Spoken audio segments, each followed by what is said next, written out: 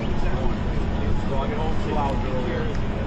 You know, so it makes sense. I'll do a workout at home. That's what I'll do. Work out down. Yeah, we're on the gym. Jump to rack, whatever you got to do. You know.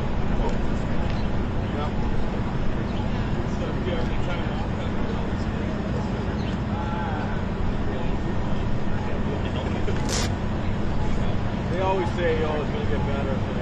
I've been doing this way too long. So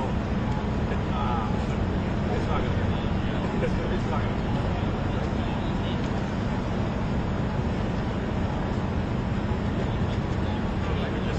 The good thing is, summer's coming.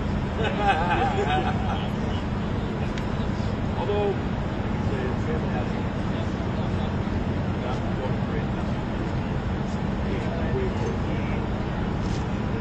like this is cool. This was used to tonight. All the time. Like, the other day, sure girls telling it.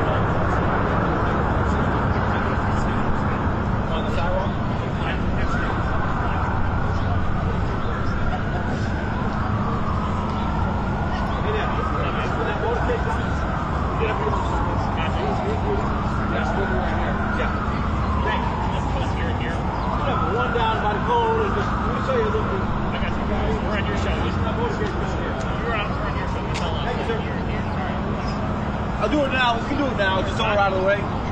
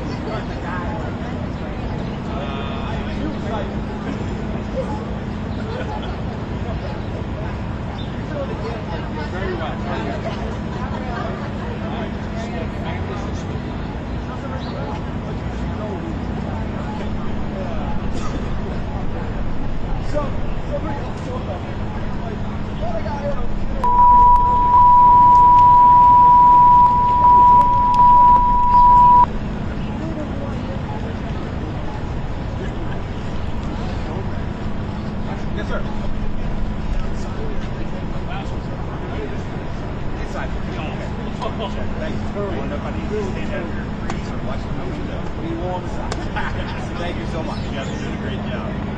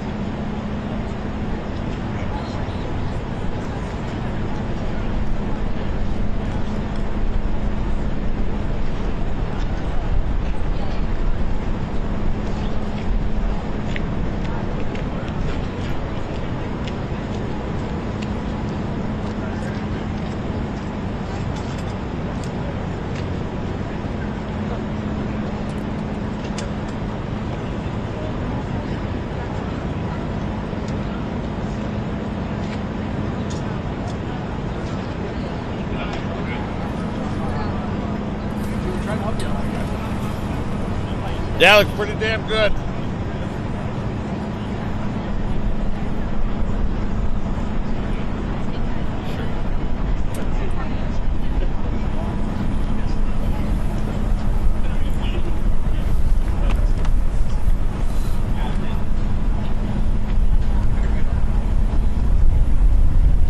Will do.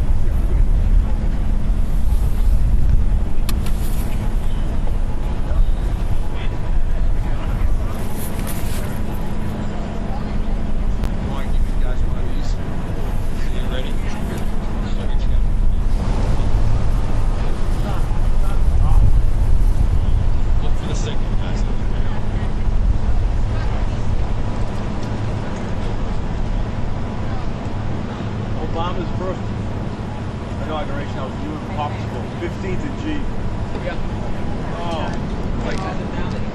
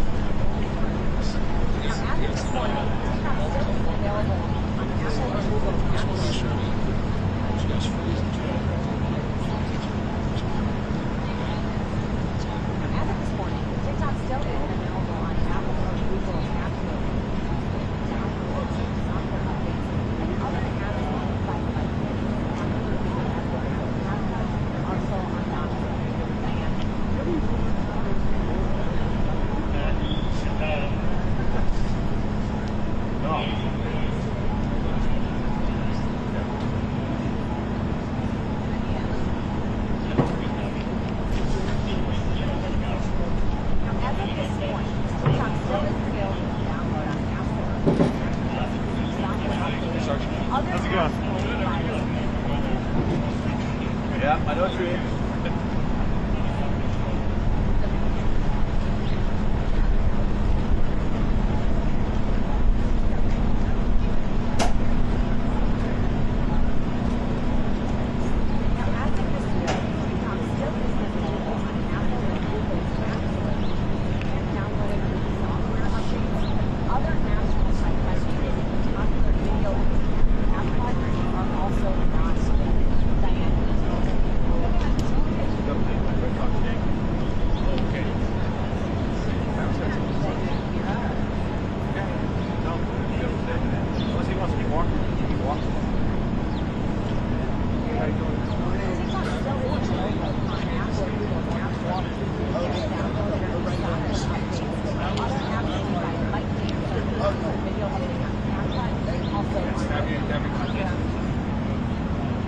They said you'll maybe step at a time till I get to Shit, no fuck.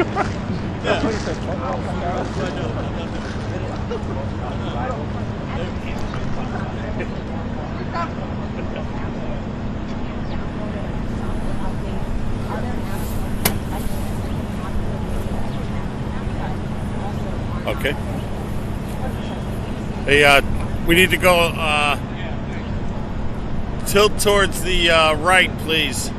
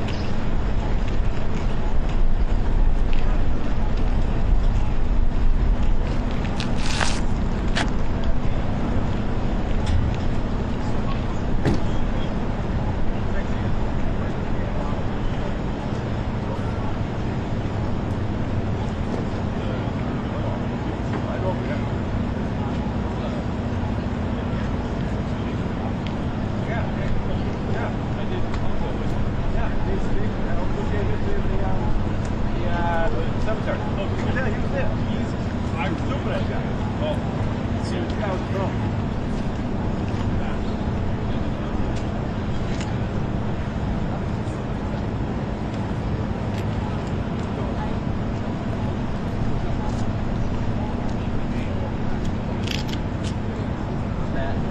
Matt. Vance Center's calling.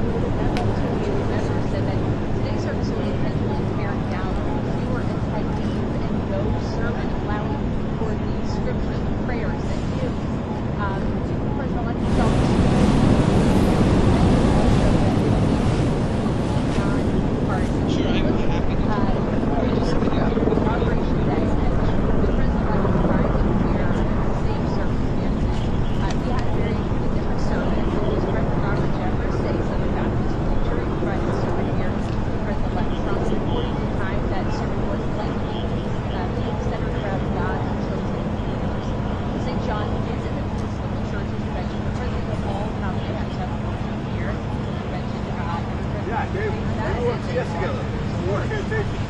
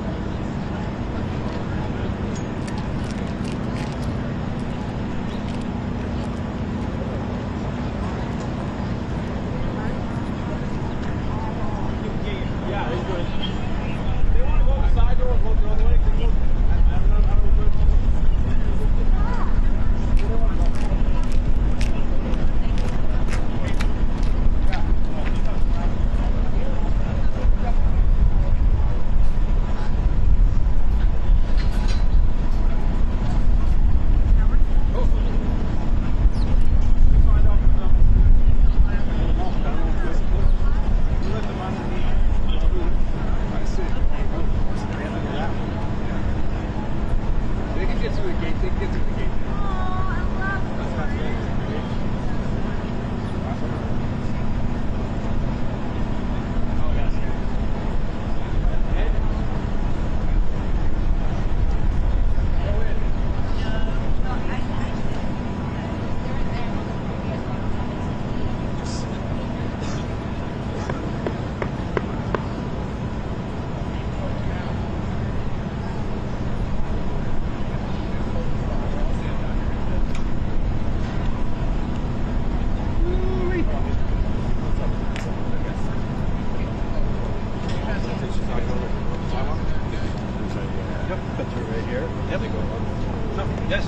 That way.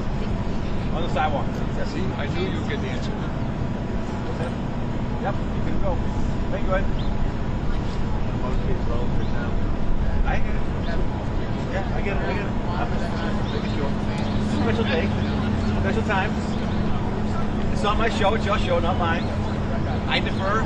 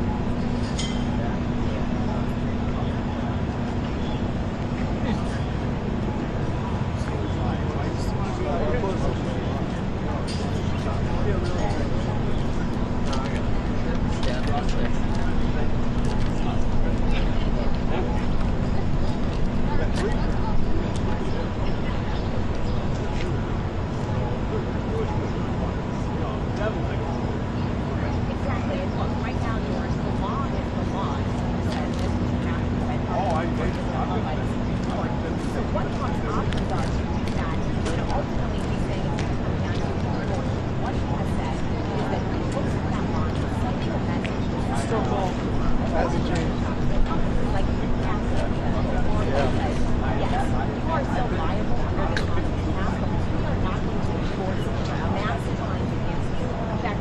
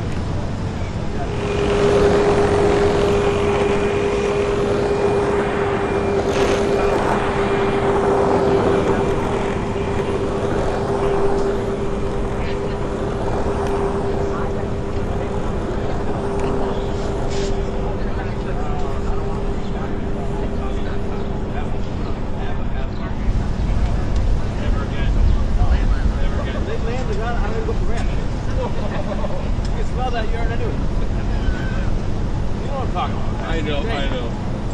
Especially C-17s.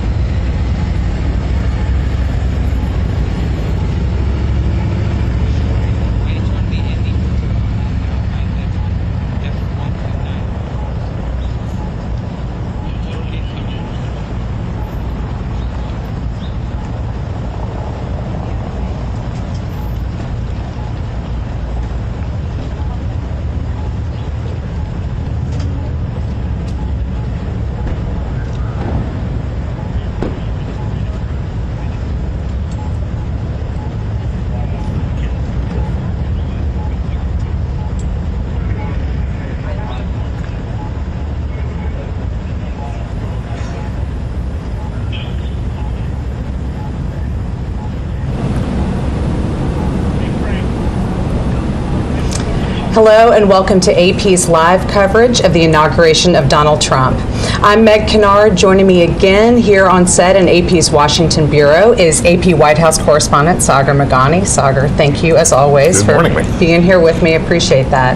We will be here with you as we walk through all of today's official events. On this inauguration day, AP has live cameras positioned at every key location around Washington, capturing all of today's events. That includes inside the Rotunda at the U.S. Capitol, where today's swearing in will happen due to below freezing temperatures here in Washington. But first off today on this inauguration day is a church service at St. John's Episcopal Church. That's just across Lafayette Park from the White House. And this is a location where this sort of ceremony has been tradition for inauguration days going back almost a century. So this will be the first time that we see President-elect Donald Trump before he is inaugurated for a second term in office. And it's a tradition that I was reading recently dates back to 1933 when FDR, Franklin Delano Roosevelt, was the first president to take part in this kind of a ceremony at St. John's Episcopal Church. You see it there in pale yellow tones with white columns across the front. And again, this is the first stop on this day. Donald Trump spent last night at Blair House. That is the traditional guest residence for presidents, and it's where the president-elect typically always stays before he is inaugurated. Donald Trump has actually been there for a couple of nights now, but tonight he will be sleeping in the White House as the newly inaugurated president for his second term. So we are watching now and waiting for Donald Trump to be exiting Blair House and heading across to St. John's Episcopal Church. I was reading some reporting about what this service is like, and I say that I had to read about it because no cameras are allowed inside. This is considered to be a private event that does take place as part of the inaugural events, but it's not something that we in the media can really get in and see. But I was reading that the priest, the rector who presides over this service, sees it as relatively informal, a lot of prayer and a time for reflection as this incoming president prepares to take office. But he will be there along with family, some close advisors, some friends, invited guests. And it's a relatively simple service, from what I understand, that relies on the Episcopalian Book of Common Prayer without a traditional homily, without a sermon, without a lot of the things that we would see in a traditional church service. This is more of a prayer service. So that's what we will be anticipating as we get forward in this schedule. I want to talk really quickly as we wait for Donald Trump to show up here at this service. Sagar, let's talk a little bit about the day. After Donald Trump goes to this service here at St. John's Episcopal, what will we be seeing next? What will be his next stop? What we'll be seeing is some of the tradition that has surrounded the inaugurations, but again, the entire flavor of it here in Washington is so different. It is bitterly cold outside. Everything's inside. So you will not see the parade. You will not see the new president walking down Pennsylvania Avenue and then sitting in the reviewing stand. Those iconic images that we see every inauguration. We're used to seeing, for example, when the Carters walked that entire 3-mile route from the Capitol down to the White House and inside. Long walk, but they decided to make it. We will see Donald Trump, as you said, who is on his way to Blair House. J.D. Vance, the incoming vice president, already inside. Several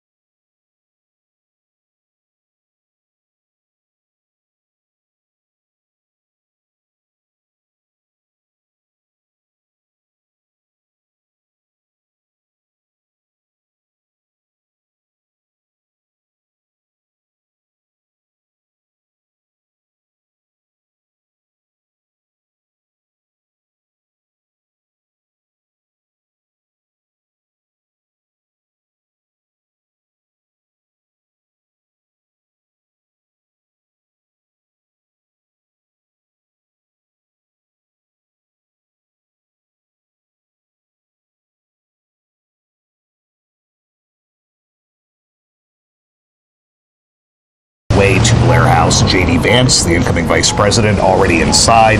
Several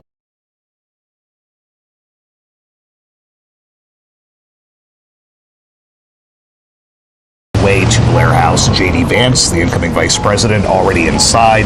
Several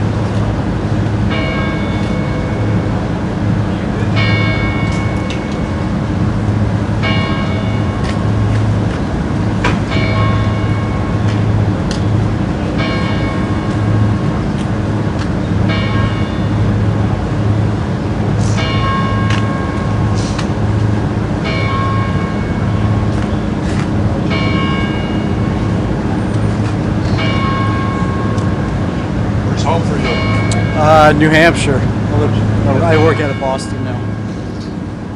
What about you? Buffalo. Oh, you're also from Buffalo. Okay. Gotcha. That's cool. Yeah, it's my fifth. I got your beat. I'm rooting for your Bills the rest of the way. Who were you rooting beforehand? Well, I'm a Jets fan, so I don't root for anybody pretty much after Halloween. Usually football season's over by November. Is Rex Ryan coming back? No, I don't think so. I think they're going to try to get Aaron Glenn, which would be great. I liked it. You know, he was one of my favorite players when I was like in high school. So I don't know. Their organization's such a disaster. So, no matter who we get, we'll ruin them. So. We waited a long time in Buffalo to get back to where we Yeah. Well, I always remember Buffalo, Thurman Thomas running all over the Jets. Just Thurman Thomas could not be stopped back in the day. You know what? He was one of the great blockers. Yeah. He could block, he could pick up the blitz and block. Yeah. People talk about it, but he really was a great blocker. Right. Those were some great teams. I worked with him a number of times. Yeah. I know his, Doesn't he do a lot? Does he still live up there? yeah, Does he do a lot for the community? Did I hear that? he does a lot of things. Does he? Yeah, that's good. There's a portion of his company, he's got a construction company, he's got a bunch of businesses. He's got a small construction company that's involved in the construction in some way of the stadium. Oh, really? Building of the stadium. Yeah. That's mostly ready for 2026. Oh, that's cool. I do a lot of sports. Yeah. That's got to be fun, right? Yeah. That's you know what? They're all jobs, right? No matter what you're doing. A lot of housing, standing up housing. Yeah. It's not camera days. What you don't see is the 6 hours we're there beforehand. Right. Unloading trucks, building Yeah. cameras. Right. 3 hours afterwards. Yeah. I get it. And But I enjoy what I do. I enjoy it. they play sports on every holiday. So all holidays are working. You're working just like me. I don't know if I can imagine being here for years. Yeah. Yes, to come back again. Right. That's how I am. Conventions. Yeah. Right. Because I was packing, I was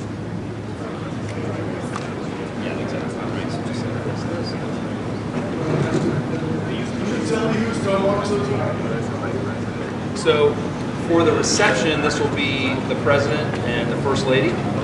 And then when they do the four across, they'll step over. They should step over like this, but we'll see what they actually do.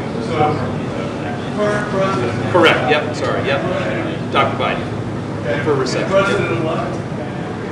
So President-elect, when he arrives, then they will stand, he should stand here in the middle. President-elect will stand here left. Correct. You bet. The current principal is camera left. Don't use camera left. You're killing me. You're a camera person. I thought, I hi, can- Melissa. Still never use that terminology. Oh, okay.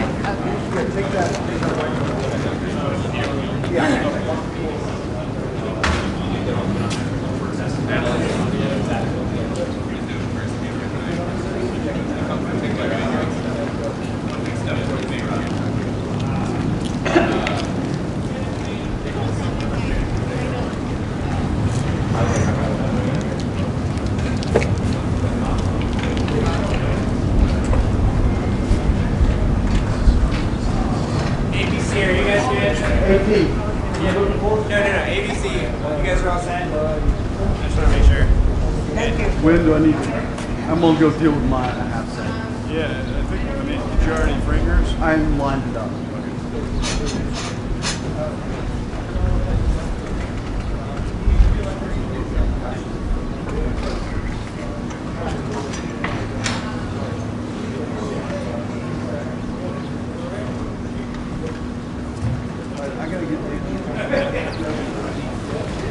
Melissa almost set my cameras on the snow here. But, well, I need one.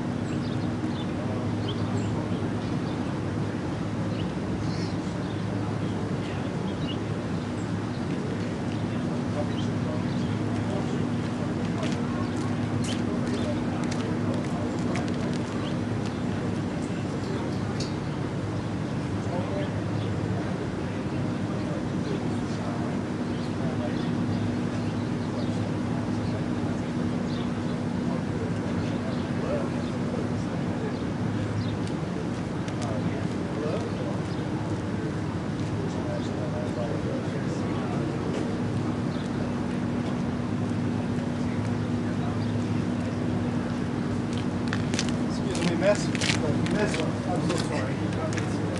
Oh, no, that's okay. All Thank good. you, sir.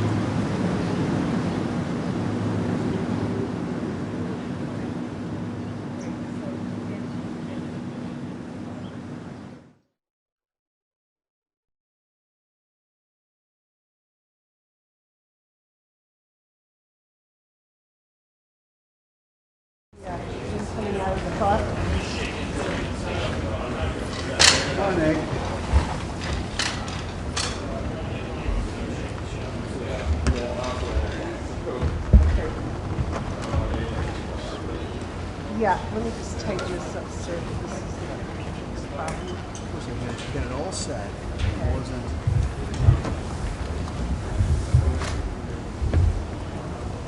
Okay, yeah.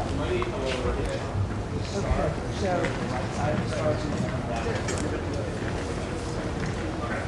Well, now I have Nick in my shot, so. Chris is saying that first before Harris. Chris is saying what? Trump made. Okay. So George is deciding what's going on. Just a heads up. Okay.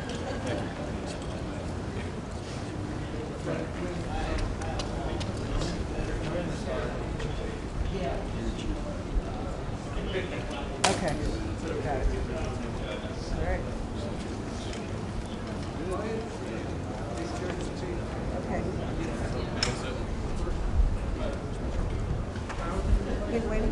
Wait. You're okay with that? Sorry, I just had to. Yeah, it's all good. I know, you were in the middle of something. Another one.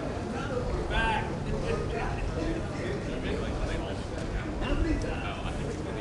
Yeah,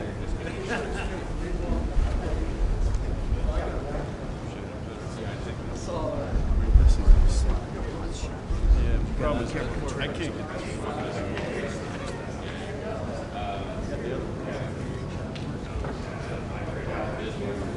That was a big problem when I was there.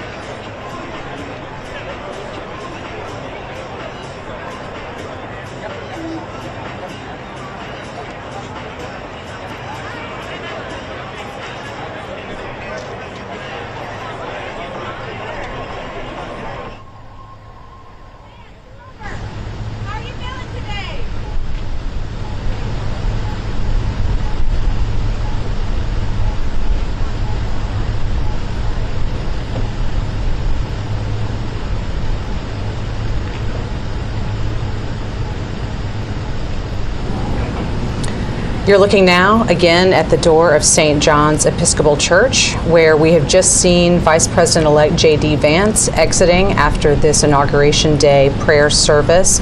We expect to see President-elect Donald Trump on his way out shortly. They've been in church for about 45 minutes for this service that is part of every Inauguration Day since 1933. And we also understand that the Bidens, you see there, along with Vice President Kamala Harris and Second Gentleman Doug Emhoff, they have been there at the White House. The Bidens will be shortly greeting the Trumps after the Trumps exit the church service and go over to the White House for this private meeting, a coffee and tea between the incoming and outgoing presidents, another tradition that we always see on Inauguration Day, at least mostly see on Inauguration Day. We did not see that happen 4 years ago when Donald Trump was leaving the White House and Joe Biden was coming in. But we are now looking again at St. John's Episcopal Church. Again, that is where we expect any moment to see President-elect Donald Trump exiting the church, which is just across Lafayette Park from the White House here in Washington, and heading over to the White House to see Joe Biden and Jill Biden for one of their last official acts there in the White House as the President and First Lady. But notably, again, 4 years ago, this is not an exchange that we saw happen when Joe Biden was coming into the White House and Donald Trump was leaving it. We did not see the Trumps as part of that handoff of power between administrations. And so to have this moment and to have several weeks ago see that moment between Trump meeting with Joe Biden at the White House, as we typically do see after an election with an incoming and outgoing president to have their private meeting, which they did. That happened several weeks ago at the White House there in the Oval Office. But we are still watching the door of St. John's Episcopal Church, watching for Donald Trump and Melania Trump to exit this church after the service and head over to the White House to have that meeting with the President and First Lady. And then from there, all four of them will travel together over to the U.S. Capitol for the swearing in, for the inauguration ceremony of Donald Trump into his second term as president. And after that, we will see the Bidens leave Washington. We traditionally see a farewell, a formal goodbye of sorts occurring after that swearing in of the new president, where the outgoing president will bid them adieu, and then we will see the Bidens leaving Washington, heading out to Joint Base Andrews, and then onward from there to California. But now we are still looking to watch for President-elect Donald Trump coming out of the White House, or of St. John's Episcopal Church. And as this is happening, we'll just take a moment to kind of think about other things that we are learning and thinking about this first day, which will be officially a half day, but still the first official day of this second Trump administration. We have been hearing about all the executive orders that he plans to sign. We expect that to start pretty much as soon as he is sworn in, Sagar. We've been talking about how that may be happening at several different locations around Washington, from maybe there at the Capitol Rotunda to the Capital One Arena to certainly the White House and the Oval Office after the other official events of the day and when he kind of gets down to business there in the Oval Office. Yeah, the incoming Trump team has been busy while the president-elect has been inside the church. His team has been busy briefing reporters about what is going to come, and we understand that there will be a whole series of executive actions, as we previewed a little while ago, specifically about remaking immigration policy. Mm-hmm. That's something Donald Trump has made no secret of, that day one, literally within the first hours of reassuming the office, that was going to be a priority. Unclear how that's going to play out, but that's what we're expecting. Thank you for that. We will pause here just for a moment and listen in, because I believe that President-elect Donald Trump is going to be coming out of St. John's Episcopal Church. President Trump! President Trump, how are you feeling today? How are you feeling, President Trump? Come talk to us, President Trump! Mr. President, how was the service? Mr. President, will you talk to us?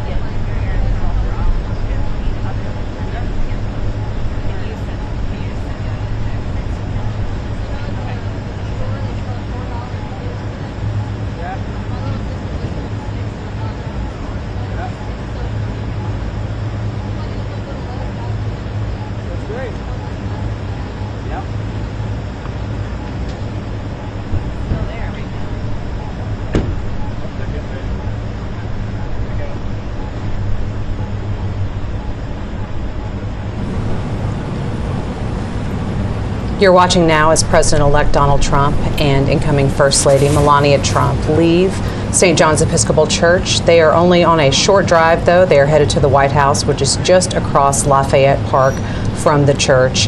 When they get to the White House, they will be greeted by President Joe Biden and First Lady Jill Biden, again for the traditional changeover of sorts, a coffee and tea gathering with the outgoing and incoming president and president's spouse. So we are watching there at the White House, where we anticipate shortly we will see President-elect Donald Trump rolling up. And again, the next time that he comes back to the White House after this gathering, he will be entering it as the President of the United States, not as President-elect.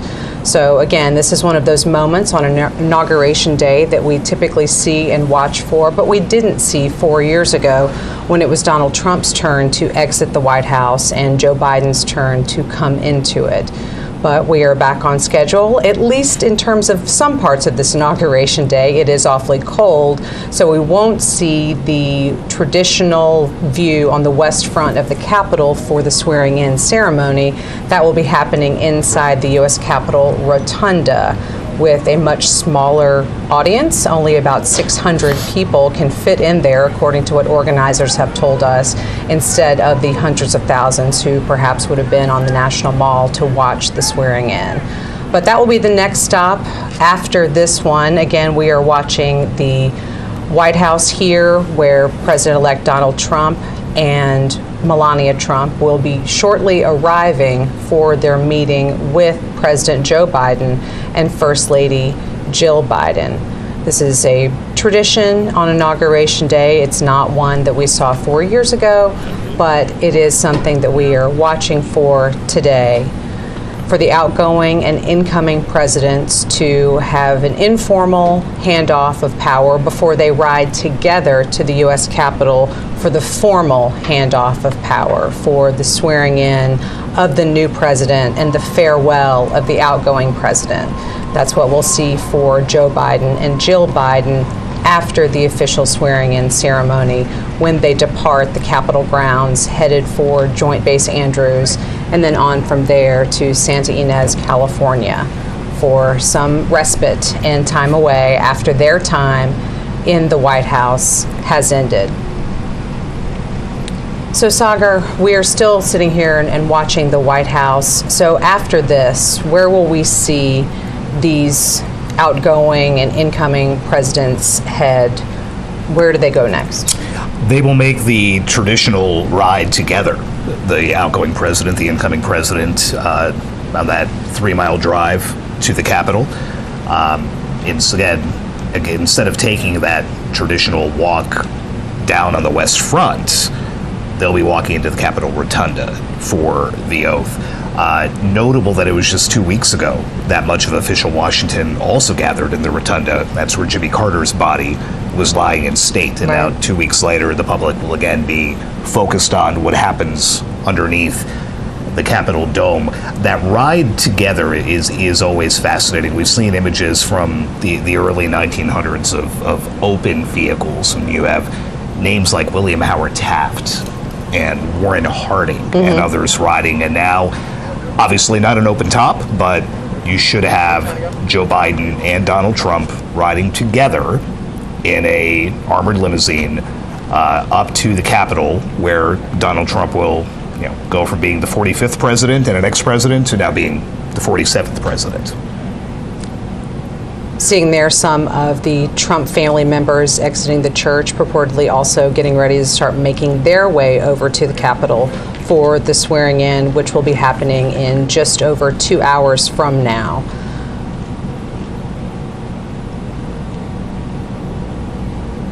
Yes, Sagar, I've often wondered on that ride between the White House and the Capitol, what is the conversation like? Obviously, these two, it would be very interesting to know, but I mean, Donald Trump's been there before. He might not have any requests for tips, which another incoming president might have. I think the thought is, especially with this relationship and that fraught relationship Donald Trump has had publicly with his predecessors, that it would be contentious or that there would be nothing at all. But if you remember during Jimmy Carter's state funeral at the National Cathedral, Donald Trump and Barack Obama sat next to each other and were just looked like they were joking and laughing. Lots of conversation. And having fun. Would love to know what it is they were talking about, but they both looked very at ease and almost friendly. And we know that is not, again, at least publicly, the relationship that has been described. So is this going to be Joe Biden giving Donald Trump some final tidbits about the state of affairs? We're going to find out.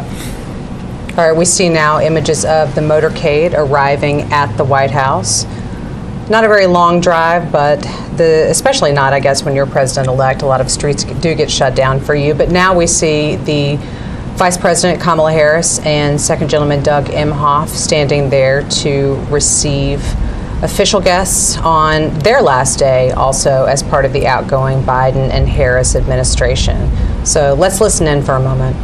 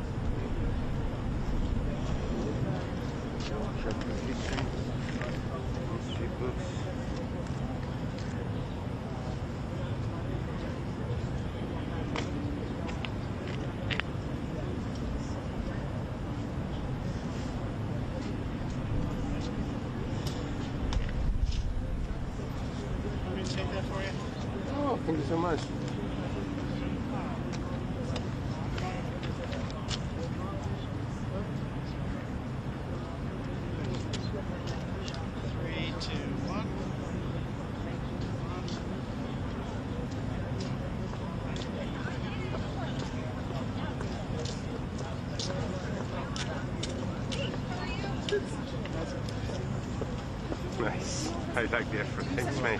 Appreciate it. Thank you very much. Here's a look inside the U.S. Capitol Rotunda, where we are seeing some musical selections being performed. Again, that is where President-elect Donald Trump will be taking the oath of office about 2 hours from now. Inside, because it is very cold here in Washington, and official events have been moved from the west front of the Capitol to inside the Rotunda. So let's listen in to this musical performance.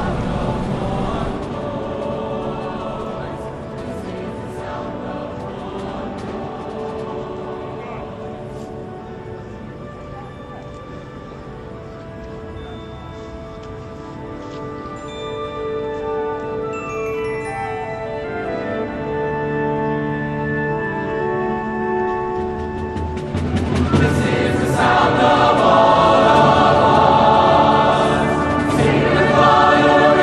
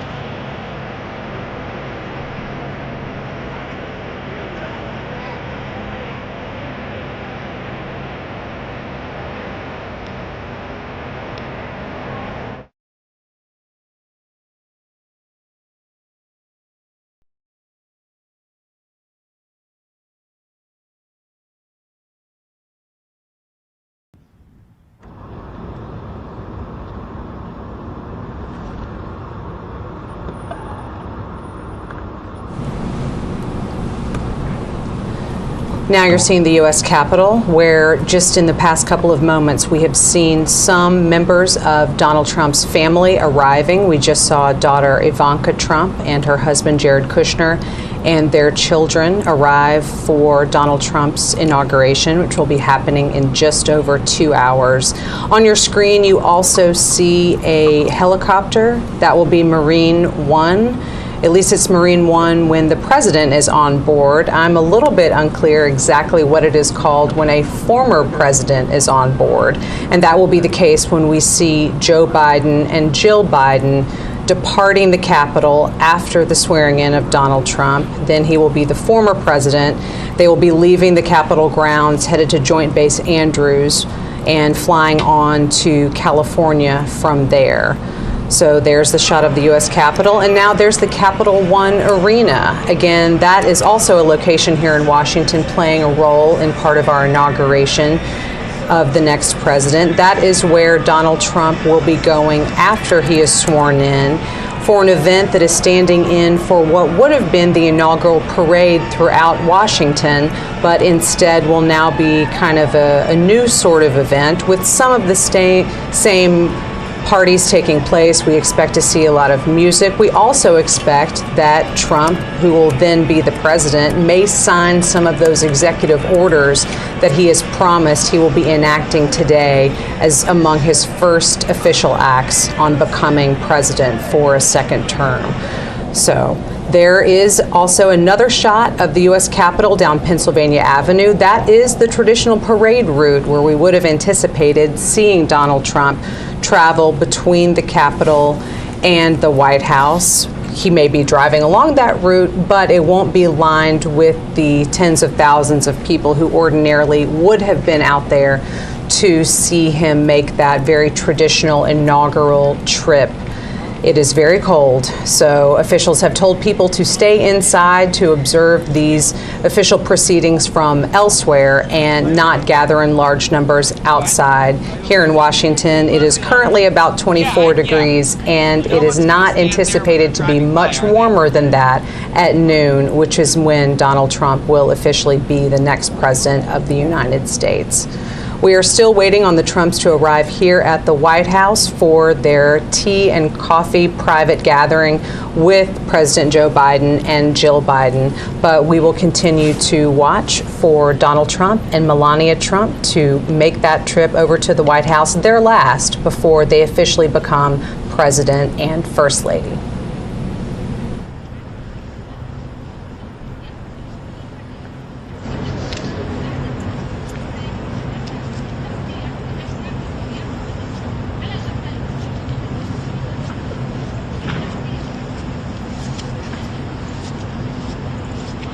What's going on?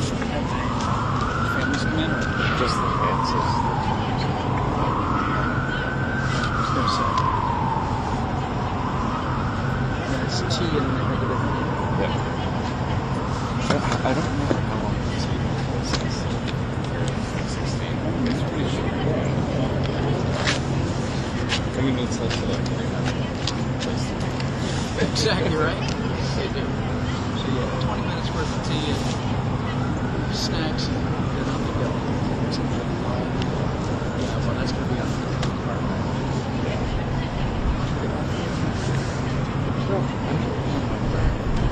I would assume, I mean, I would think, yeah.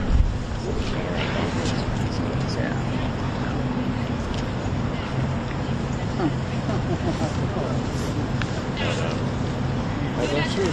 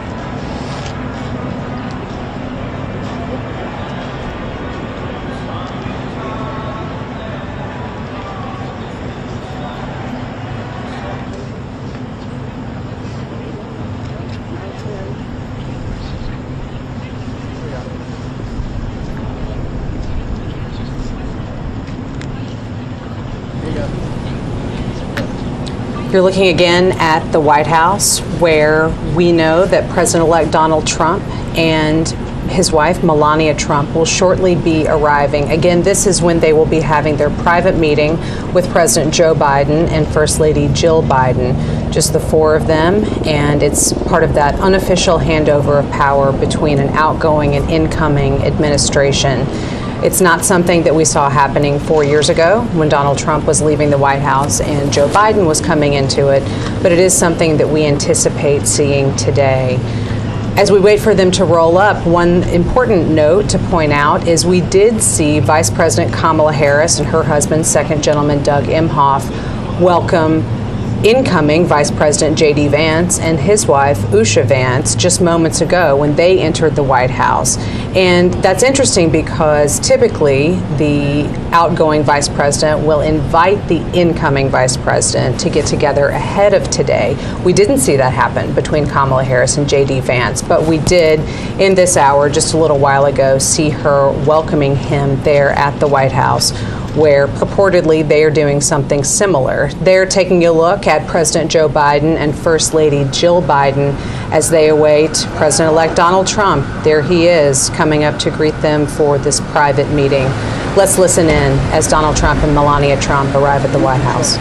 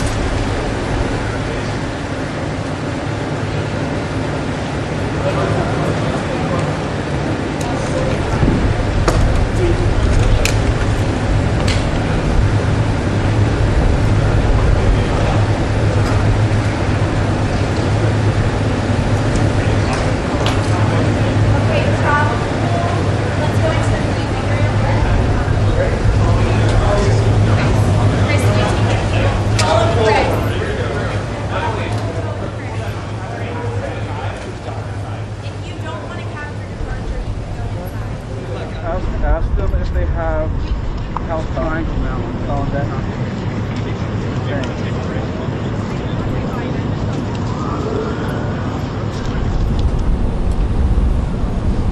You're seeing there again a shot of the White House where President Joe Biden and First Lady Jill Biden have just welcomed the Trumps, Donald Trump and Melania Trump, in for their private gathering. On the left, though, you see the Capitol, as well as the helicopter that will take the Bidens away from Washington as the former president and former first lady in just a couple of hours from now.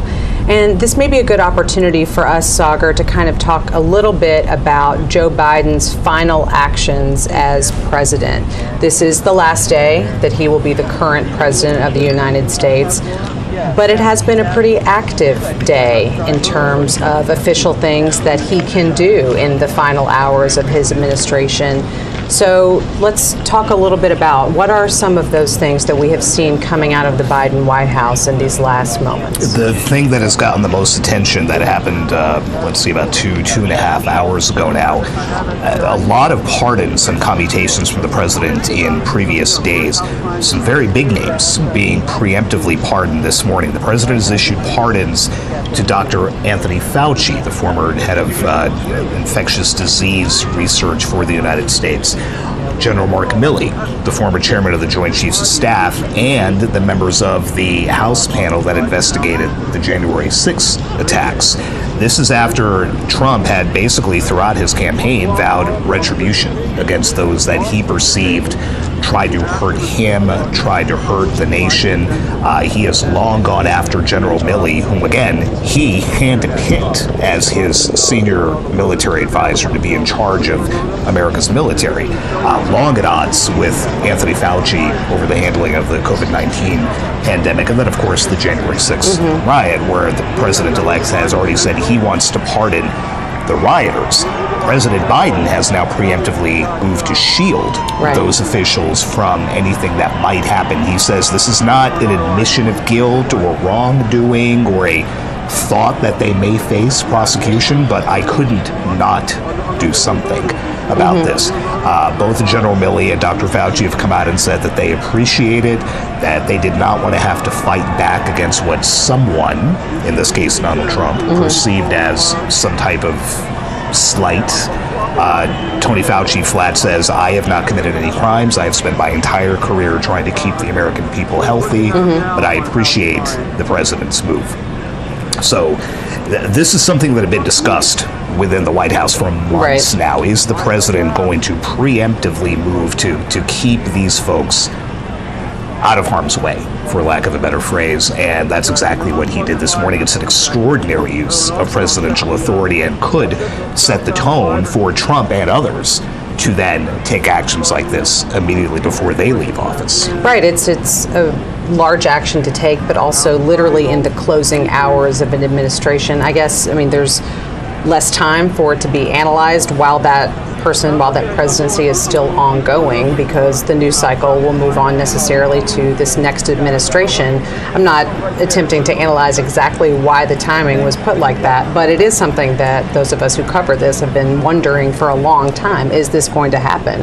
And now that it finally has happened in these very closing hours. It is customary for citizens who've been, in the president's case, convicted of drug crimes and things to receive clemency, but to do it in this kind of untested way with this type of name, Tony Fauci, Mark Milley, Benny Thompson, Liz Cheney, right down the row, incredibly unusual. And, as we talk about the peaceful transfer of power and, they smiled and shook hands at the White House, and what are they going to chat about in the limousine? This is directly from President Biden to his successor, hey, you said you're going to do this? I'm not going to let you do it. So here you go. Hours before you have the office, it's still my job. I can do whatever I want. Just pretty stark to see it come out this morning. Certainly. And then again, that limo ride between where they are right now, you see on your screen in the White House, to where you see on the left-hand side, the U.S. Capitol building. That is something I would love to be a fly on the wall just to hear what is discussed and what goes on in that conversation. You're seeing now other images of Washington. On the left-hand side, the U.S. Capitol down Pennsylvania Avenue, that traditional parade route where we expect Donald Trump to be traveling, but perhaps not officially in the parade that ordinarily would take place on an inauguration. That all has been called off and rescheduled to an event you see on the right-hand side in the Capital One Arena here in Washington, where there will be, it's still being called a parade, but we're not exactly sure that it will have the same sort of format, certainly not the marching down Pennsylvania Avenue, but that's where Donald Trump will be going after he is sworn in as president here in just a few hours. And we expect also to see him sign some of those executive orders that Sagar and I have been talking about, some actions that he can take as president and has promised to do, and said right there in Capital One Arena last night that he felt his supporters would be very pleased with the type of executive orders that he would be signing today. So we will keep an eye on all of those spots, but right now the Trumps and the Bidens continue their coffee and tea private gathering there in the White House on the upper right part of your screen.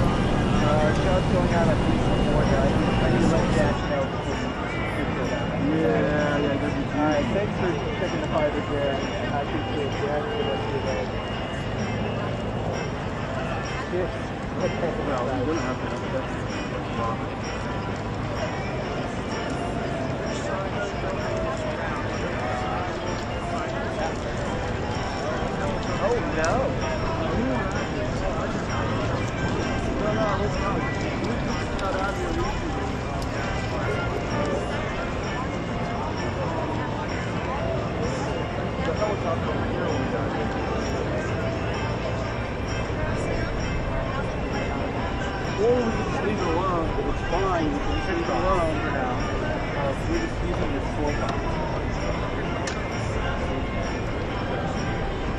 all that. Yeah, so what you do is you got a piece of tape. Okay, I have zip ties. Hold that there. I got actually we get it there we go. This will be the trick.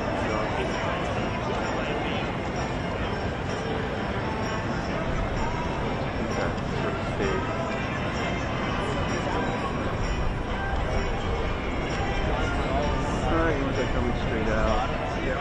Not like pinching off to the side or some shit like that. Okay, so you should be pretty good. You got some slack there. We're all good. Move this up close to your breathing. You can see this okay.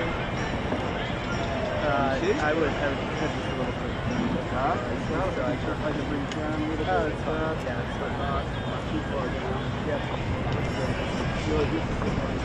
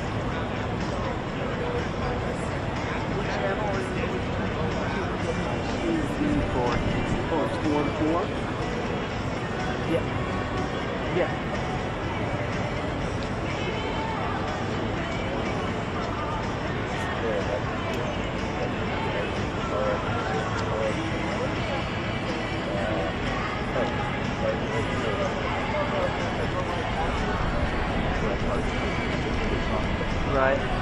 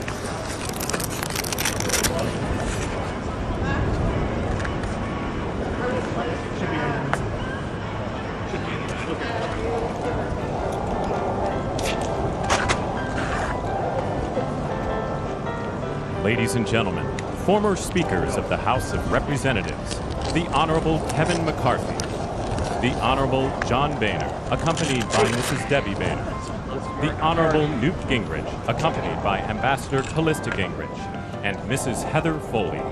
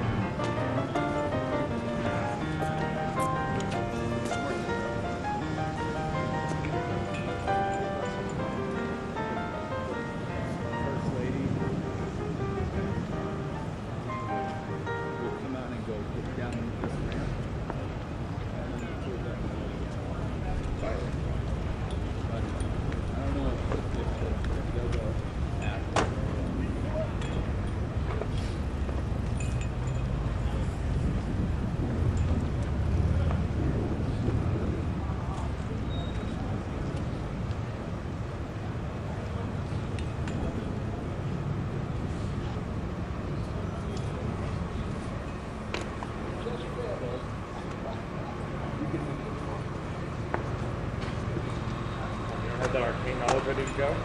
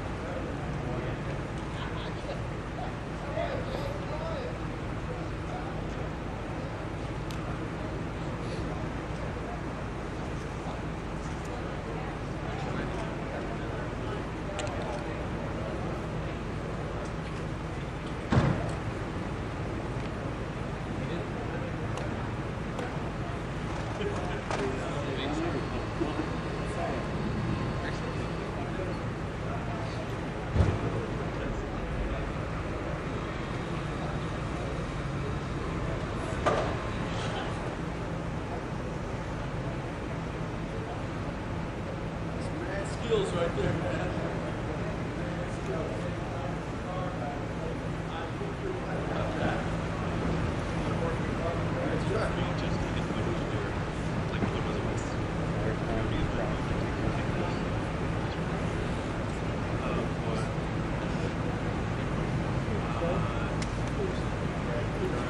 Party going to go separately because they're going to go in the door into the windows right here. Yes. Spouses will go first. The second spouses will go first. Okay, so everybody will go in right here. Everybody's going to go, yeah, one car at a time. They'll fill up and leave. The next one comes up. Okay. Not yet.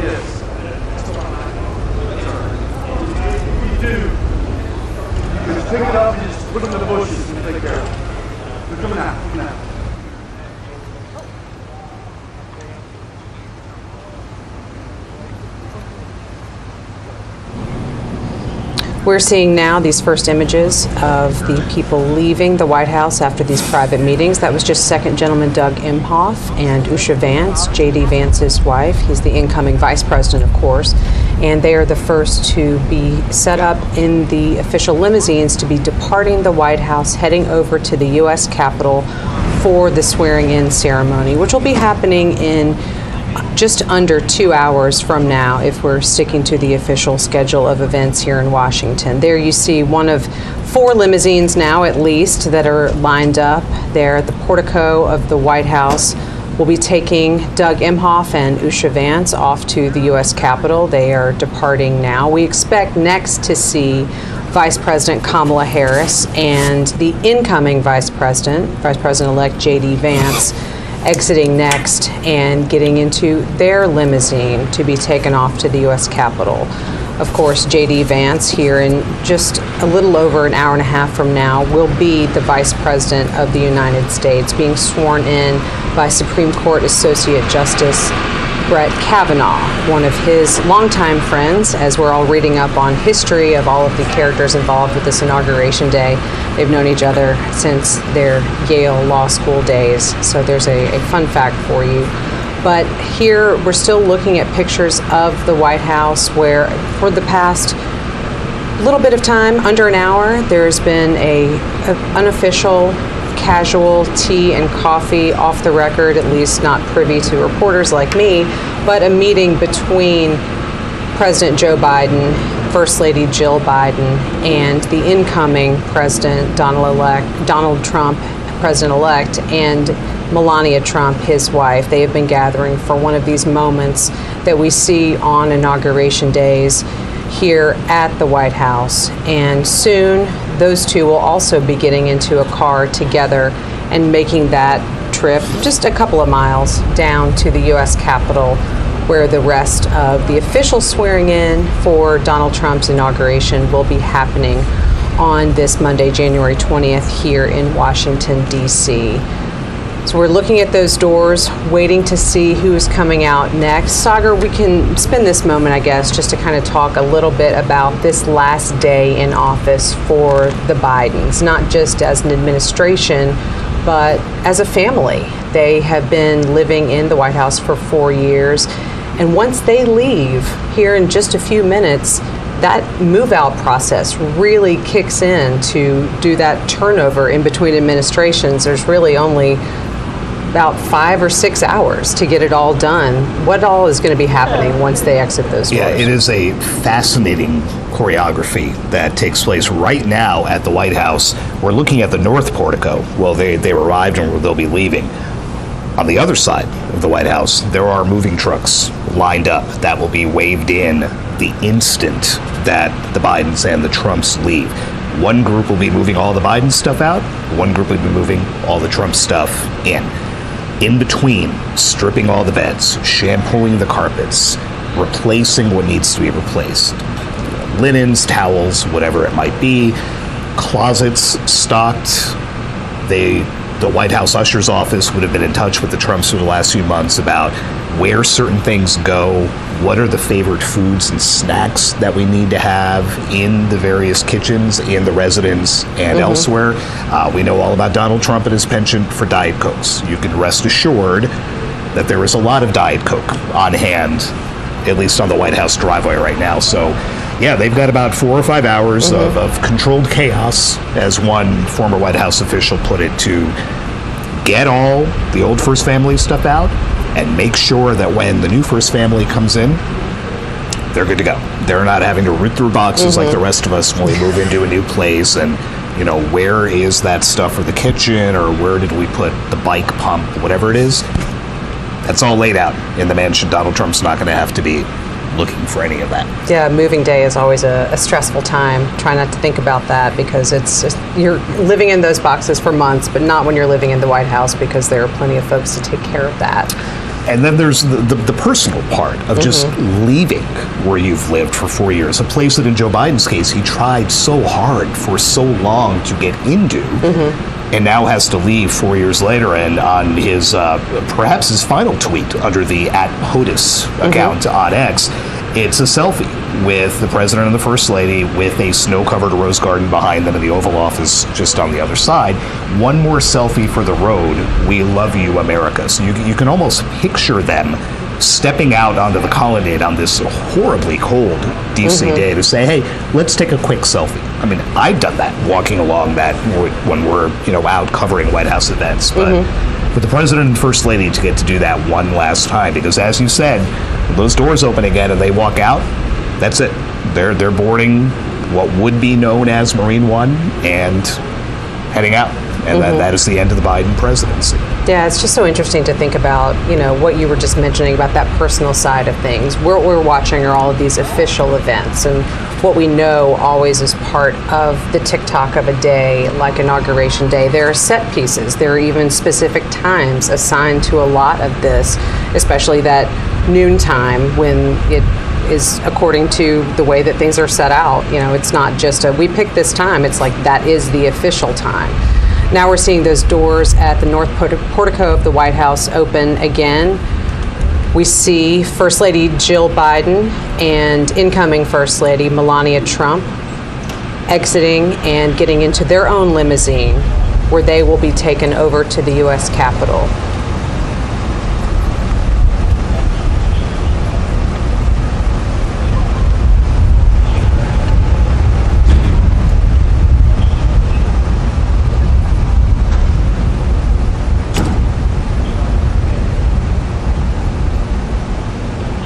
As we think about these situations, Sagar, we have talked a little bit about the outgoing president and the incoming president and kind of what they might share in casual conversation.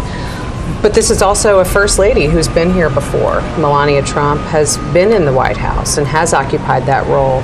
And I wonder kind of she's at the end of this next term, she will have been First Lady for longer than Jill Biden was. She will have more experience, but I just wonder what their conversations are like too, in terms of what they hope to accomplish or what Melania is thinking about in this next 4 years. And Melania recently told Fox that it's easier this time around. She's lived there. She knows what the space is like. She knows what they want. She knows which furniture they want to bring in. The incoming first family gets to redecorate the residence with things pulled from White House stocks and bring things from home that are sentimental or what have you. And she said, since we've been here, and I know what it looks like, we were kind of coming in blind last time, although Michelle Obama did invite her into the residence and gave her the tour 8 years ago. Again, a courtesy that Melania and Trump did not extend Jill Biden 4 years ago.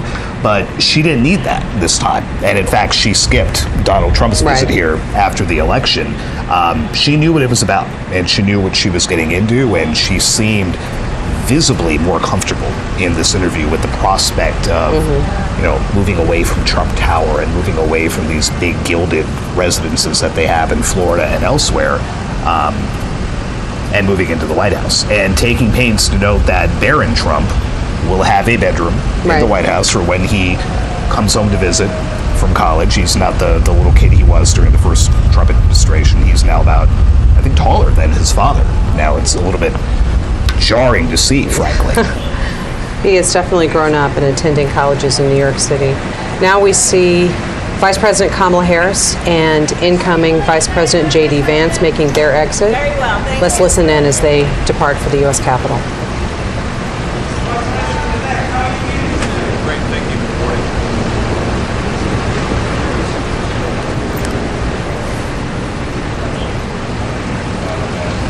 Stay warm. Thank you, sir.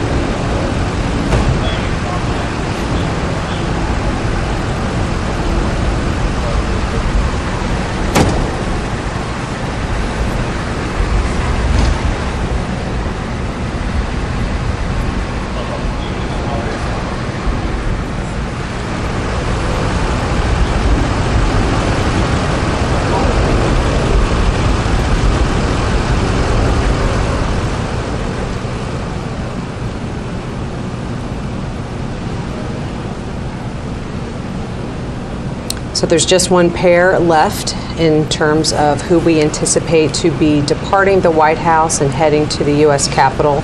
That will be President Joe Biden and President-elect Donald Trump, who will be getting into what you see there, that limousine that's pulling up here at the north portico of the White House to take them to the U.S. Capitol for Donald Trump's second inauguration. President Biden confirmed as President-elect Trump arrived this morning that he did in fact continue a tradition dating back to Ronald Reagan, now in 1989, of leaving his successor a handwritten note inside the Oval Office. There had been a little bit of question about whether that was going to happen. Donald Trump left Joe Biden a note. Remember, he did not concede the race, still has not conceded it, but he did leave Joe Biden a note. President Biden has refused to divulge what was in that, except he called it shockingly gracious.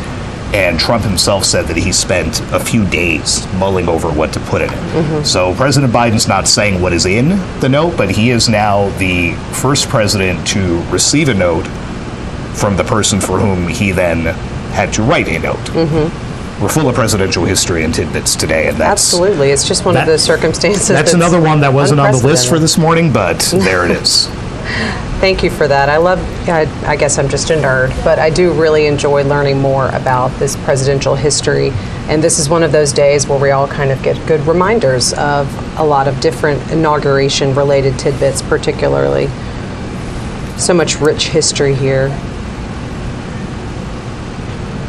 We would note that when the Trumps arrived, President Biden made it a point to say, "Welcome home," to Donald Trump as they approach. So I think the facial expressions will tell us something when they walk out those doors.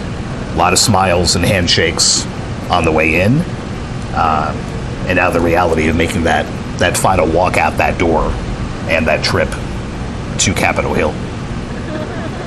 It is kind of interesting to think about this in the context of what we just saw a few weeks ago with former President Jimmy Carter's funeral, where we had the current president and several former presidents and their wives in attendance, seated together, greeting each other kind of backstage before they all came out. And there's always a lot of armchair quarterbacking in terms of trying to figure out exactly what the mechanics are and if any of these folks get along. But as we know, there is the ex-president's club, where only someone who has been through the mechanics of this job really understands other aspects of it. And I think that's something that's important to remember when we have these moments. There are a lot of political disagreements, certainly over a variety of different issues, but it is a select few people who really have been there and understand the gravity of the office. And it's what America wants to put on display every 4 years, right? January 20th is the day to show the world, yes, this campaign was bitter. It was nasty. You and I were out there enough and heard these speeches. But when it comes time and the election happens, more often than not, the loser says, you know what, I lost. And the people made their choice. Now we move ahead. Now you make the change.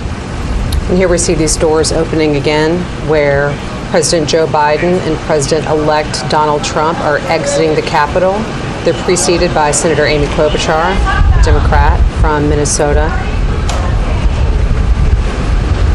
Let's listen in as they leave the White House.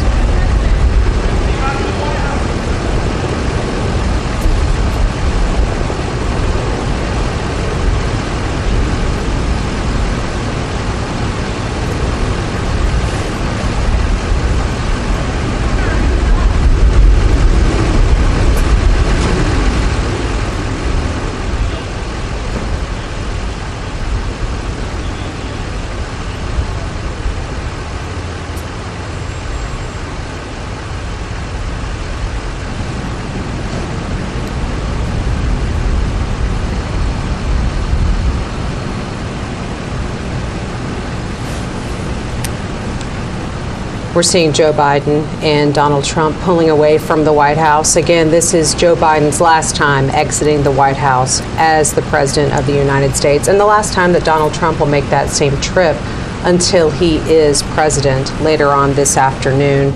They're making their way over to the U.S. Capitol now, and as they make that relatively short trip, Sagar, I thought we could talk a little bit about some inauguration history. Clearly, America has been swearing presidents into office since 1789, but it hasn't always happened in Washington. Where was George Washington first sworn in? Yeah, where did that take place? It didn't happen until 1801 here in Washington, because in 1789, New York City was the U.S. Capitol. So George Washington had to go all the way from Mount Vernon in Virginia, get all the way up to New York City in bad weather. And so the swearing in didn't happen until, well, it then used to be March 4th was the date. It didn't happen until April 30th. And so George Washington took the oath of office there. I walk on untrodden ground was one of the lines that he uttered. 4 years later, he took it in Philadelphia, which, again, at the time was the capital. It wasn't until Thomas Jefferson that the first oath was taken here. It has been taken here every time since, whether that was in the Capitol, whether the oath was in the White House, like Ronald Reagan was forced to take it 40 years ago. You had the exceptions due to tragedy. You had Lyndon Johnson take the oath aboard Air Force One on the tarmac at Love Field in Dallas after John F. Kennedy was assassinated. Calvin Coolidge, the vice president, was at his family farm in Vermont. No running water, no power. Warren Harding dies. A courier had to be sent to the Coolidge farm to tell the vice president that he was now the president. His father was a notary public. Oh, convenient. And standing in the family farmhouse with a kerosene lamp, gave his son the oath of office. Calvin Coolidge, of course, returned to Washington to then do that. But it's taken a few different forms over the years, but the oath stays the same. For now on, the date stays the same. And everything else is just kind of part of the fabric of Washington. That's fascinating. We're seeing the motorcade now make that turn onto Pennsylvania Avenue as they proceed from the White House down to the U.S. Capitol. At the Capitol, we've seen various dignitaries making their way into the rotunda. We've had former speakers of the U.S. House and others who are getting into what is a relatively small space, all things considered, for an entire swearing-in ceremony to be happening. Ordinarily, we'd be out on the west front of the U.S. Capitol, but due to weather, everything is moved inside the Capitol Rotunda, where there are a number of seats arranged, but there's really only space for a small fraction of who would ordinarily be watching this all take place out of doors on the west front of the Capitol.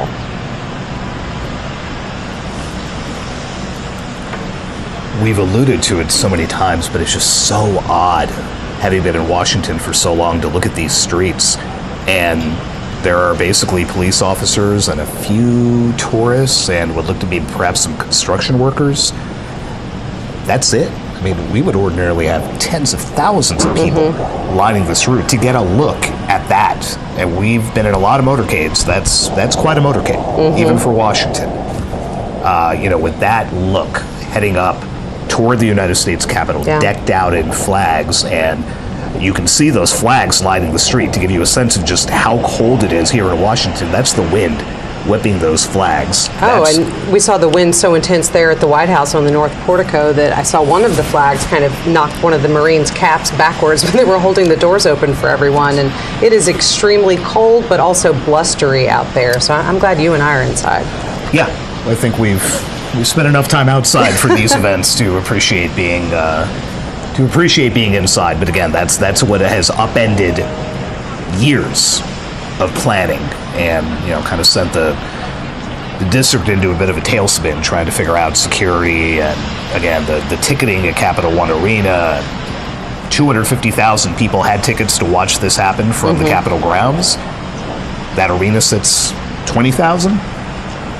The math is not very good. No, and all those tickets now are considered to be commemorative tickets because they didn't get you access to the Capital One Arena if you had one of those Capitol tickets initially.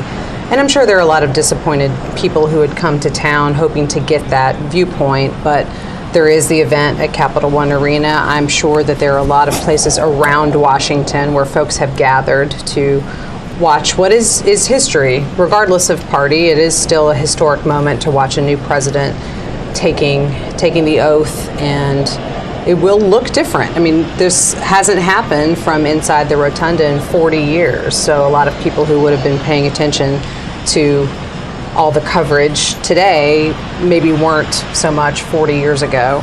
So that it'll look different, but it's still part of history. As we said, 600 people fit inside the rotunda. So, for example, the only former lawmakers that have been physically allowed inside the rotunda are 3 former Republican House speakers. Newt Gingrich is there, John Boehner is there, Kevin McCarthy, not a good Trump ally, but he is there.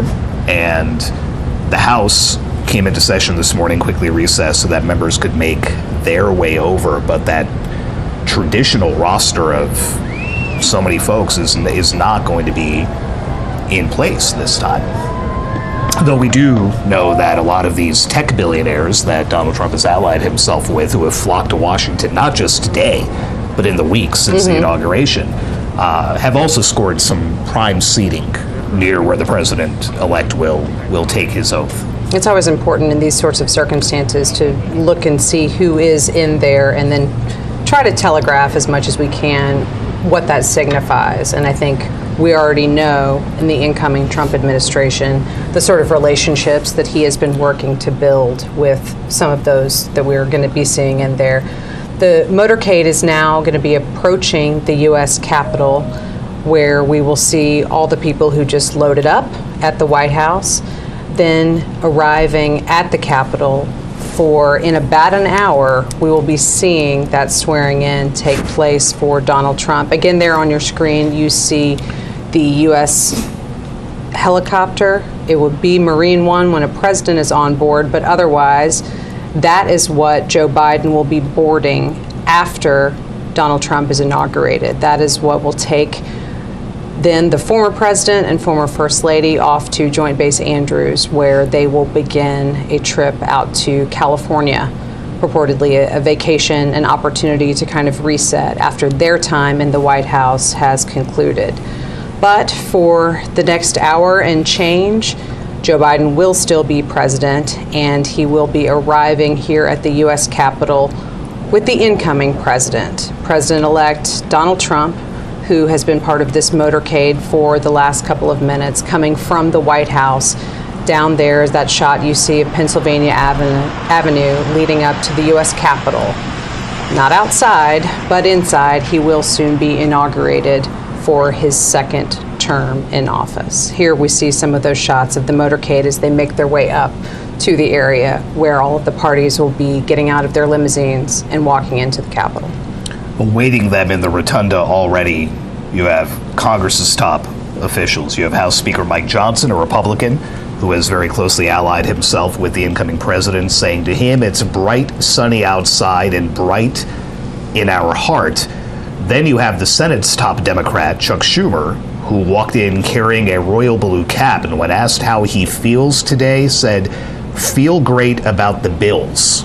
Now, that comes after the Buffalo Bills, Schumer, of course, from New York, beat the Baltimore Ravens last night to advance to the AFC Championship. So it was a way for Chuck Schumer to get in a plug for a home state team on the day after a big NFL playoff weekend.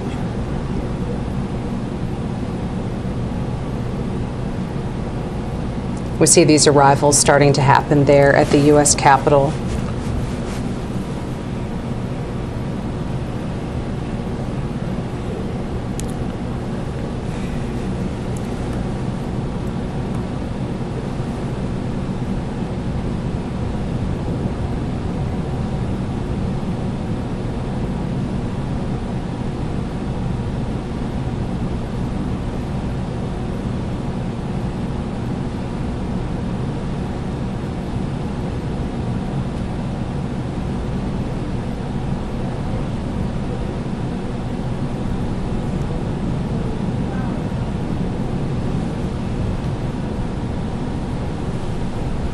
We understand there were some other officials there in the motorcade with the president and president-elect as they were making their way into the U.S. Capitol.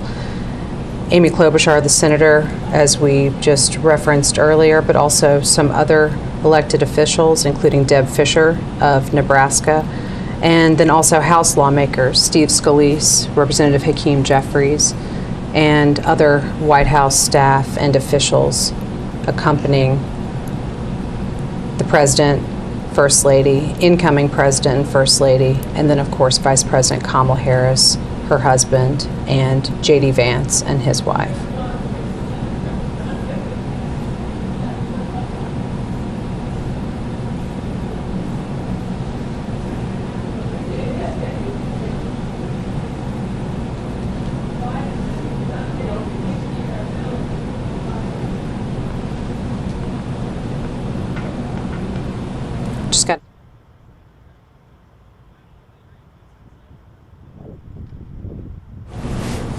We just saw J.D. Vance and Usha Vance exiting their limousine, walking into the White House, or to the U.S. Capitol.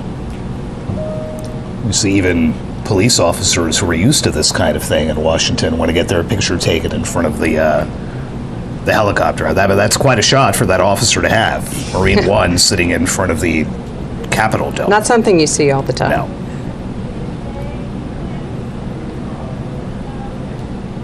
And you would note the flags. That one flag you can see flying in front of the Capitol dome back up at full staff after they had been lowered for the Jimmy Carter warning.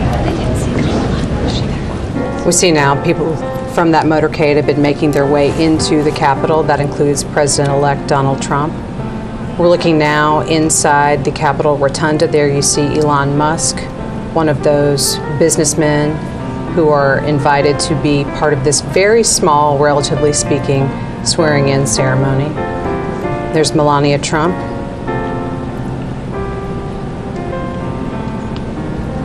Second gentleman, Doug Emhoff.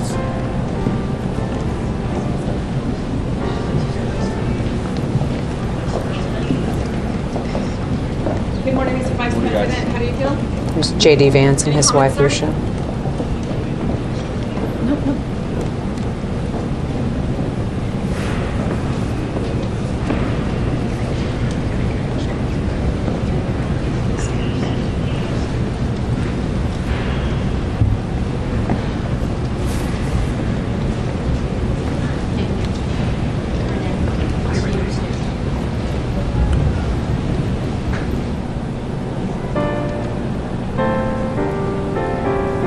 We talked about this Capitol Rotunda really not having a lot of extra space, Sagar, for even those former lawmakers that we would usually anticipate being there for an event like this. But when we see these images and really just kind of note how close together everyone is, there is just not extra room to get maybe even one or two more people aside from what they've been able to plan for. It's a different kind of situation, but shoulder to shoulder. Yeah, and you pretty can much. see in the front in that shot the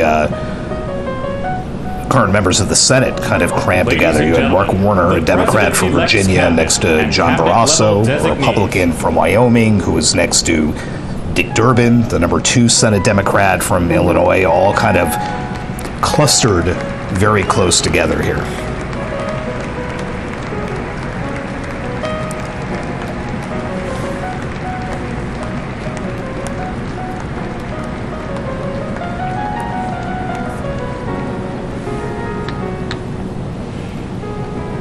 Talked earlier about Brett Kavanaugh being the one who will administer the oath to J.D. Vance. Vance is only 40.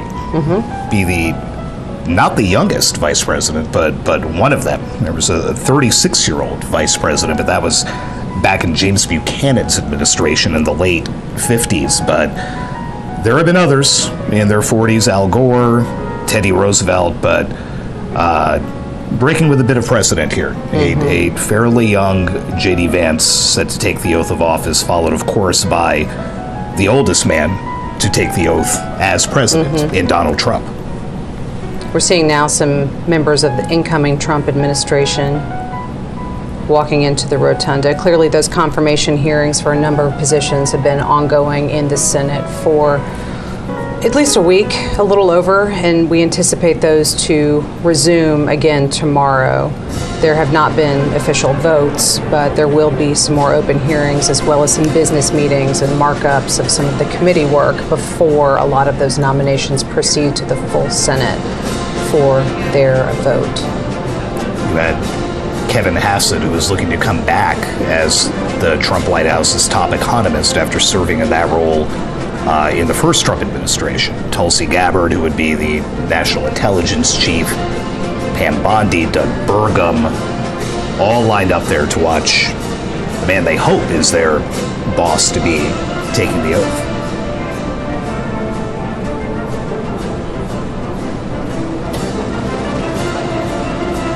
Susie Wiles, White House Chief of Staff.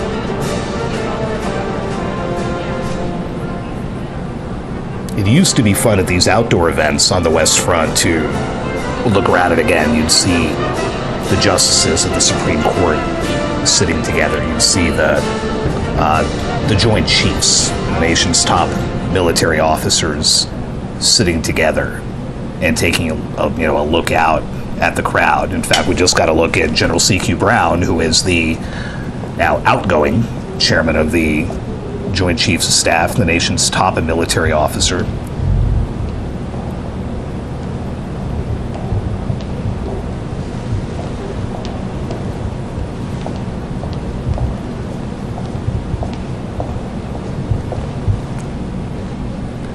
Former Vice President Dan Quayle and Marilyn Quayle making their way inside the rotunda.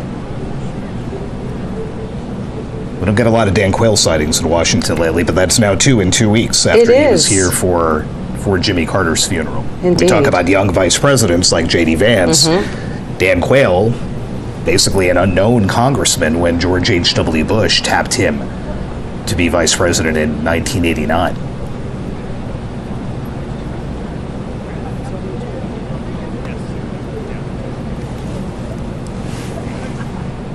It is rare to get all of these officials together in the same space, but I think there have been a lot of remarks lately about how that does happen at inaugurations and funerals, and we have had two of those in close proximity here in Washington in recent weeks. It is reassuring, frankly, is it, for those of us who spend so much time covering the division here in Washington and the rancor, to see these people sit next to each other, to chat with them, to do what George W. Bush did at the Carter funeral and literally tap Barack Obama on the belly as he walked by. Former Vice President Mike Pence coming in. Clearly he was Vice President in Trump's first administration. Now joining the dignitaries who are in the U.S. Capitol Rotunda.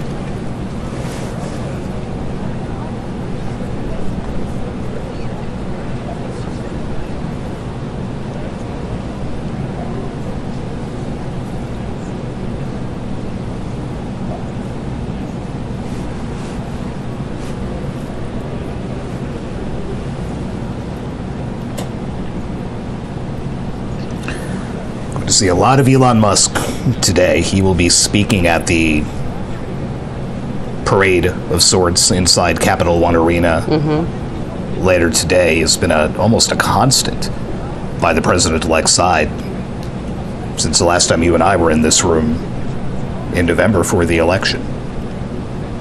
And up until then, he had stumped so heavily for Trump on the campaign trail, particularly in Pennsylvania, which was one of those major areas of focus. But yes, was part of the events at Capitol One Arena last night with his son X, who actually joined him on stage with Donald Trump and didn't make his own remarks, but certainly was part of his father's remarks.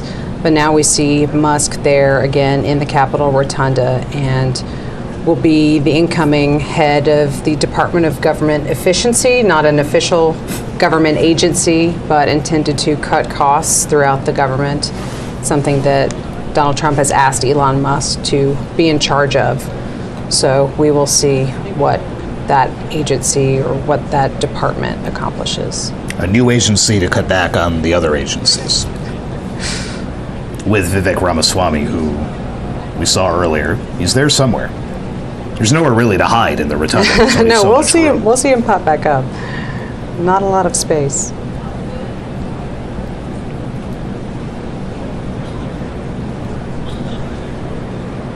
It looks a lot bigger when you're in there and there aren't 600 people. It does. There's Robert F. Kennedy Jr., again appointed by Trump to head the Department of Health and Human Services, yet to have a hearing on Capitol Hill, although that is anticipated to be among some of the more contentious confirmation hearings that could be happening for this administration. Now, the other side of that shot, Marco Rubio, the Secretary of State designate, who did testify last week, and another tech titan, Jeff Bezos.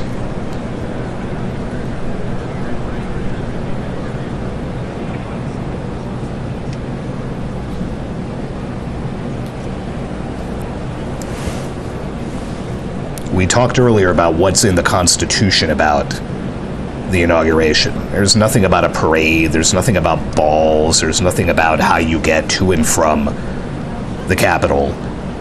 It's the date and it's the oath. That's it. Everything else has kind of evolved organically. In this case, evolved due to the weather. But all it prescribes is that by noon, that oath has to be taken. We are just over an hour away from that and should be approximately 55 minutes, let's say, from Donald Trump reciting those 35 words for a second time.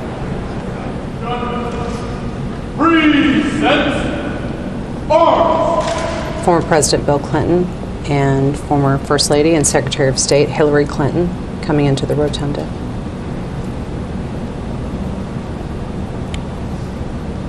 Hillary Clinton said watching Donald Trump take the oath 8 years ago after he beat her in that election was one of the hardest days of her life, but she felt a duty to be there and again to be here today with her husband, the former president.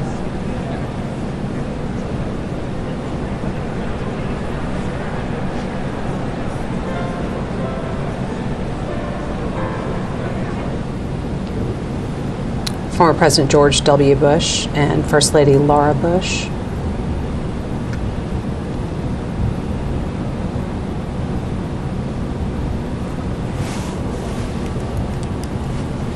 lamented that the indoors are going to rob us of one of the great visuals from inaugurations past. George W. Bush sitting there in his clear poncho. Yeah, almost looked to be a homemade rain cover of sorts. Yeah, with this being inside, we really don't get to see that winter weather gear, unfortunately. There's former President Barack Obama also coming in, without former First Lady Michelle Obama, who notably said that she would not be attending this inauguration. Also did not attend Jimmy Carter's funeral here in Washington a few weeks ago.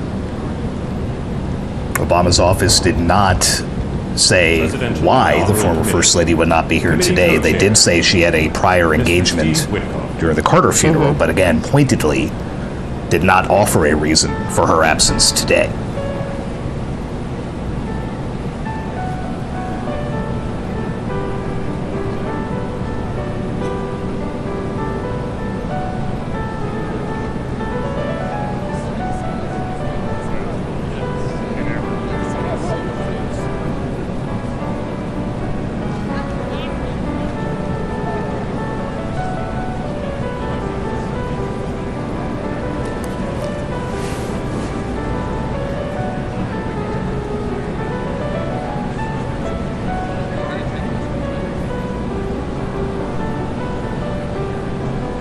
We're still taking a look inside the Capitol Rotunda there on the left-hand side, but on the right, that is again the Capital One Arena, where Donald Trump, after he is inaugurated, will be making his way in what would be the inaugural parade, is now subbed in for an indoor event there at Capital One Arena here in Washington. People have been gathering there for hours, and they will be still waiting for some hours before the new president arrives. But these are a lot of his strong supporters, and assuredly they will still be there by the time he shows up.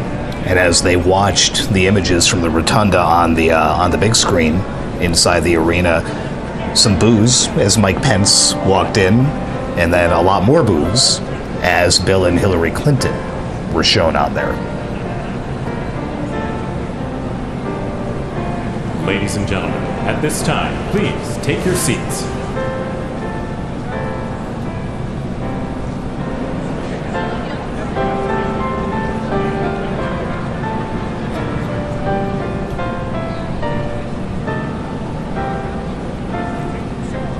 Folks in the Capital One Arena are able to watch all of the ceremonies and events from the Capitol Rotunda on the Jumbotron screen there in the middle of the arena.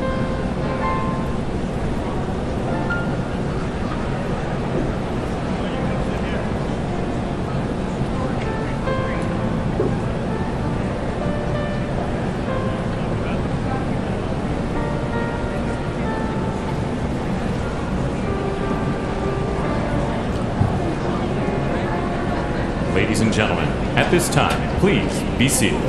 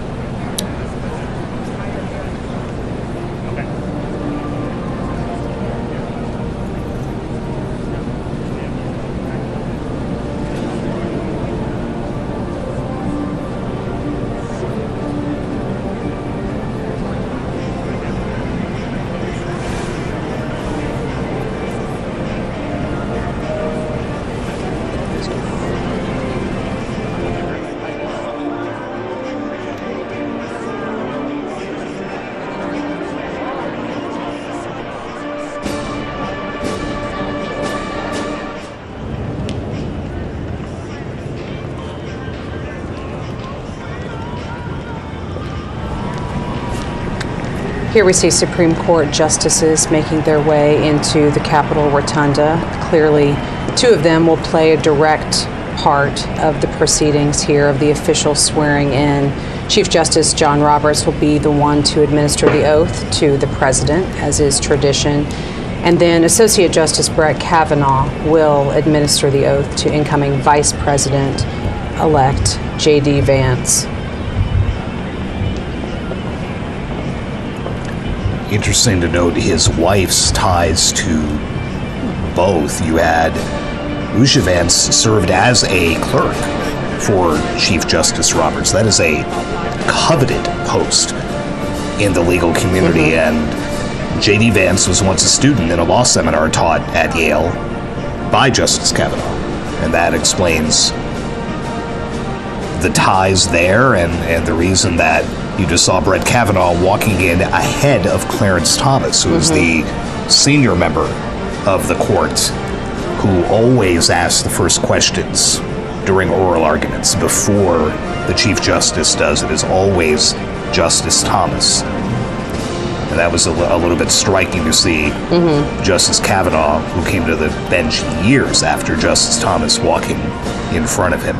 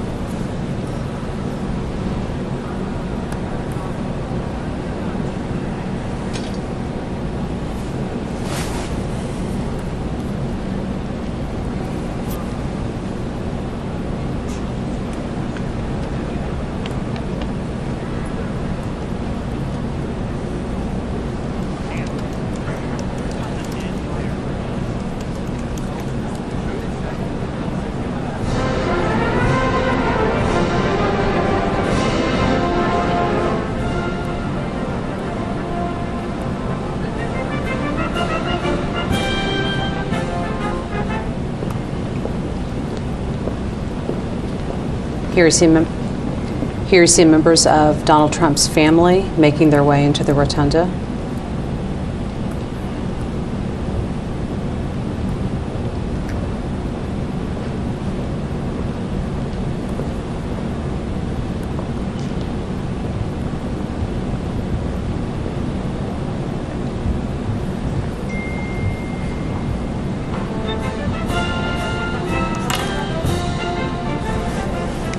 Joked about Barron Trump earlier, but that shot of him with the slicked back hair a little bit there is very much looks like a late 70s, early 80s Donald Trump.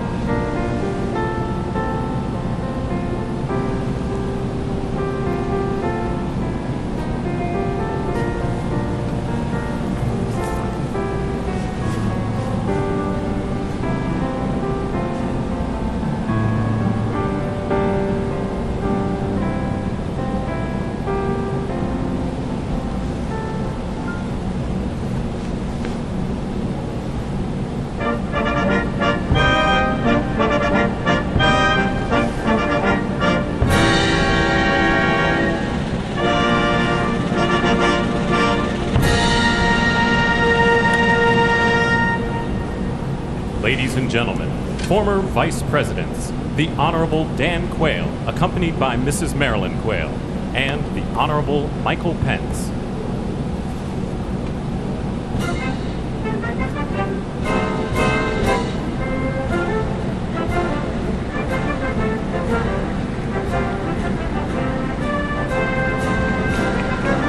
Standing ovation for those former Republican vice presidents who have just entered, Dan Quayle and now Mike Pence, who was Donald Trump's first vice president in his first term in office.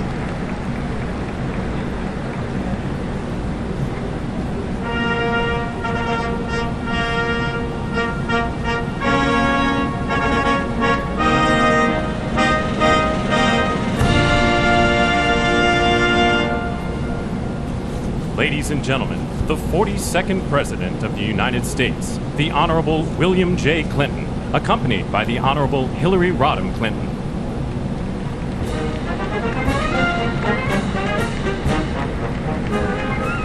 Now the former presidents start to make their entrances into the rotunda. First, former President Bill Clinton and former First Lady and Secretary of State Hillary Clinton.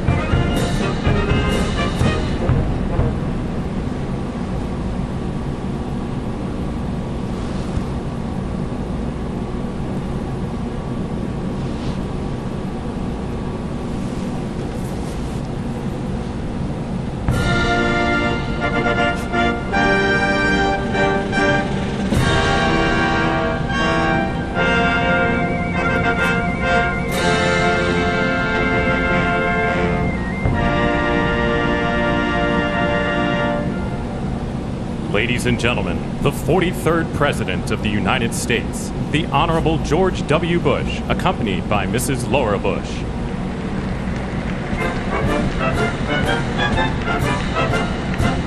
Former President George W. Bush and former First Lady Laura Bush.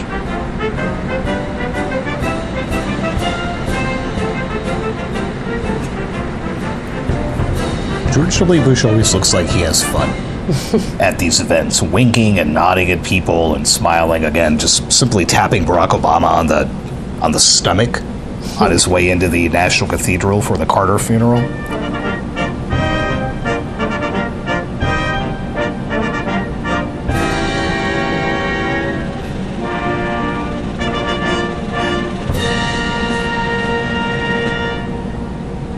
Ladies and gentlemen, the 44th President of the United States, the Honorable Barack H. Obama.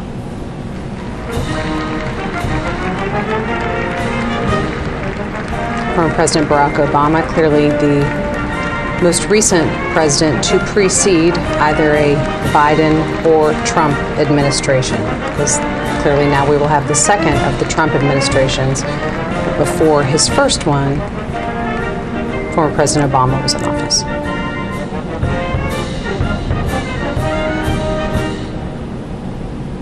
I can't believe we haven't mentioned Grover Cleveland yet. How is that?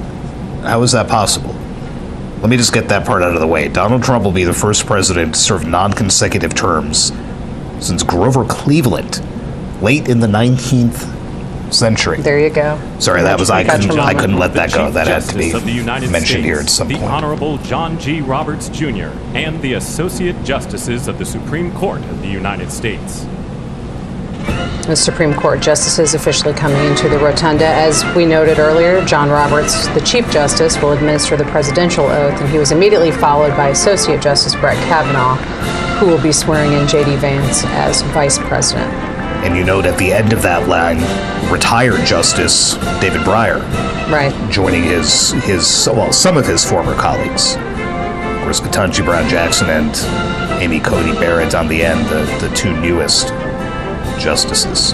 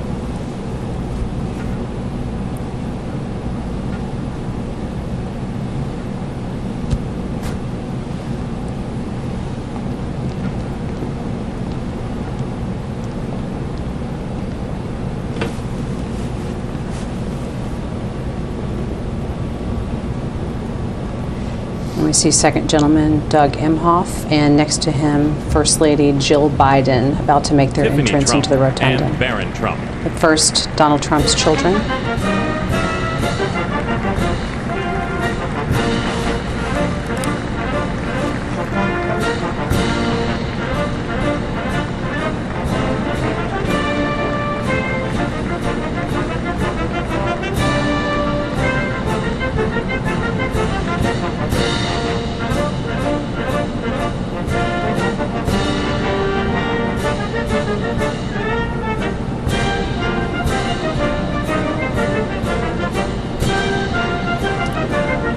Talk about those good seats that the tech titans have. I mean, they are all lined up immediately behind the president-elect's children. So, you know, something went into that seating chart. And we saw Jared Kushner earlier shaking hands with Tim Cook from Apple and Sundar Pichai of Google, right on down the row, Mark Zuckerberg.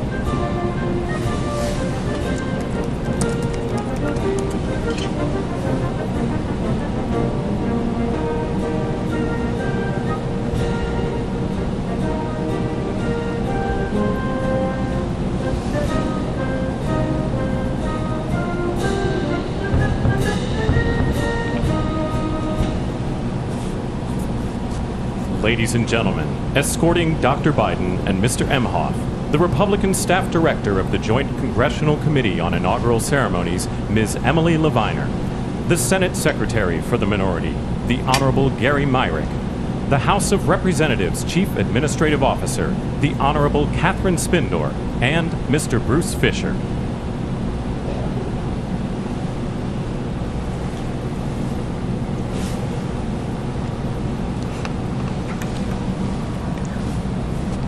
Ladies and gentlemen, Dr. Jill Biden and Mr. Douglas Emhoff. Now First Lady Jill Biden and Second Gentleman Doug Emhoff officially making their entrance into the rotunda.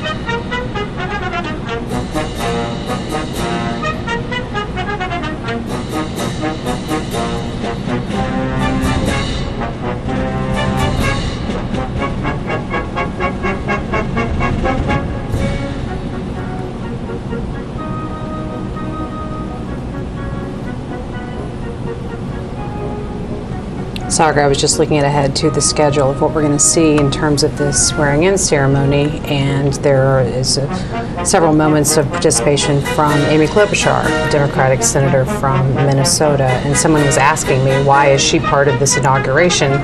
She was not a supporter of Donald Trump, but she is part of the committee that organized this entire inauguration. So it's an official role for her today, in addition to being a member of the U.S. Senate. Someone whose world was upended on Friday after all that work on getting this event together outdoors ended, and here we are inside the rotunda. But a spot where at least Amy Klobuchar is well familiar from her time in the Senate.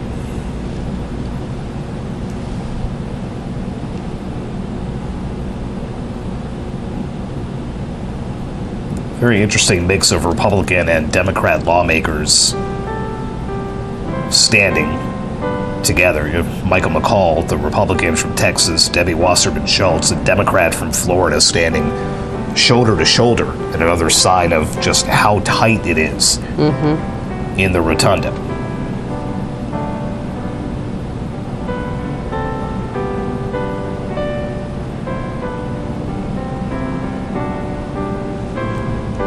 See Melania Trump's father standing in front of Elon Musk and next to Barron Trump.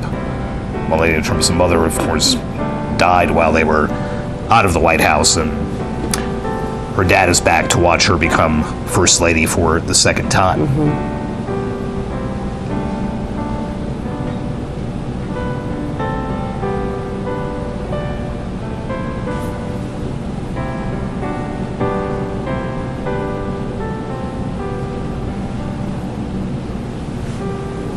According to the schedule that they had put out, and things in Washington rarely, if ever, happen on schedule, except things like the inauguration, we should be seeing J.D. Vance take his oath as vice president in about 10 minutes from now. As Brett Kavanaugh awaits actually administering that oath.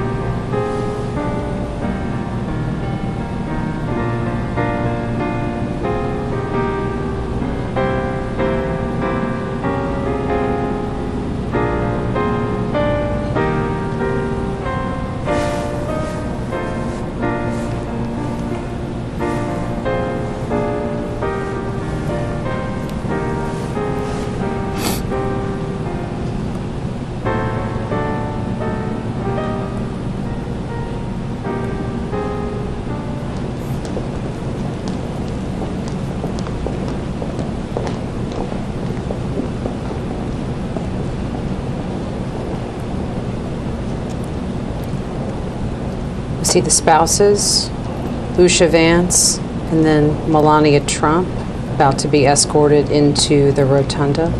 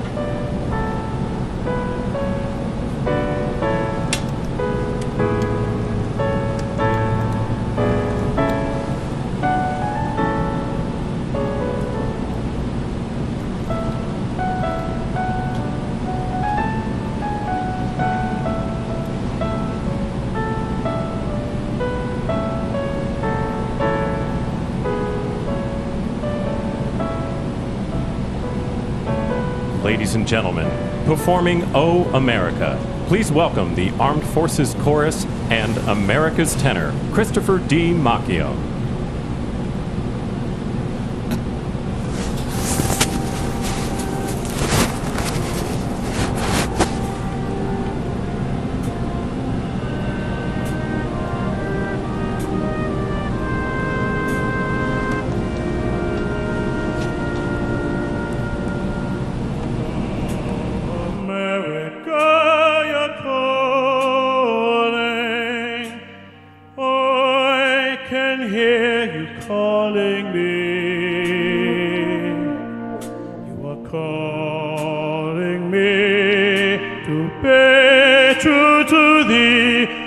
To thee I will be.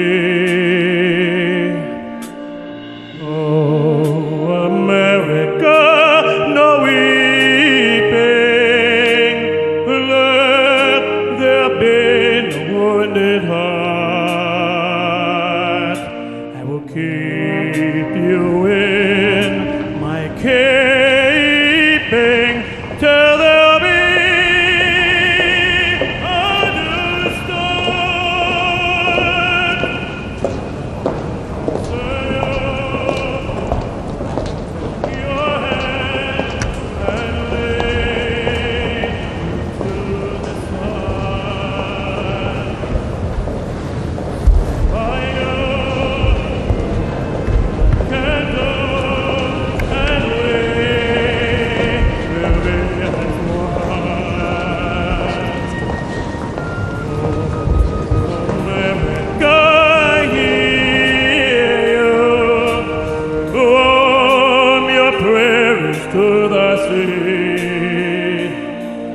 from your mountains grand and all through this land you will be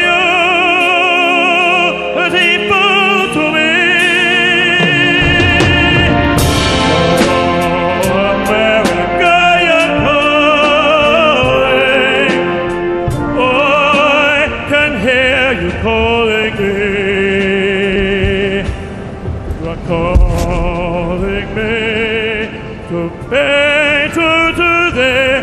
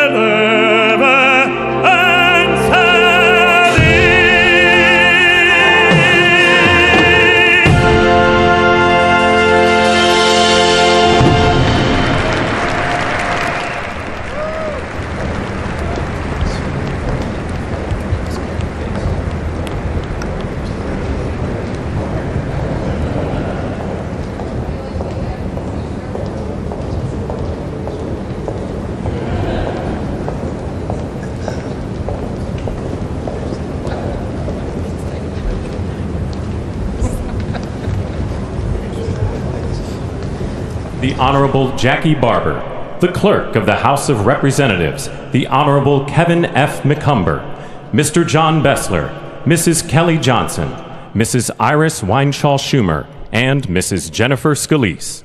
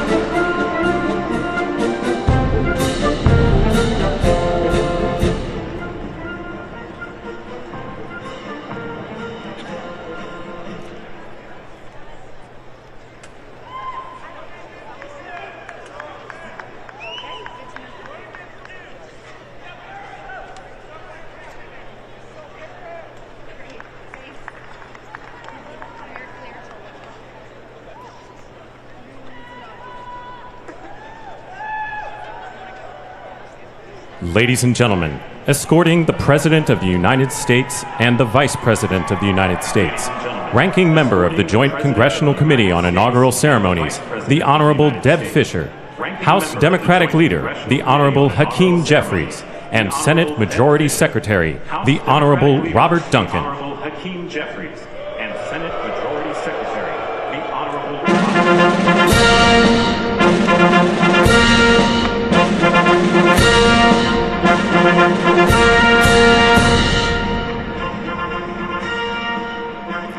Ladies and gentlemen, the President of the United States, the Honorable Joseph R. Biden Jr., and Vice President of the United States, the Honorable Kamala Davy Harris.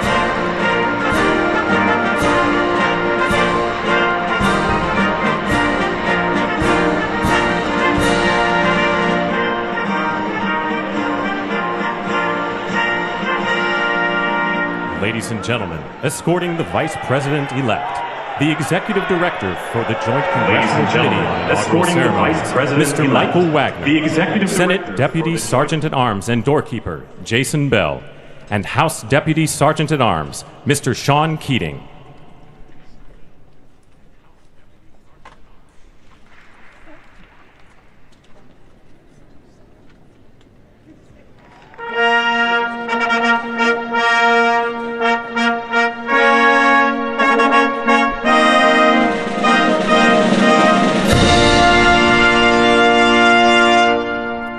Ladies and gentlemen, the Vice President-elect of the United States, the Honorable J.D. Vance. The Vice President-elect of the United States.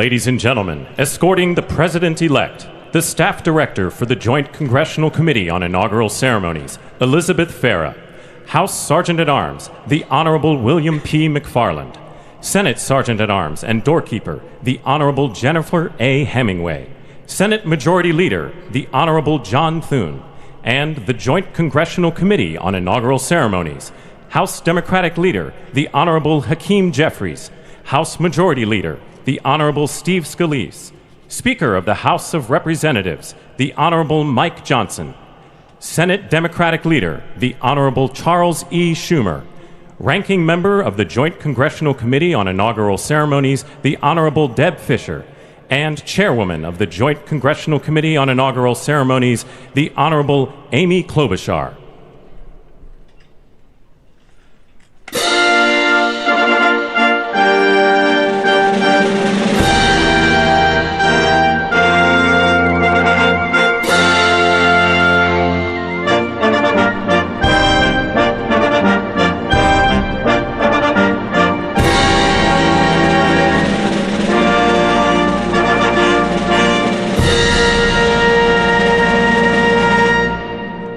Ladies and gentlemen, the President-elect of the United States, the Honorable Donald John Trump. The President-elect of the United States, the Honorable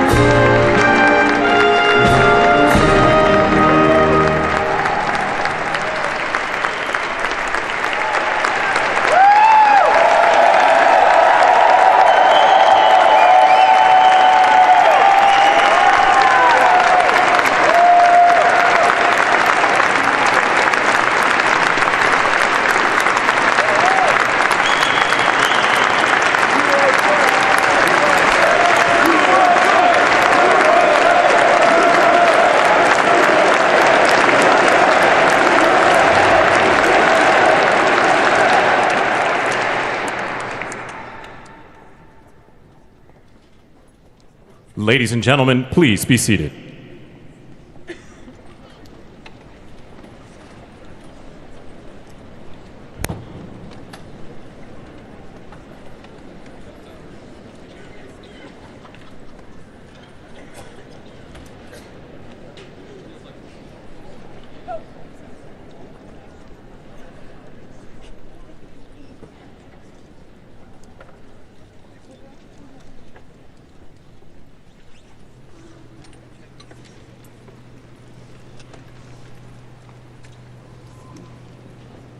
Please welcome the Chairwoman of the Joint Congressional Committee on Inaugural Ceremonies, the Honorable Amy Klobuchar.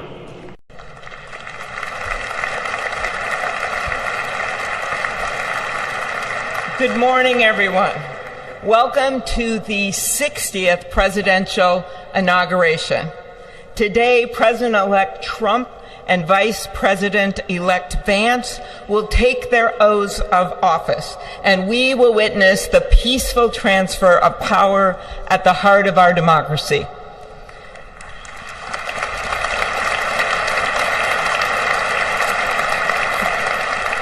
For the past year, I've chaired the Inaugural Ceremony Committee, which includes the leadership of Congress from both parties.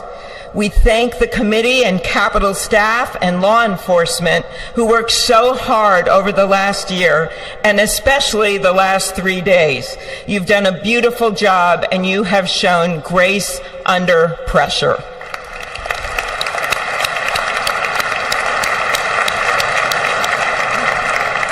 Our theme this year is our enduring democracy.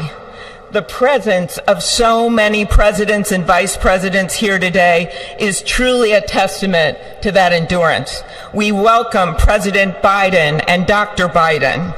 We welcome Vice President Harris and Doug Emhoff, President Obama, President Clinton and Secretary Clinton, President Bush and Laura Bush, Vice President Pence, Vice President Quayle and Marilyn Quayle. The justices of the United States Supreme Court are with us, all 9 of them I counted, and of course the Trump and Vance families. This ceremony marks what will soon be 250 years of our democracy. It is the moment when leaders, elevated by the will of the people, promise to be faithful to our Constitution, to cherish and defend it. It is the moment when they become, as we all should be, the guardians of our country. Through war and peace, through adversity and prosperity, we hold this inauguration every 4 years, and today it falls on Martin Luther King Day. A further reminder that we must strive to uphold the values enshrined in our Constitution, the freedoms, the liberties, and, as is inscribed on the entrance of the United States Supreme Court, equal justice under law.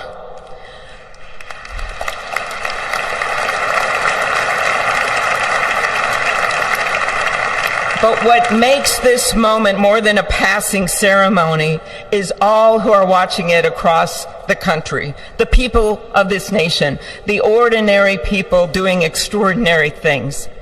President Kennedy, who at one point worked as a senator in this building and would often walk through this very rotunda, once said, "In a democracy, every citizen, regardless of interest in politics, holds office. Every one of us is in a position of responsibility."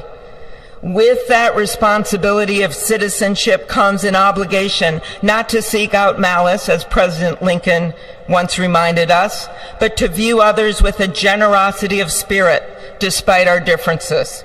With that responsibility of leadership comes an obligation to stand our ground when we must and find common ground when we can. With everything swirling around us, the hot mess of division, it is on all of us, to quote an incredible songwriter who just happened to be born in my state, to ensure that our nation's democracy is our shelter from the storm. There's a reason this ceremony takes place at the Capitol. In other countries, it might be in a presidential palace or a gilded executive office building. Here it is traditionally held at the Capitol, the People's House. It is a fitting reminder of the system of checks and balances that is the very foundation of our government, 3 equal branches of government. That is how, for nearly 250 years, our great American experiment, grounded in the rule of law, has endured. So, as we inaugurate a new president and vice president, let us remember that the power of those in this room comes from the people. The construction workers who build our country, the teachers and healthcare workers who nurture us, the troops defending our freedoms, and yes, the firefighters in Los Angeles putting themselves on the line for us.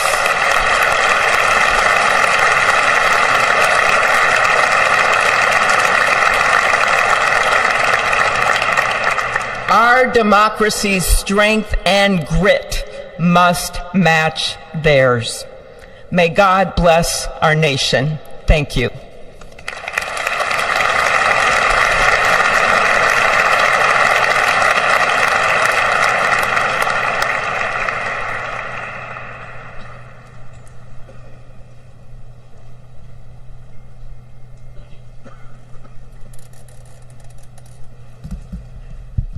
Good afternoon. Endurance through the years is the ultimate test. To persevere through time is the truest measure of an idea, an institution, and a nation. Our founders wrote the Constitution so that America could withstand all the twists and turns of time. They wrote it to guide us and to preserve forever our right of life, liberty, and the pursuit of happiness. But as much as the truths and principles enshrined in our Constitution remain the same, our democracy promises the American people the power to change, to chart their own destiny. That's the beauty. That is the importance of democracy. It allows the endurance, the permanence of a nation through change. It allows nations like our United States both to avoid the obstacles and to seize the opportunities God has placed before us, all while staying true to our founding principles. Today is our country's 60th inauguration ceremony. Like all the others before it, it is a celebration of our right to set our uniquely American course. The past several years have been trying at times for many, many Americans, and also for the nations of the free world that we humbly strive to lead. In November, Americans chose again to steer this nation towards greatness, the secure, safe, and prosperous future that our founders envisioned for all of us. And today, we celebrate not only their decision to do so, but also the simple right and wisdom of a free people to make their own choice so that their nation might endure. And now, allow me to welcome Archbishop Timothy Dolan and Reverend Franklin Graham, who will deliver our invocation. Please rise.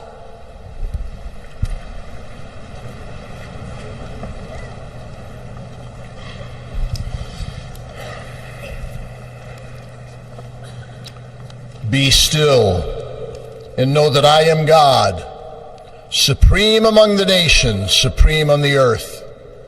Let us pray.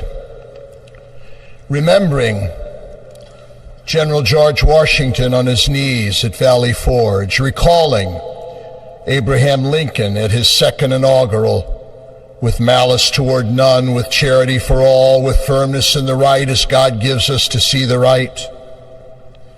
Remembering General George Patton's instructions to his soldiers as they began the Battle of the Bulge 8 decades ago. Pray. Pray when fighting. Pray alone. Pray with others. Pray by night. Pray by day. Observing the birthday of the Reverend Martin Luther King, who warned, without God, our efforts turn to ashes. We, blessed citizens of this one nation under God, humbled by our claim that in God we trust, gather indeed this inauguration day to pray for our President Donald J. Trump, his family, his advisors, his cabinet, his aspirations, his vice president, for the Lord's blessings upon Joseph Biden, for our men and women in uniform, for each other whose hopes are stoked this new year, this inauguration day. We cannot err in relying upon that prayer from the Bible, upon which our president will soon place his hand in oath, as we make our own the supplications of King Solomon for wisdom as he began his governance. God of our fathers, in your wisdom you set man to govern your creatures, to govern in holiness and justice, to render justice with integrity. Give our leader wisdom, for he is your servant, aware of his own weakness and brevity of life. If wisdom which comes not from you be not with him, he shall be held in no esteem. Send wisdom from heavens, that she may be with him, that he may know your designs. Please, God, bless America. Please, mend her every flaw. You are the God in whom we trust, who lives and reigns forever and ever. Amen.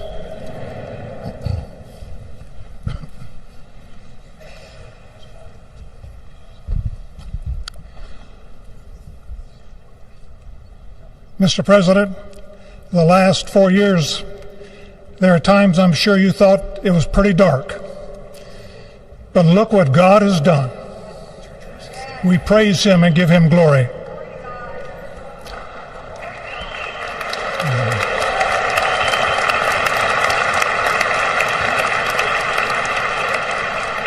Let us pray. Our Father and our God, thou hast said, blessed is the nation whose God is the Lord. As the prophet Daniel prayed, blessed be the name of God forever and ever. For wisdom and might are his. He changes the times and the seasons. He removes kings.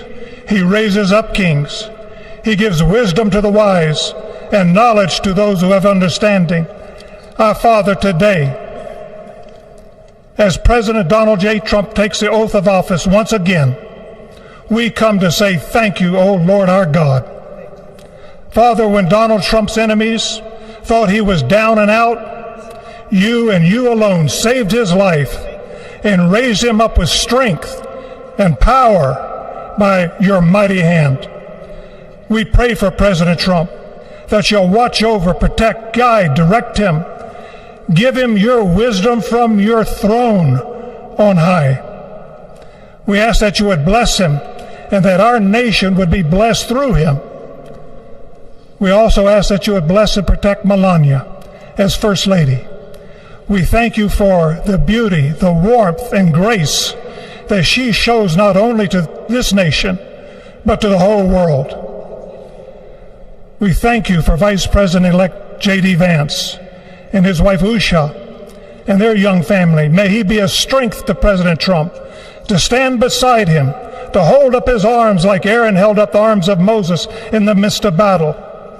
The prophet Samuel reminded the people, it was you that brought them up from the land of Egypt. And he said, now stand still, that I may reason with you before the Lord.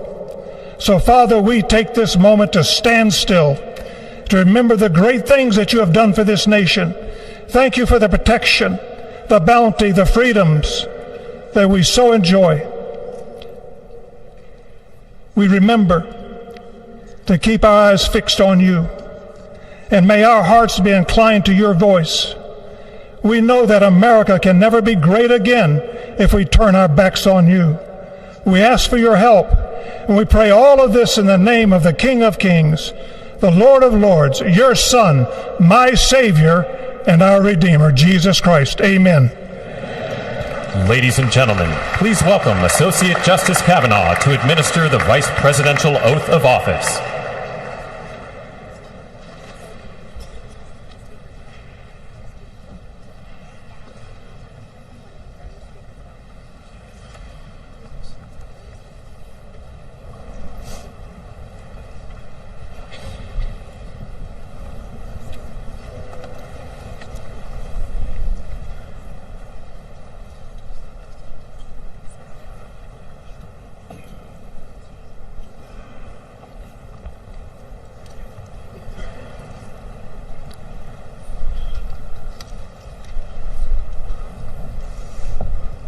Please raise your right hand and repeat after me.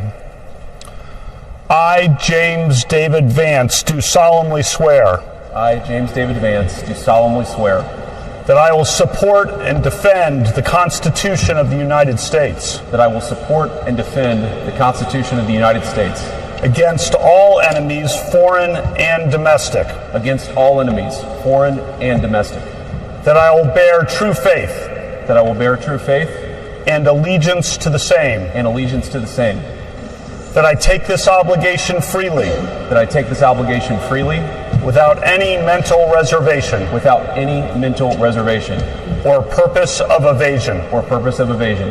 And that I will well and faithfully discharge. And that I will well and faithfully discharge. The duties of the office. The duties of the office. On which I am about to enter. On which I am about to enter. So help me God. So help me God. Congratulations, Mr. Vice President.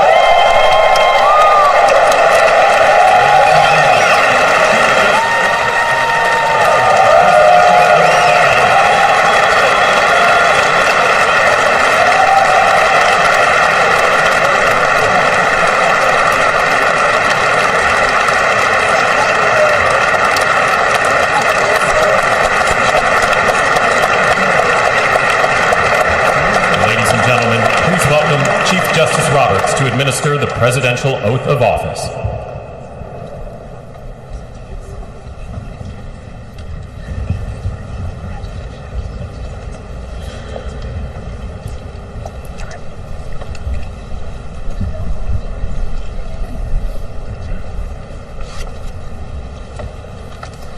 Please raise your right hand and repeat after me.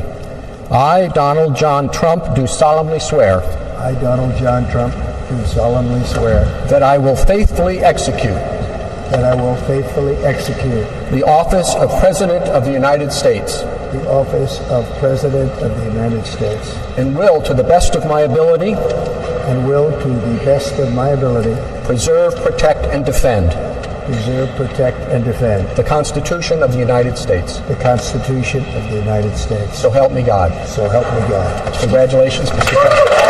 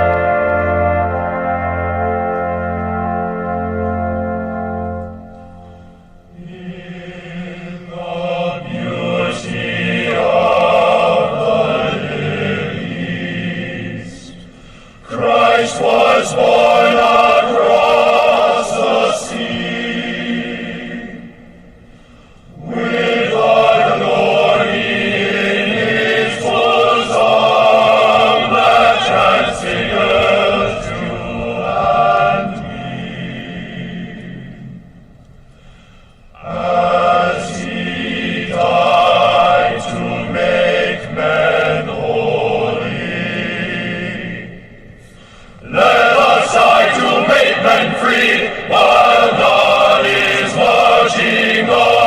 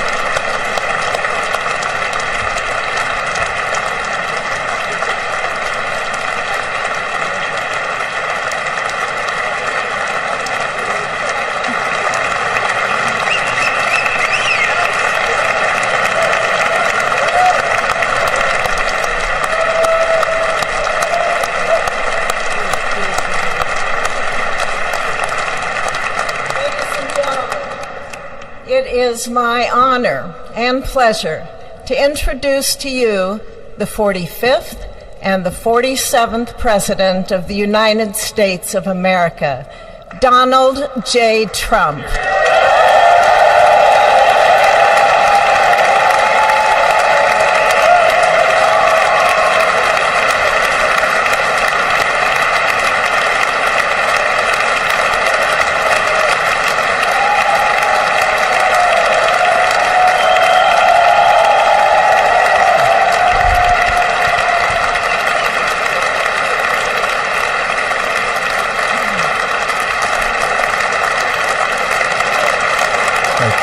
Thank you very much, everybody. Well, thank you very, very much.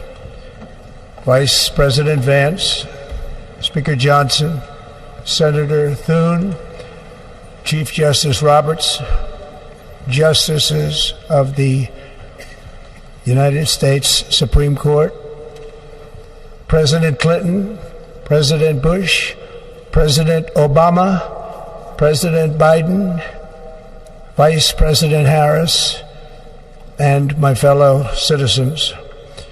The golden age of America begins right now.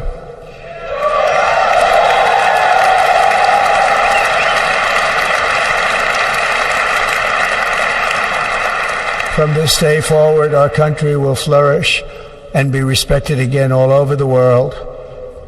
We will be the envy of every nation, and we will not allow ourselves to be taken advantage of any longer. During every single day of the Trump administration, I will very simply put America first.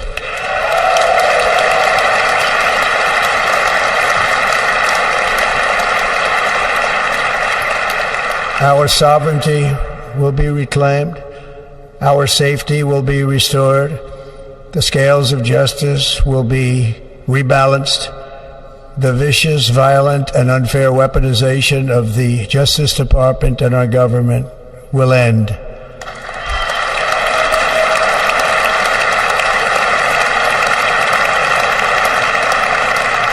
And our top priority will be to create a nation that is proud, prosperous, and free.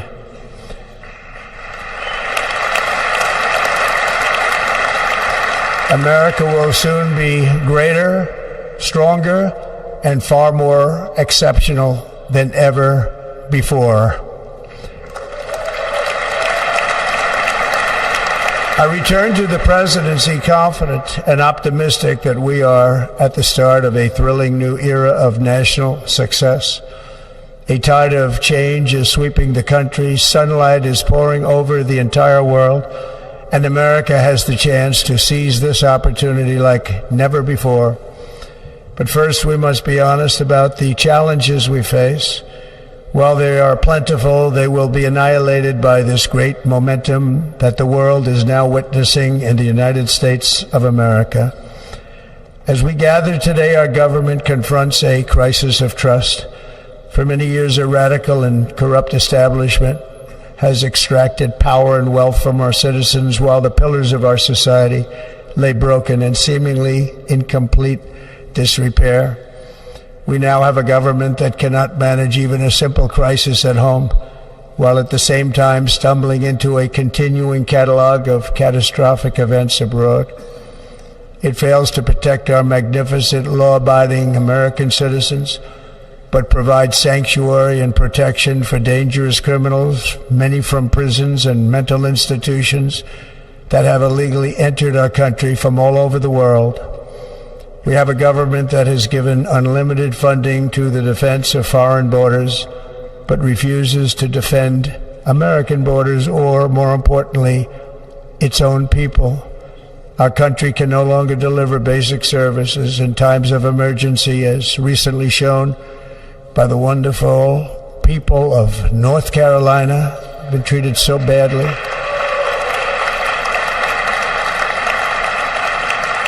And other states who are still suffering from a hurricane that took place many months ago. Or more recently, Los Angeles, where we are watching fires still tragically burn from weeks ago without even a token of defense. They're raging through the houses and communities, even affecting some of the wealthiest and most powerful individuals in our country, some of whom are sitting here right now. They don't have a home any longer. That's interesting. But we can't let this happen. Everyone is unable to do anything about it. That's going to change. We have a public health system that does not deliver in times of disaster, yet more money is spent on it than any country anywhere in the world. And we have an education system that teaches our children to be ashamed of themselves in many cases, to hate our country despite the love that we try so desperately to provide to them. All of this will change starting today, and it will change very quickly.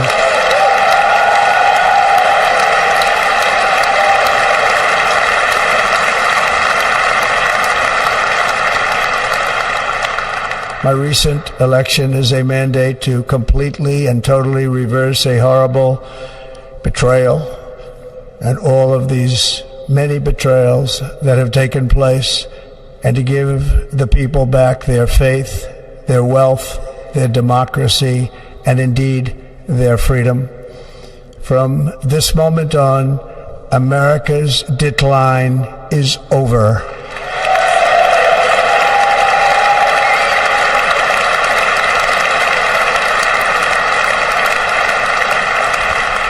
Our liberties and our nation's glorious destiny will no longer be denied, and we will immediately restore the integrity, competency, and loyalty of America's government.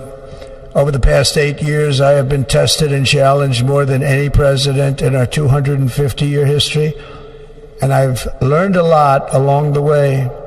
The journey to reclaim our republic has not been an easy one, that I can tell you. Those who wish to stop our cause have tried to take my freedom and indeed to take my life.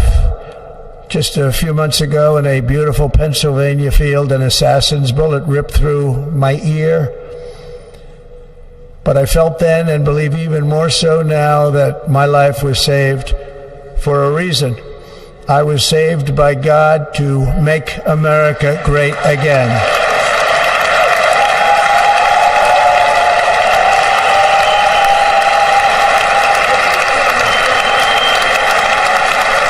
Thank you.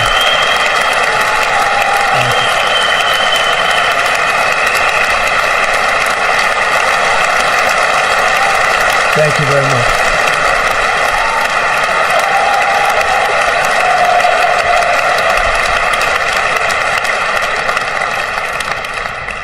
That is why each day under our administration of American patriots, we will be working to meet every crisis with dignity and power and strength. We will move with purpose and speed to bring back hope, prosperity, safety, and peace for citizens of every race, religion, color, and creed. For American citizens, January 20th, 2025 is Liberation Day.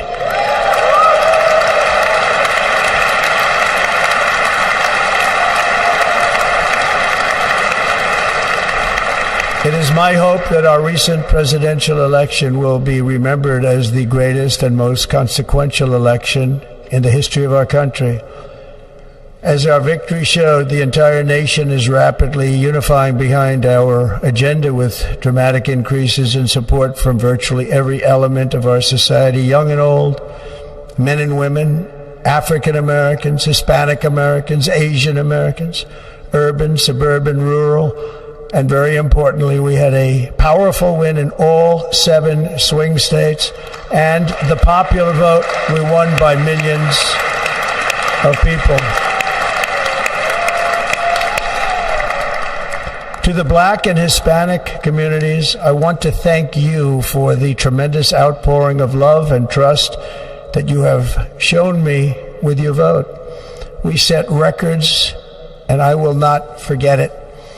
I've heard your voices in the campaign, and I look forward to working with you in the years to come.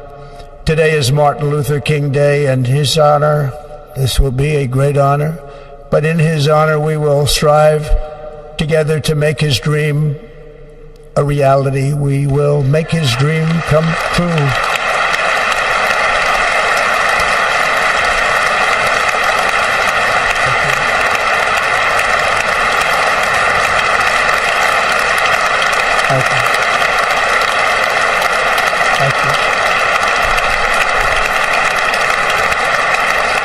National unity is now returning to America, and confidence and pride is soaring like never before. In everything we do, my administration will be inspired by a strong pursuit of excellence and unrelenting success. We will not forget our country, we will not forget our Constitution, and we will not forget our God. Can't do that.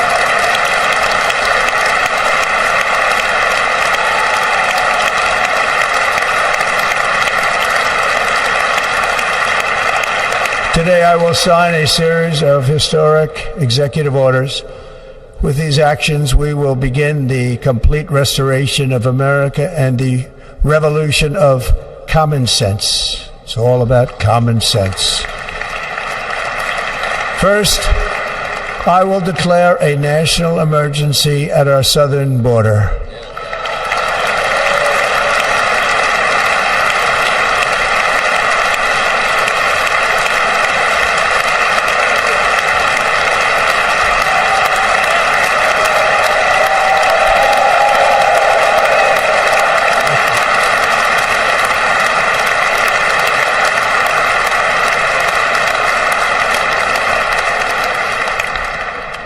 Illegal entry will immediately be halted, and we will begin the process of returning millions and millions of criminal aliens back to the places from which they came. We will reinstate my Remain in Mexico policy.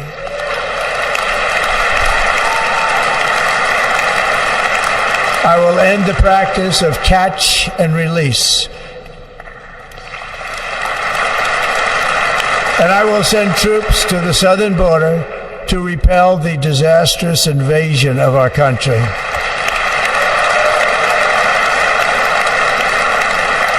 Under the orders I signed today, we will also be designating the cartels as foreign terrorist organizations.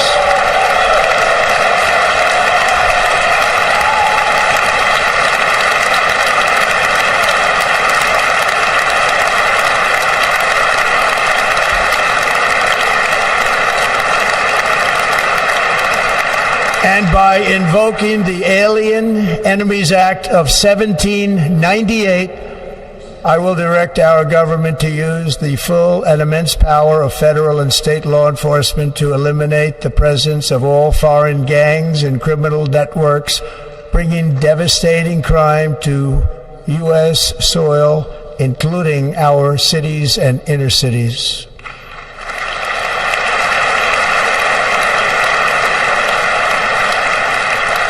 As Commander-in-Chief, I have no higher responsibility than to defend our country from threats and invasions, and that is exactly what I am going to do. We will do it at a level that nobody's ever seen before.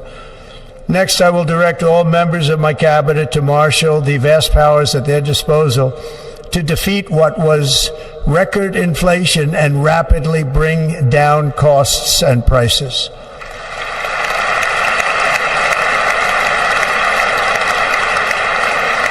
The inflation crisis was caused by massive overspending and escalating energy prices, and that is why today I will also declare a national energy emergency. We will drill, baby, drill.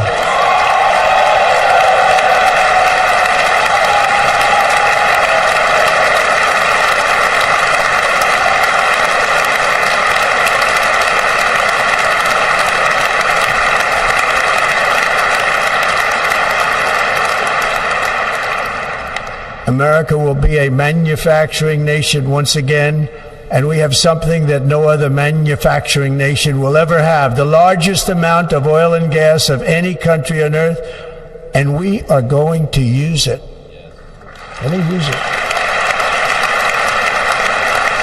We will bring prices down, fill our strategic reserves up again, right to the top, and export American energy all over the world. We will be a rich nation again, and it is that liquid gold under our feet that will help to do it. With my actions today, we will end the Green New Deal, and we will revoke the electric vehicle mandate, saving our auto industry and keeping my sacred pledge to our great American auto workers.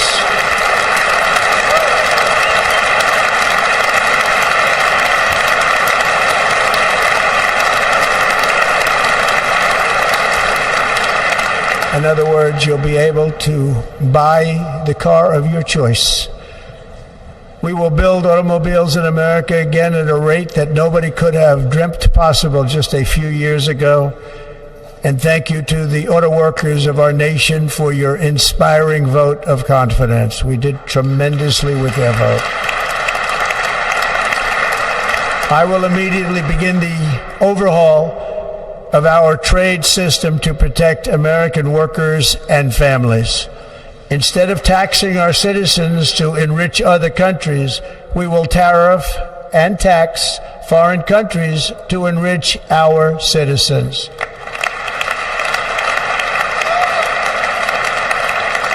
For this purpose, we are establishing the External Revenue Service to collect all tariffs, duties, and revenues. It will be massive amounts of money pouring into our treasury, coming from foreign sources. The American dream will soon be back and thriving like never before to restore competence and effectiveness to our federal government. My administration will establish the brand new Department of Government Efficiency.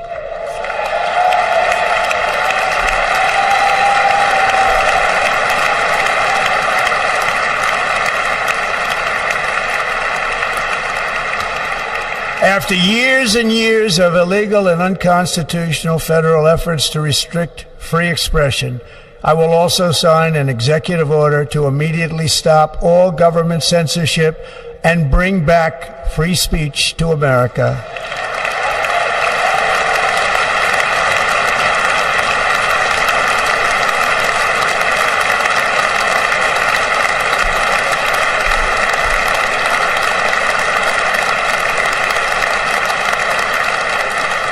Never again will the immense power of the state be weaponized to persecute political opponents, something I know something about. We will not allow that to happen. It will not happen again. Under my leadership, we will restore fair, equal, and impartial justice under the constitutional rule of law.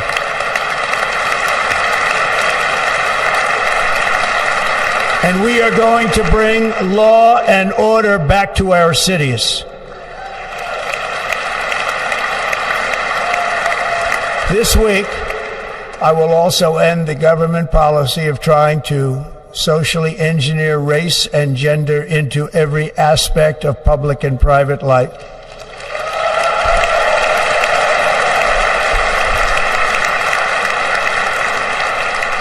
We will forge a society that is colorblind and merit-based.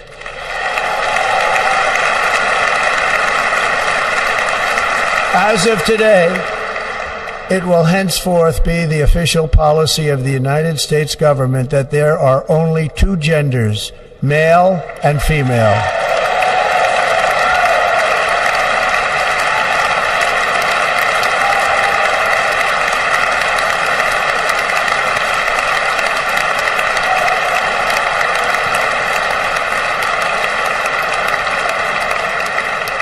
This week, I will reinstate any service members who were unjustly expelled from our military for objecting to the COVID vaccine mandate with full back pay.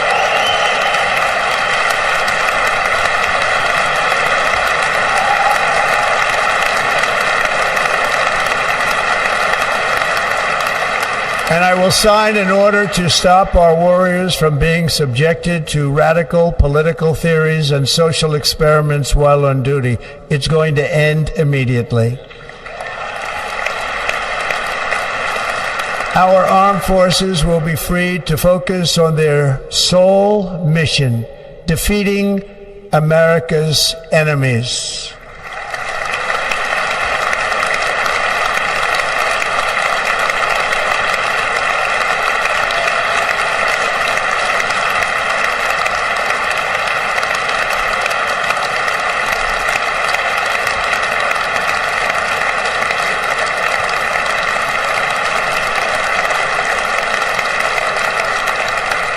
Like in 2017, we will again build the strongest military the world has ever seen. We will measure our success not only by the battles we win, but also by the wars that we end, and perhaps most importantly, the wars we never get into.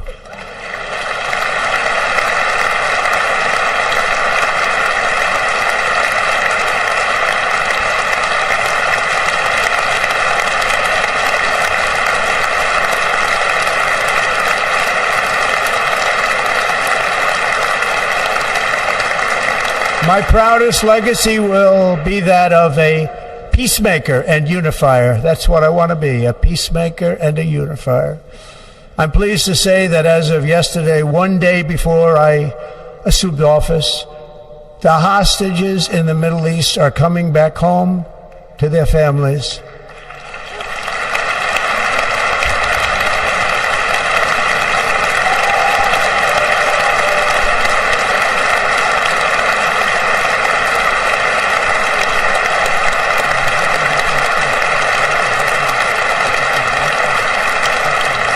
Thank you. America will reclaim its rightful place as the greatest, most powerful, most respected nation on earth, inspiring the awe and admiration of the entire world. A short time from now, we are going to be changing the name of the Gulf of Mexico to the Gulf of America, and we will restore the name of a great president, William McKinley, to Mount McKinley, where it should be and where it belongs.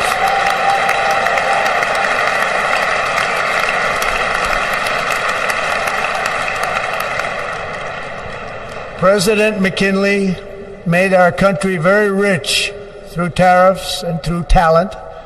He was a natural businessman and gave Teddy Roosevelt the money for many of the great things he did, including the Panama Canal, which has foolishly been given to the country of Panama after the United States.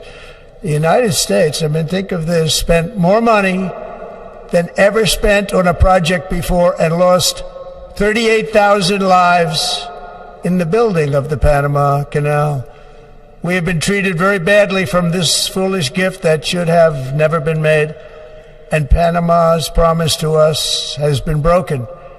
The purpose of our deal and the spirit of our treaty has been totally violated. American ships are being severely overcharged and not treated fairly in any way, shape, or form, and that includes the United States Navy. And above all, China is operating the Panama Canal, and we didn't give it to China, we gave it to Panama, and we're taking it back.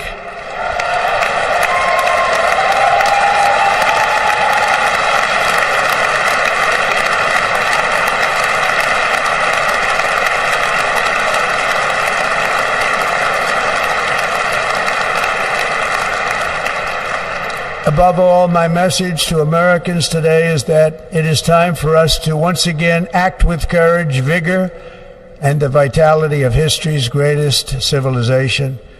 So as we liberate our nation, we will lead it to new heights of victory and success.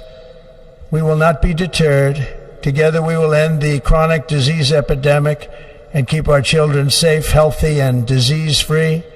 The United States will once again consider itself a growing nation, one that increases our wealth, expands our territory, builds our cities, raises our expectations, and carries our flag into new and beautiful horizons.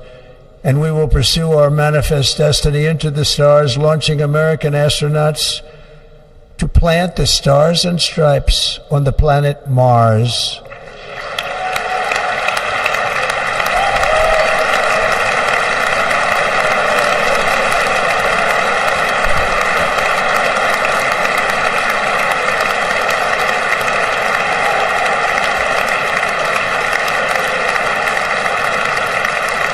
Ambition is the lifeblood of a great nation, and right now our nation is more ambitious than any other. There's no nation like our nation. Americans are explorers, builders, innovators, entrepreneurs, and pioneers. The spirit of the frontier is written into our hearts. The call of the next great adventure resounds from within our souls. Our American ancestors turned a small group of colonies on the edge of a vast continent into a mighty republic of the most extraordinary citizens on earth. No one comes close. Americans pushed thousands of miles through a rugged land of untamed wilderness. They crossed deserts, scaled mountains, braved untold dangers, won the Wild West, ended slavery, rescued millions from tyranny, lifted billions from poverty, harnessed electricity, split the atom, launched mankind into the heavens, and put the universe of human knowledge into the palm of the human hand. If we work together, there is nothing we cannot do and no dream we cannot achieve. Many people thought it was impossible for me to stage such a historic political comeback. But as you see today, here I am. The American people have spoken.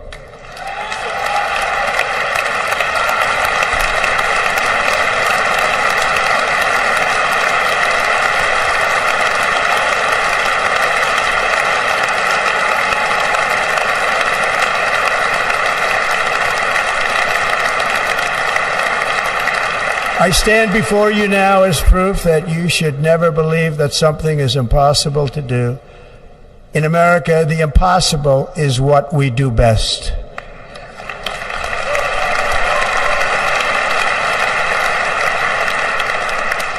From New York to Los Angeles, from Philadelphia to Phoenix, from Chicago to Miami, from Houston to right here in Washington, D.C., our country was forged and built by the generations of patriots who gave everything they had for our rights and for our freedom.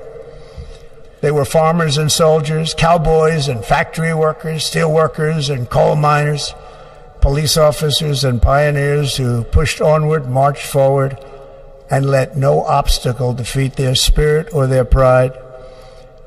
Together they laid down the railroads, raised up the skyscrapers, built great highways, won 2 world wars, defeated fascism and communism, and triumphed over every single challenge that they faced.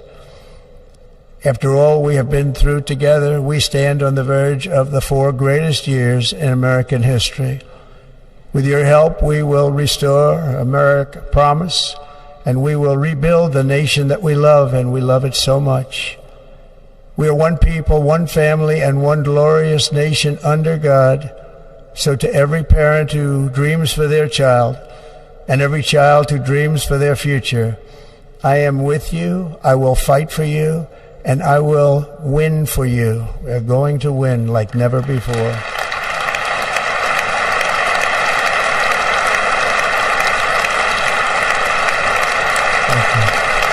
Thank you.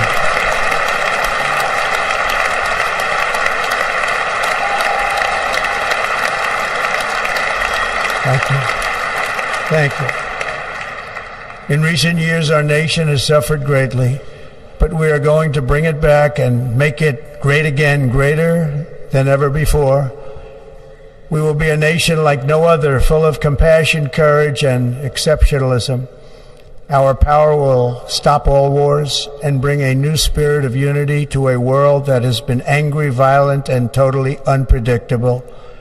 America will be respected again and admired again, including by people of religion, faith, and goodwill.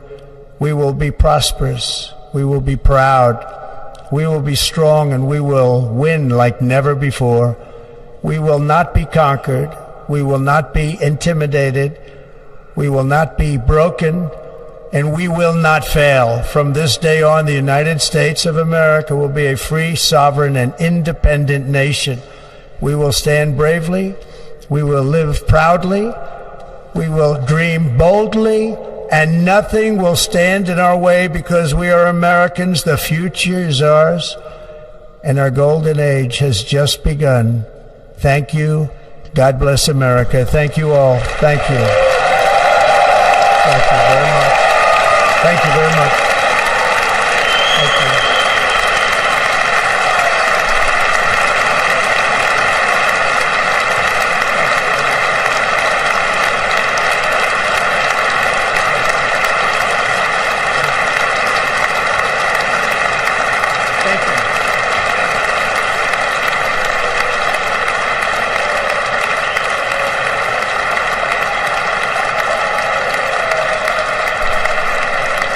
Ladies and gentlemen, performing America the Beautiful, please welcome the Armed Forces Chorus and Carrie Underwood.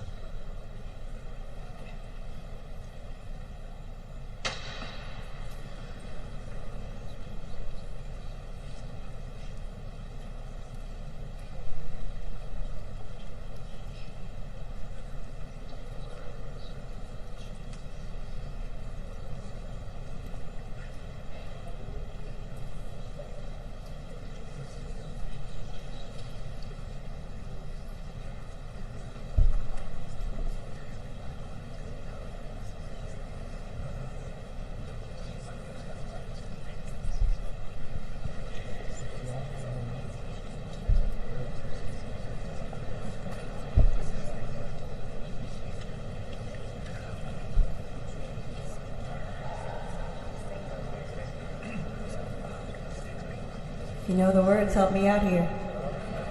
Oh, beautiful for spacious skies, for amber waves of grain, for purple mountain majesties above the fruited plain. America, America, God shed His grace on thee and crown thy good with brotherhood from sea to shining sea.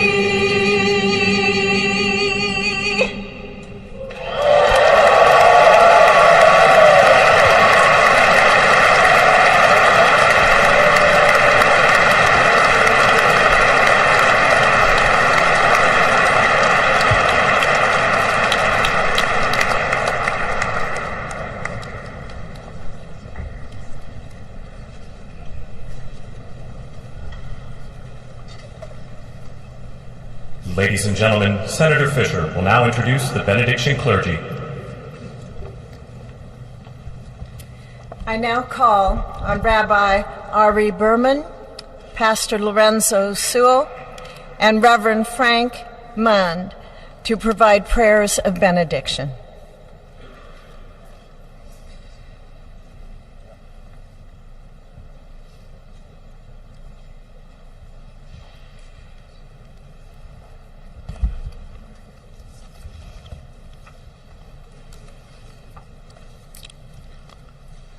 Let us pray. Almighty God, your prophet Jeremiah walked the streets of Jerusalem and blessed its inhabitants with the Hebrew words, Baruch HaGever Asher Yiftach BaHashem. Blessed is the one who trusts in God. Thousands of years later, this great nation, which adopted these words as its motto, "In God we trust," stands at a moment of historic opportunity. Americans are searching for meaning. Our merciful Father, help us rise to meet this moment. Bless President Donald J. Trump and Vice President J.D. Vance with the strength and courage to choose the right and the good. Unite us around our foundational biblical values of life and liberty, of service and sacrifice, and especially of faith and morality, which George Washington called the indispensable supports of American prosperity. Guide our schools and college campuses, which have been experiencing such unrest, to inspire the next generation to pair progress with purpose, knowledge with wisdom, and truth with virtue.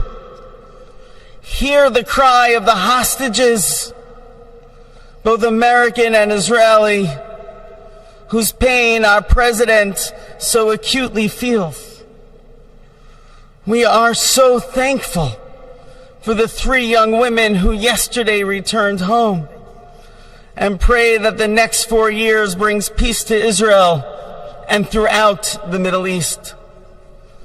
Almighty God, grant all Americans the opportunity to realize our shared dream of a life filled with peace and plenty, health and happiness, compassion and contribution. Stir within us the confidence to rise to this moment. For while we trust in God, God's trust is in us, the American people. America is called to greatness, to be a beacon of light and a mover of history. May our nation merit the fulfillment of Jeremiah's blessing, that like a tree planted by water, we shall not cease to bear fruit. May all of humanity experience your love and your blessing. May it be thy will, and let us say, Amen. Let us pray for our 47th president. Heavenly Father, we're so grateful that you gave our 45th and now our 47th president a millimeter miracle. We are grateful that you are the one that have called him for such a time as this, that America would begin to dream again. We pray that we would fulfill the true meaning of our creed, that we hold these truths to be self-evident, that all men are created equal. We pray that you use our president, that we will live in a nation where we will not be judged by the color of our skin, but by the content of our character.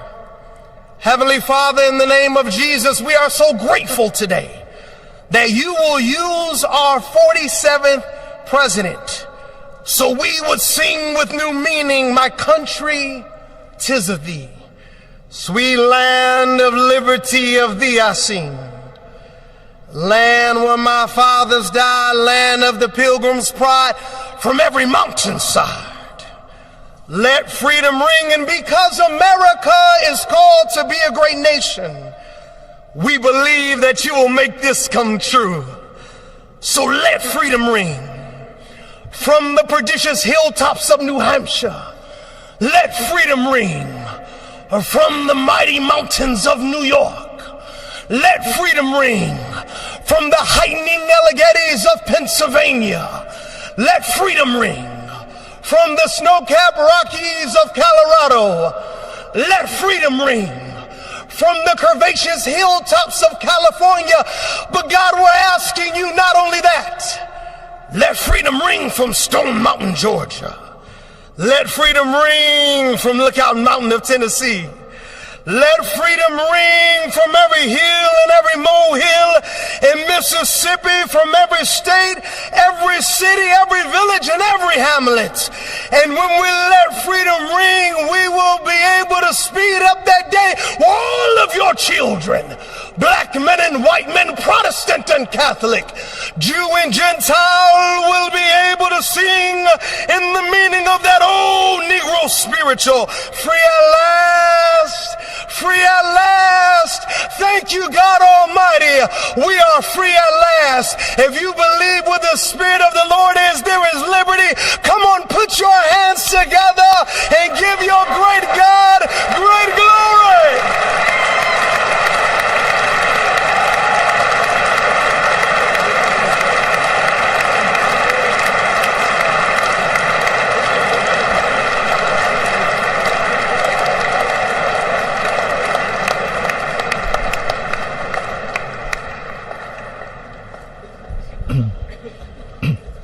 Almighty and eternal God, we gather here today in reverence, joined in our shared hopes and dreams for our beloved nation.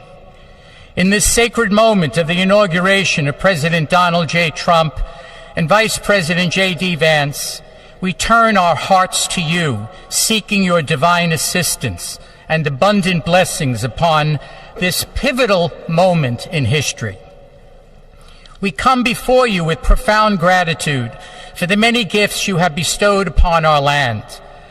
Thank you for the freedoms we cherish, for the strength of our communities, and for the resilience of our spirit. As our President and Vice President embrace their newly appointed roles, we humbly implore that your everlasting love and wisdom will envelop them. Grant them the clarity of mind to navigate the challenges that lie ahead, and the compassion to serve all citizens with fairness and integrity. May their hearts be filled with a giving spirit and sincere understanding for those whom they represent.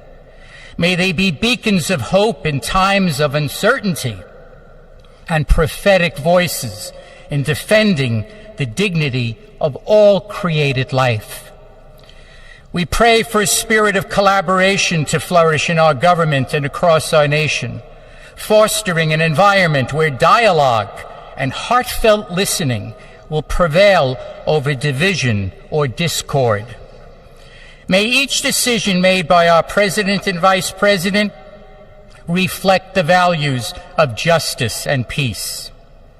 As we embark on this new chapter, we also seek your comfort, O God, for those who feel lost or disheartened. In this time of transition, may your light shine upon them, reaffirming their belief in a brighter tomorrow. May we all strive to lift one another, supporting our fellow citizens with kindness and empathy, recognizing that together we can overcome any adversity. Grant us the strength to endure, the courage to face our fears, and the clarity to see the light that remains, even when clouds of uncertainty may gather. Inspire our new leaders to be champions for the vulnerable and advocates for those whose voices are often silenced. May they pursue policies that promote the well-being of all, seeking to build bridges that will foster unity and belonging. As we stand witness to this inauguration, we hold fast to our faith in the goodness of each of us and the possibility of change. We trust that with your guidance, O God, our nation can move forward to a future filled with promise, prosperity, and understanding. And finally, we lift our hearts in gratitude for the beloved parents of President Trump. Without Mary and Fred Trump, this day would never be the miracle that has just begun.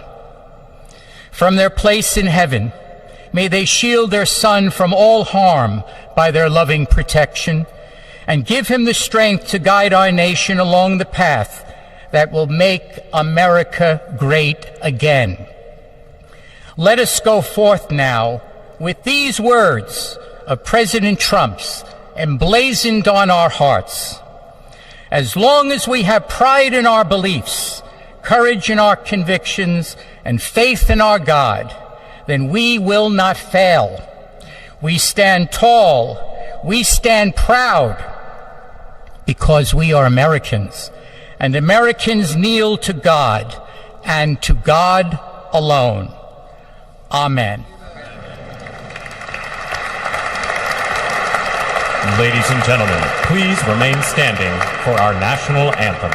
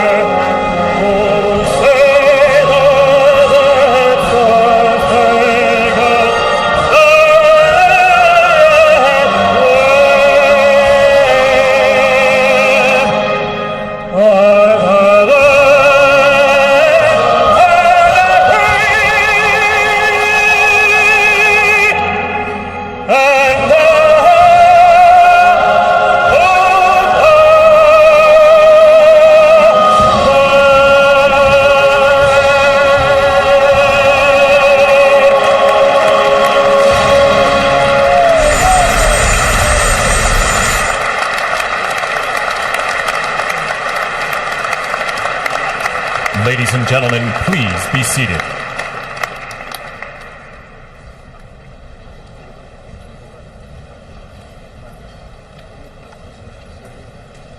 Ladies and gentlemen, please remain at your seats while the President and official party depart the platform.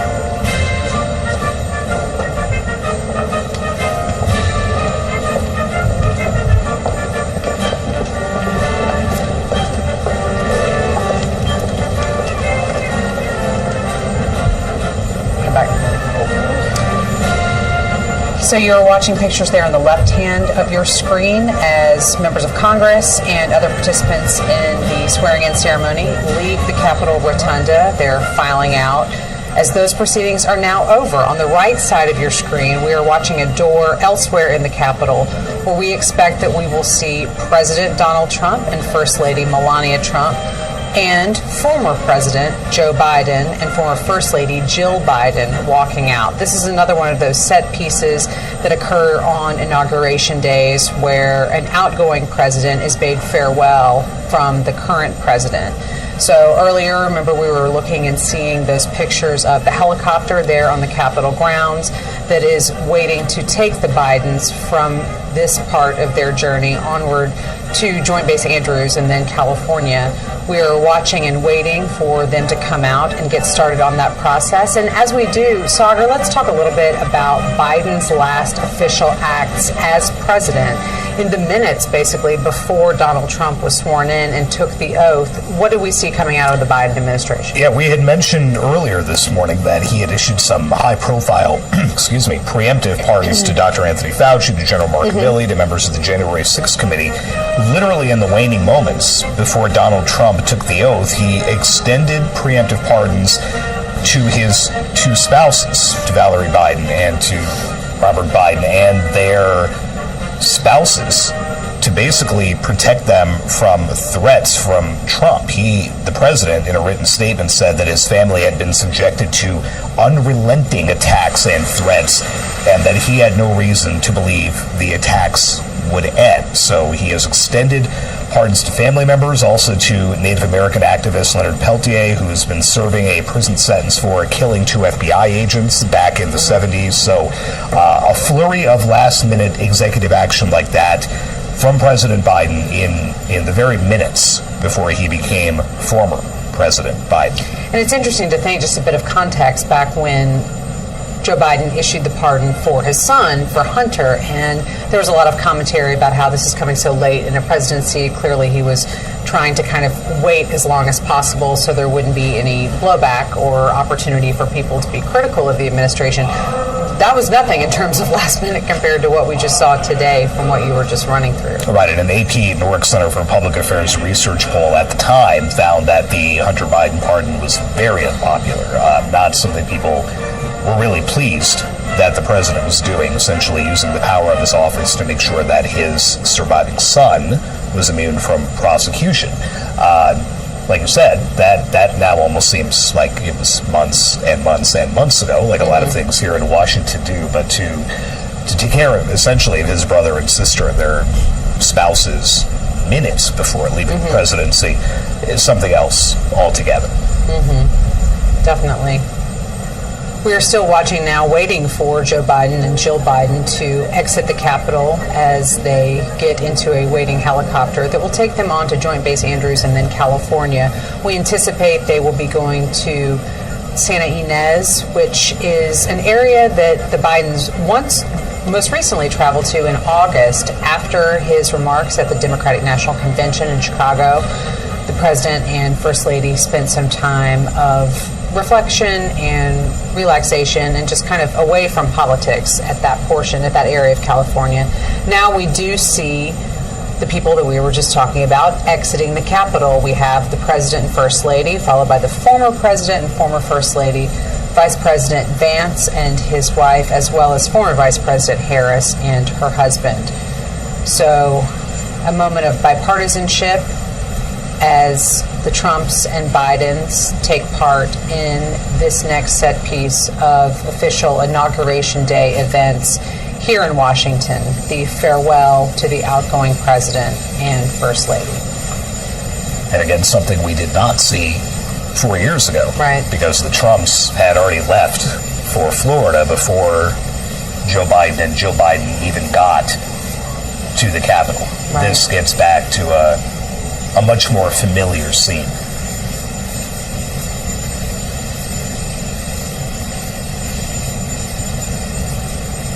It's been striking how much engagement now former President Biden has had with Melania Trump, with Donald Trump.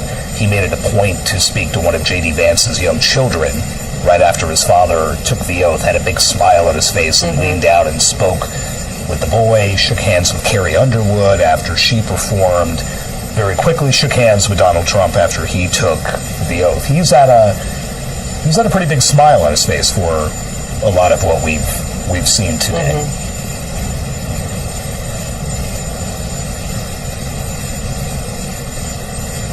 And I can't imagine the helicopter's rotors with the wind whipping up are going to feel very good coming up here. Having sat on the White House South Lawn way too many times when both of those men boarded Marine One, it's cold on a hot day. On a really cold day like this, not fun. It is still only here in the mid-20s here in Washington. Let's just listen in as these farewells happen at the Capitol.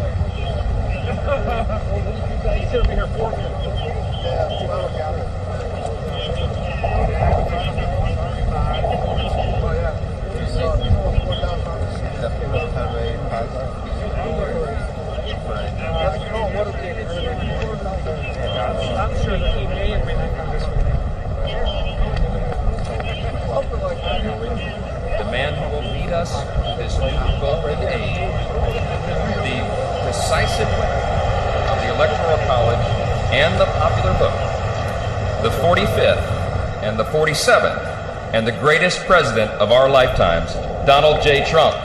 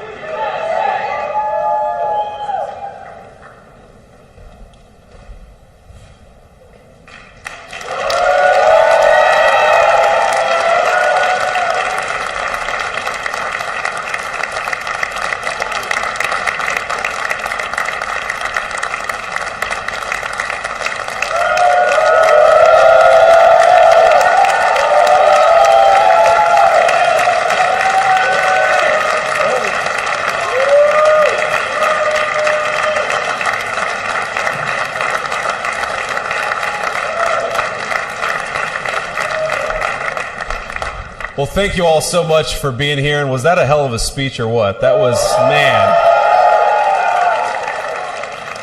That was a good way to start it off. You know, I didn't know exactly what the president would put in that speech, and I hoped to myself that he wasn't going to hold back, and sir, you didn't hold back. That was a hell of a way to start the next 4 years. But I just want to say from the bottom of my heart, and I know I speak for the president and for all of us, thank you, thank you, thank you for making this possible. We love you. We wouldn't be here without you, and we're going to make America great again together for the next 4 years.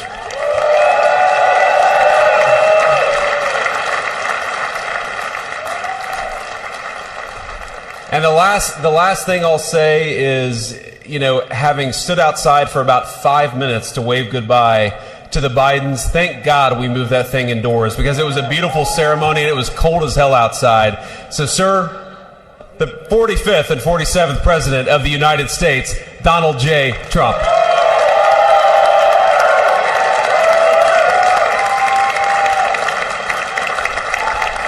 No, he's right. I said, oh, look at this beautiful sunny day. We blew it, and then I went outside and we were freezing. You would have been very unhappy. The sun was very deceptive, I will tell you. It is cold out.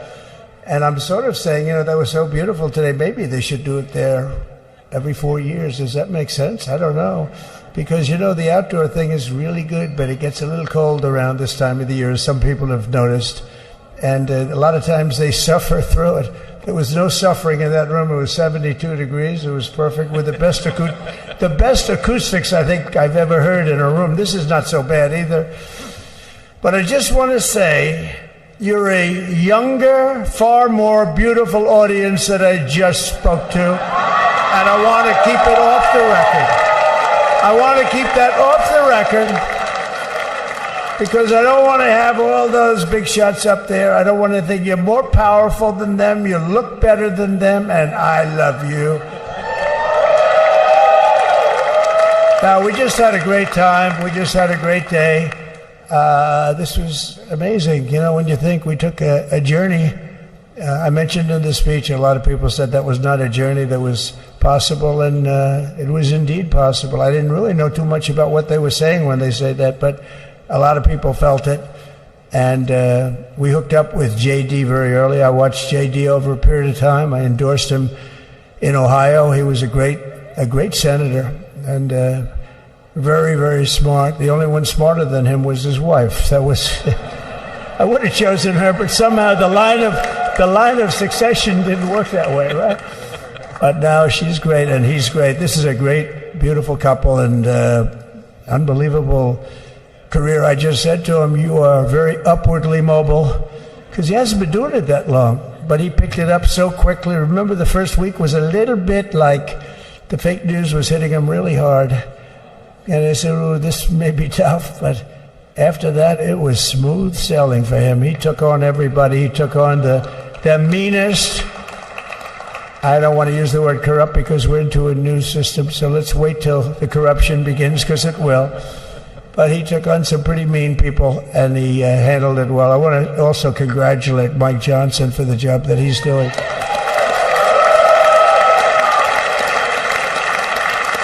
Steve, we gave him a majority of almost nothing, and then I said to make it tougher on him, let me take 2 or 3 of the people, right?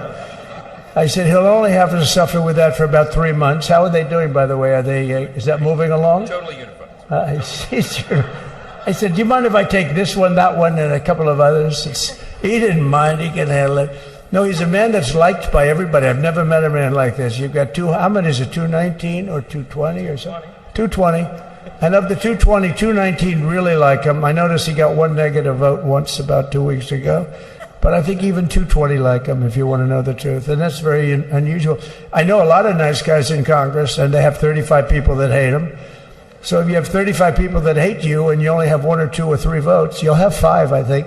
But that's going to be like, the good news is when we get to that 5 number, it's going to feel like a massive majority. You could be really nasty to a couple of them at least, So it's going to feel like hitting your head on the wall and stopping. It feels so good to stop, but he's done a fantastic job. And Steve Scalise he's our hero because, I was with him. You talk about being shot. I was with him. He got some bad ones, and his incredible wife, and she really loves him. You never know about that. I've been with other people. They were doing poorly, and the wife is like looking at her watch. She can't get out of the hospital fast enough. How's he doing? Oh, I don't know. He's all right. That woman was a mess. She was crying and crying. No, they're going to take him. They're going to take him. I told Steve when he finally woke up, it was a while, too. The doctor told me it was the most blood they've ever transfused in any patient. They've never done anything like it. And here he is, the picture of strength, right? And he's been a great friend of mine, right? With a family, because of a family. And what a job you did. It worked out pretty much better than we even thought, right? And I did have a couple of things, to say that were extremely controversial. And between J.D. and Melania and anybody else that heard, please, sir, it's such a beautiful, unifying speech. Please, sir, don't say these things. I said, I'm telling you, it's going to play great. They said, you're right. For this group of people, it's going to play great. You're the only ones I hurt by not, but we had some beauties, didn't we, Melania? She said, sir, calls me sir when she's angry. No, I'm only kidding. I better say I'm only kidding, or the press is going to pick that one up loud and clear. No, but she said, no, I think it would be terrible. It's such a nice speech. I think it's, it all depends on your delivery. How was the delivery? Was it good? But she said it's such a beautiful speech. You can't put things in there that you were going to put in. And I was going to talk about the J6 hostages, but you'll be happy because, it's action, not words that count. And you're going to see a lot of action on the J6 hostages. See a lot of action. And I was going to talk about the things that Joe did today with the pardons of people that were very, very guilty of very bad crimes, like the Unselect Committee of Political Thugs, where they literally, what they did is they destroyed and deleted all of the information, all of the hearings, practically not a thing left. They deleted all the information on Nancy Pelosi having turned down the offer of 10,000 soldiers. You wouldn't have needed 10,000. You could have had 500, and it would have stopped. Because we may have had 1 million people that day, the people that were there. You don't see any photographs, but we have a lot of great photos. But you don't see those photographs. They don't put them in to show the people at the Capitol. But I was talking about that. I was going to talk about that. They said, please don't bring that up right now. You can bring it up tomorrow. I said, how about now in front of the I'll bring it up right now. You know, this little time delay is good because we're getting great reviews on the speech. Now watch. They'll take the speech and say, I didn't like it because he left there and he's talked to people.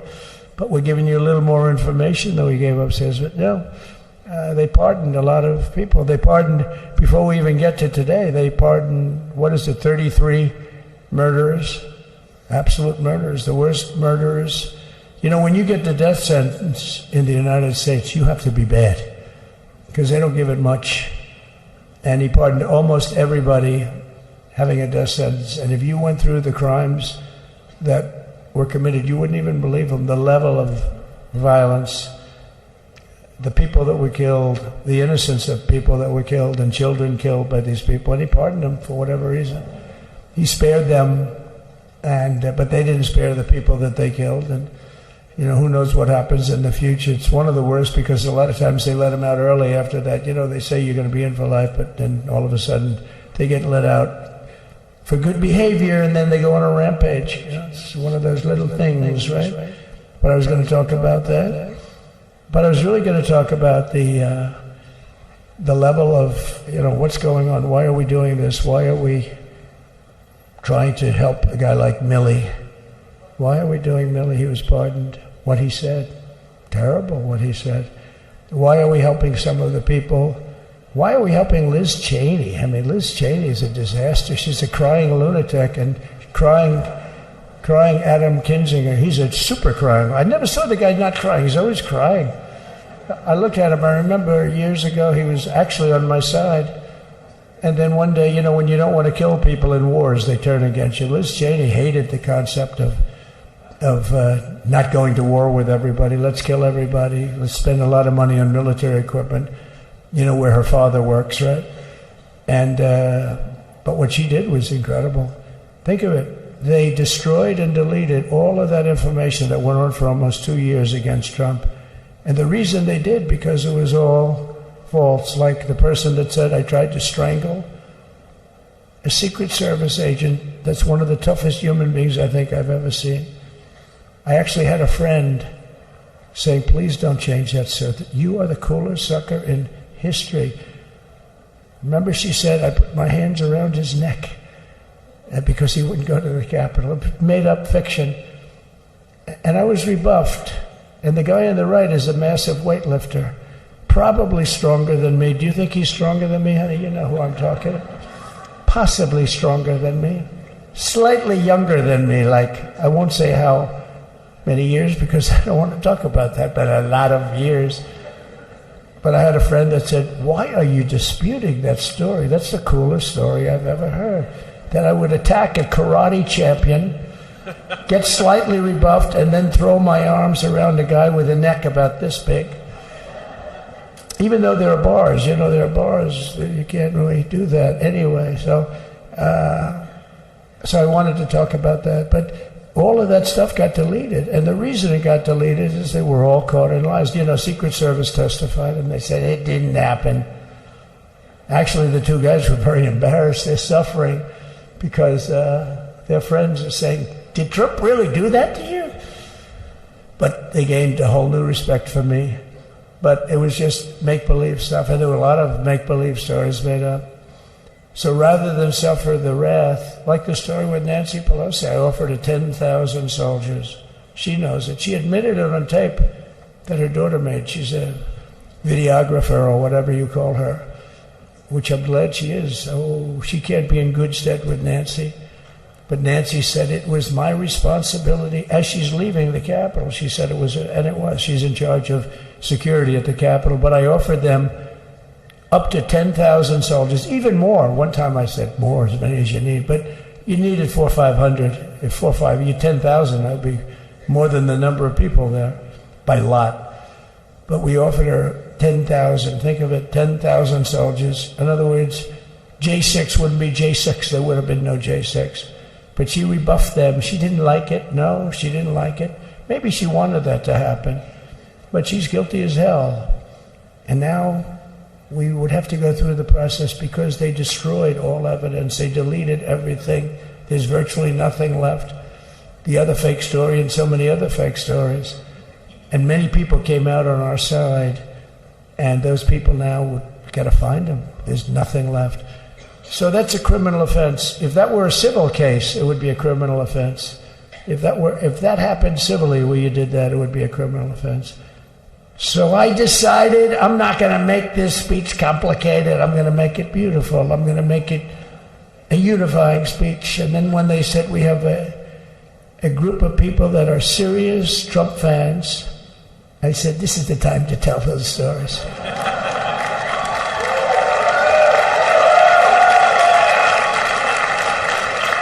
He knows.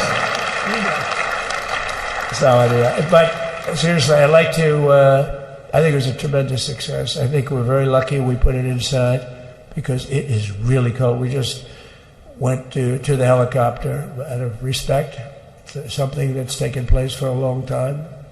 I guess it's as old as helicopters. You used to get into a stagecoach, now you get into a helicopter. Times change. But it's pretty old custom. And it's a beautiful custom, actually. It's a beautiful custom. I wish we could have had a better relationship. I wish we could have had a better relationship between Republicans and Democrats. I was with Senator Schumer. I said, Chuck, I think it's time we all start getting along a little bit because it doesn't make sense. I mean, we literally never get a Democrat vote. They never get a Republican vote, almost. And although there is a bill coming up very shortly that we have a lot of Democrat votes, right? That's going to be a very beautiful bill. We're going to have a deciding, I would say, within a week or so, I think. And it's going to be a very good bill. You all know what I'm talking about. So I just want to thank you all for being here. You have been our fans from day one, all these people all over. You've been our fans. This has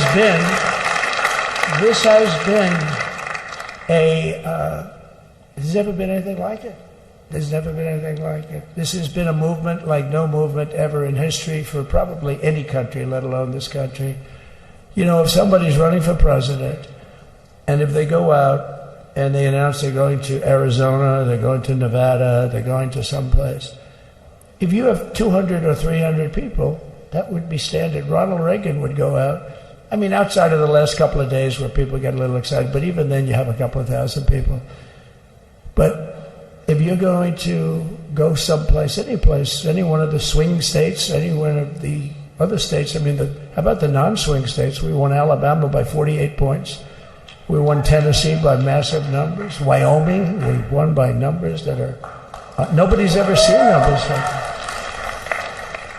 And, you know, places like California, we did great, but when they send out like 38 million ballots, nobody knows where the hell they're sending them, and then they come pouring back, the whole thing. You know, they passed a law in California that if you work in an election bureau and if you so much as ask for a voter ID, if you say, sir, ma'am, could I please look at your voter ID? They have the right to put you in jail. You're a criminal. Can you believe that? There's only one reason that happens. They want to cheat. So they had it where voter ID wasn't accepted. But now if you even ask for it, this is seriously a bill that was just signed. It passed in their legislature, and it was signed. And I think when we get things cleaned up and we get back to a little bit of normalcy, I'm going to ask the Speaker to really get involved, because I think we would have won the state of California, because, you know, if you look at my numbers with Hispanic, we're at 56%. And we won the Texas border that had never been won. As the governor said, he's doing a good job, the governor, by the way, of Texas. But as the governor said, it hasn't. Oh, did I get lucky? Did I get lucky? Supposing I said, you know, he's not here, but the governor of Texas has done a terrible job. Wow, look at you. You mean we couldn't get you up in the front row? I tell you. Supposing I said, J.D., the governor of Texas, is not doing his job. You heard what I said. See, I didn't know you were there. I said he's doing a great job. He's doing a phenomenal job. But now you're going to have a partner that's going to work with you, because you didn't have, not only didn't he have a partner, He had people selling the wall, right? We have a fence structure that we worked on, the governor worked on with me, and I didn't love it, to be honest with you. I wanted a nice precast concrete, 40, 50 feet high, like a beautiful, could have been a T-shape, Y-shape. I love construction. I wanted that sucker to go up maybe 50, 60 feet. It would have looked beautiful, a nice Y shape. And they said, the problem is, sir, they climbed that like a rabbit. I said, what do you mean? No way. And they brought some of these guys out. They climbed it like... And the other thing is you hit it with acid and the thing will disintegrate. They have things for concrete. So they needed very hardened steel, very special steel. And then they needed 7,000-pound concrete inside that steel, inside that steel. And then they have a rebar that's the toughest steel made. Very hard to cut. So this is why very little is cut. I mean, it's right. And then they put a anti-climb panel on top. I hated it. I said, it's so unattractive. And I said, why would that work? I don't believe it works. And I went to watch the Border Patrol, gave a display. We had actually two sets of climbers. The guys that climb up walls with drugs on their back, I mean, they got like 60, 70 pounds of drug, and they go as fast as you can walk. They go bip, bip, bip. Or we have Mount Everest type climbers. And honestly, the drug guys were much better. I couldn't believe it. The drug guys blew them away, right? But it's true, the anti-climb panel, they couldn't get around it. They just couldn't. You didn't have it. So sometimes you sacrifice beauty for efficiency. And we did. So we built this wall, and we built over 500 miles of wall. That's why we had such good numbers. The famous chart that came down, very thankfully, the chart that came down on my right, Governor. Had I not looked over there, I'm not speaking right now. You might be speaking here. You want to know the truth? You, JD, and we've got a lot of great people in this party, but I got very lucky, but we had the best numbers we've ever had. But I bought, what happens is when you fill it up, it's like water. You fill it up. Now we have 571 miles of wall. And they would always say, when we renovated a wall, so there'd be like a piece of plywood sitting there for 60 years, or a 2x4 sitting for 60 years on the ground and rotting. Because, and they'll say, you didn't build a new wall. Here we're building 50 feet up in the air, and 30 feet sections, 50-foot sections, all steel, all concrete, all everything. And all, by the way, they don't even want me to say this, but what the hell, it doesn't take that long time. They were all wired for all of the equipment. We put wires in everything so they can easily wire for all the different types of equipment. And if there's a doubt, we have a wire. Whenever we just look, you just find the wires all over the place up top, so we can just hook it up. We don't have to have wires on the outside, which wouldn't do too well, right? So anyway, we built an extra 200 miles of wall, and the governor wanted to buy it. He tried to buy it, and they wouldn't sell it to him. He wanted to put it up himself. Could have been done in 3 to 4 weeks, 200 more miles, because when you do it now, they just keep going further out, getting around. So we did an extra 200 miles, and it was all bought, and they announced that they're not going to put it up. And that's when I realized they wanted open borders, and that's when I realized that people are going to come pouring through the wall like nobody's ever seen before, but you've seen it. A lot of you are here because of that. I made it my number one issue. They all said inflation was the number one issue. I said I disagree. I think people coming into our country from prisons and from mental institutions is a bigger issue for the people that I know. And I made it my number one. I talked about inflation too, but how many times can you say that an apple has doubled in cost? I'd say it, and I'd hit it hard, but then I go back to the fact that we don't want criminals coming into our country. We don't want the jails of every country in the world virtually being deposited into the United States, and that man had to suffer with it. And he did an unbelievable job. I'll tell you, he was a very popular governor, but now he's like an unbeatable governor because of your border policies. He was fantastic. And he really was. So.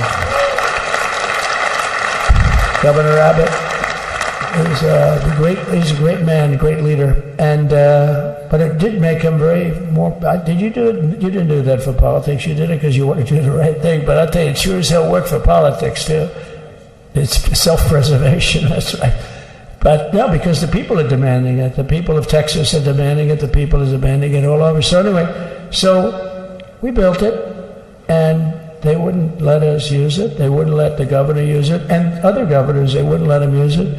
But he was the leader of the pack and did a great job. And then we heard about a month ago that not only wouldn't they let us use it, they were selling it, they were going to sell it for 5 cents on the dollar. Now, 5 cents on the dollar then, but today it would cost more than twice as much to build because we bought it like 6 years ago.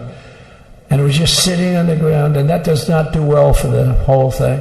But it was just sitting on the ground, and I heard about it, and I called the governor, and I called a lot of people, your attorney general. And here's the story. They were going to buy it, and these are great business people.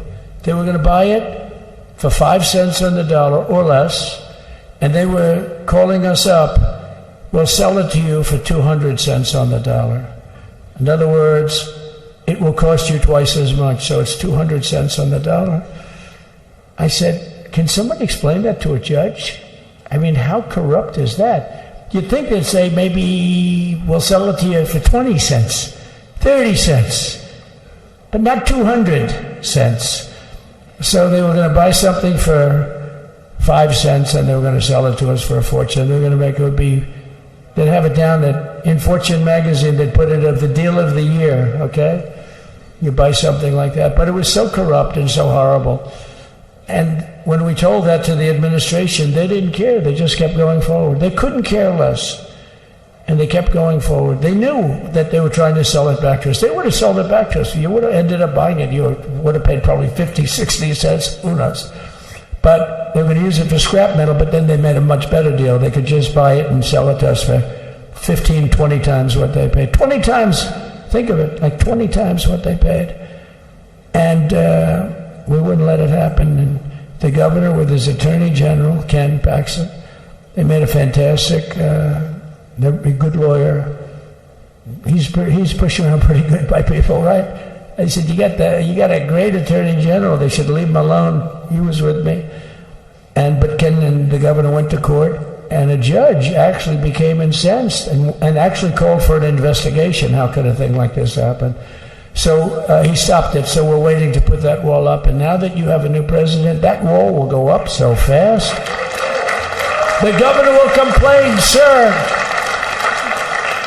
This is Greg Abbott, sir. Please, the wall is going up too fast. Please don't do that. You know the story about winning. No, we're going to win too much. We're winning too much. Please, let's stop. People always love that word. We'll do this with the wall. Governor Abbott calls, sir, the wall is going up too fast. We can't take it. We just can't take it. No, I think you'll be very happy if the wall goes up too fast, right? But we'll get that dude and we'll work with you on that. But it was a great decision by a great Texas judge, right? And it was beautiful to watch. He stopped them right in their track. I mean, they were literally loading this stuff onto trucks. It was terrible. Honestly, it was terrible. And he wouldn't take it. So I'm so glad I mentioned that they have a really good governor in Texas. And I swear, I didn't know he was here. I swear to you, it sounds like a setup. I didn't know you would end. Did I get lucky? I said the right thing. Because there have been moments when I wasn't so happy with him, you know? But not too many, I can tell you that. So anyway, it's good to see you too, Governor. Great. But I just want to thank everybody. You've been incredible. I recognize so many of you. It's so crazy. But this has been a long journey. This was a journey that started in 2015, probably started 20 years before that. People used to say, you're going to run for president? You're going to run? And I always said, no, I don't want. And then one day I said, let's give it a shot. And what I talked about then was the border, too. I think it probably was the number one issue for me. Back in 2015, 2016, I talked about the border. And now I talked about the border, but this border is much worse. We fixed the border. It was totally fixed. There was nothing to talk about. 2020, by the way, that election was totally rigged, but that's okay. It was a rigged election. You know the only thing good about it? It showed how bad they are, showed how incompetent, and frankly, historically, this is a much bigger event. If that would have gone like it should have. The bad thing about it is some bad things happened, like a lot of people in our country that wouldn't be in our country right now. So, you know, that's the bad part. But I will say that it started in 2015, and right from the beginning, we went to the top. Day one, they announced Trump, and Trump went to number one and stayed there for the whole primary. And then we took on Hillary, she didn't look too happy today. We took on Hillary. A very nice person, but we took on Hillary and we defeated Hillary, and then we did much better the second time in 2020. You know, we got millions more votes. We got millions, like 10, 12 million more votes than we did the first time. No president has ever gotten that many more votes. I got like 9 million more than anybody else had ever gotten. And they said we lost. And because of that, I said to Melania, what do you think? And she said, you want to do this again? And had we lost, and had I thought we lost, I wouldn't do it again, because that's like the ultimate poll, right?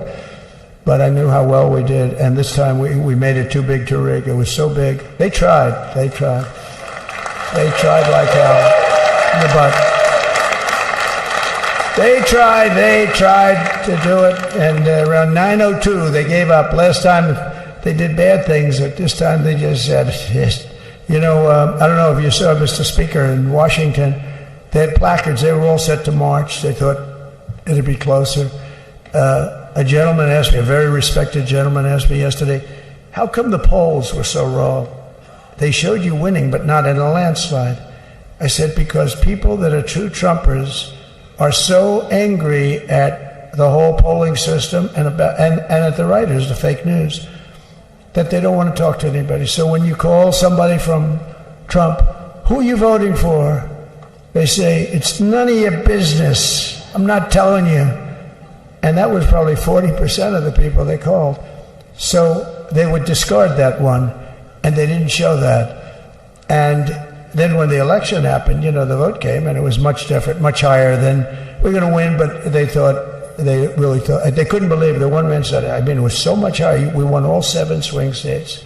We won the popular vote by millions of votes, which is hard for a Republican. I'll tell you who came through. The unions came through. The auto workers were great. The Teamsters were great. The firemen were great. I think almost every union was great. The only one that weren't great, although Sean was great, and the Teamsters, Sean O'Brien, the head of the Teamsters, was fantastic. But generally speaking, the head of the union was against Trump, but the union would be with us for like 80-85%. Look what we did with the auto workers in Michigan. Look what we did with the Teamsters. The Teamsters were unbelievable. They were a solid Democrat vote, and they voted for Trump. So we had a great experience. Now we have to go to work and get it done, because we have to do something that's going to be great. We're going to turn our country around, and we're going to turn it around fast. And I think this was a better speech than the one I made upstairs, okay? I think this was better, JD. I think this was much better, and I got to see my friend. So, Governor, take care of yourself. You call me, we'll start working. You know what that means with him? He's going to be calling me tomorrow morning at about 6. And I said, how about next week? You call me, we're going to get it started real fast. We'll really help you a lot. You've done a fantastic job protecting something which it's not supposed to be for the states. And amazing job you've done. Thank you very much. And I want to thank everybody. And I have a First Lady who's been incredible.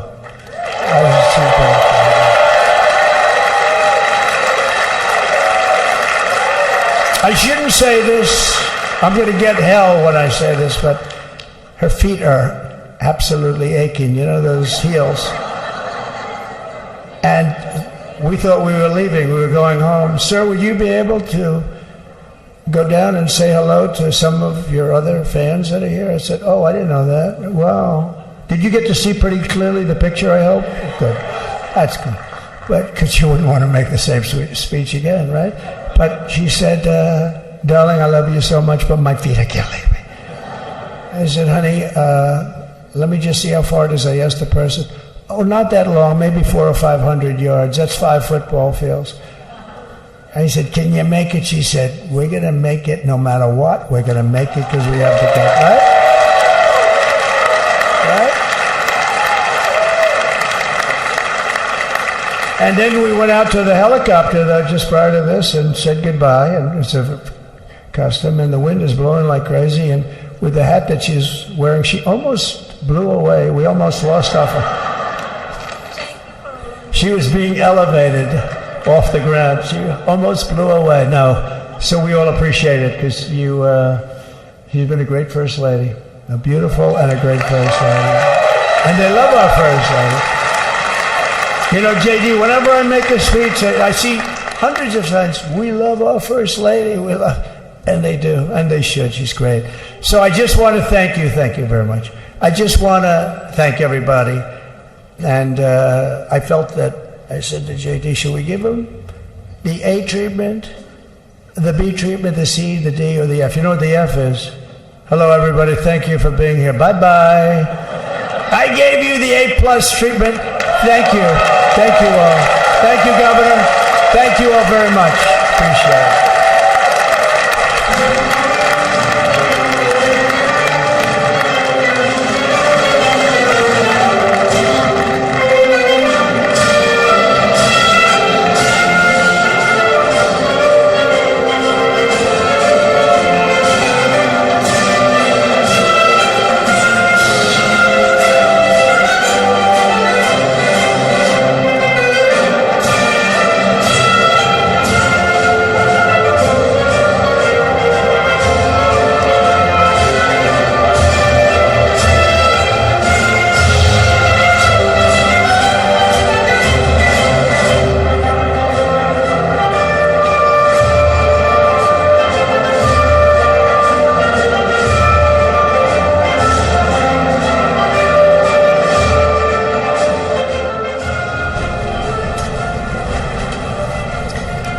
So you were looking at pictures here from another portion of the Capitol where President Donald Trump has been speaking to supporters after his inaugural speech, actually in a speech that went just about as long or maybe even a little bit longer than his actual inaugural address. And this was kind of what we hear and expect is more of the campaign type rally speeches that we've heard, not as long or perhaps as animated, but more comfortable and familiar, and also flicking at some of the actions that we do anticipate President Trump will be working on as soon as he sits down at a desk and has those executive orders in front of him. All of those dozens, if not 100 or more executive orders that we expect the president to be signing today.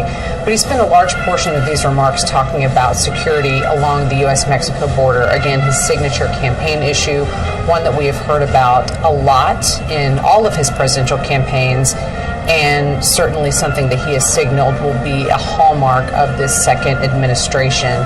So these events have wrapped up here. There are still several other things on the official docket for the rest of this inauguration day. Another thing that has happened while we were listening to the president's remarks is former President Joe Biden and former First Lady Jill Biden have departed from Joint Base Andrews.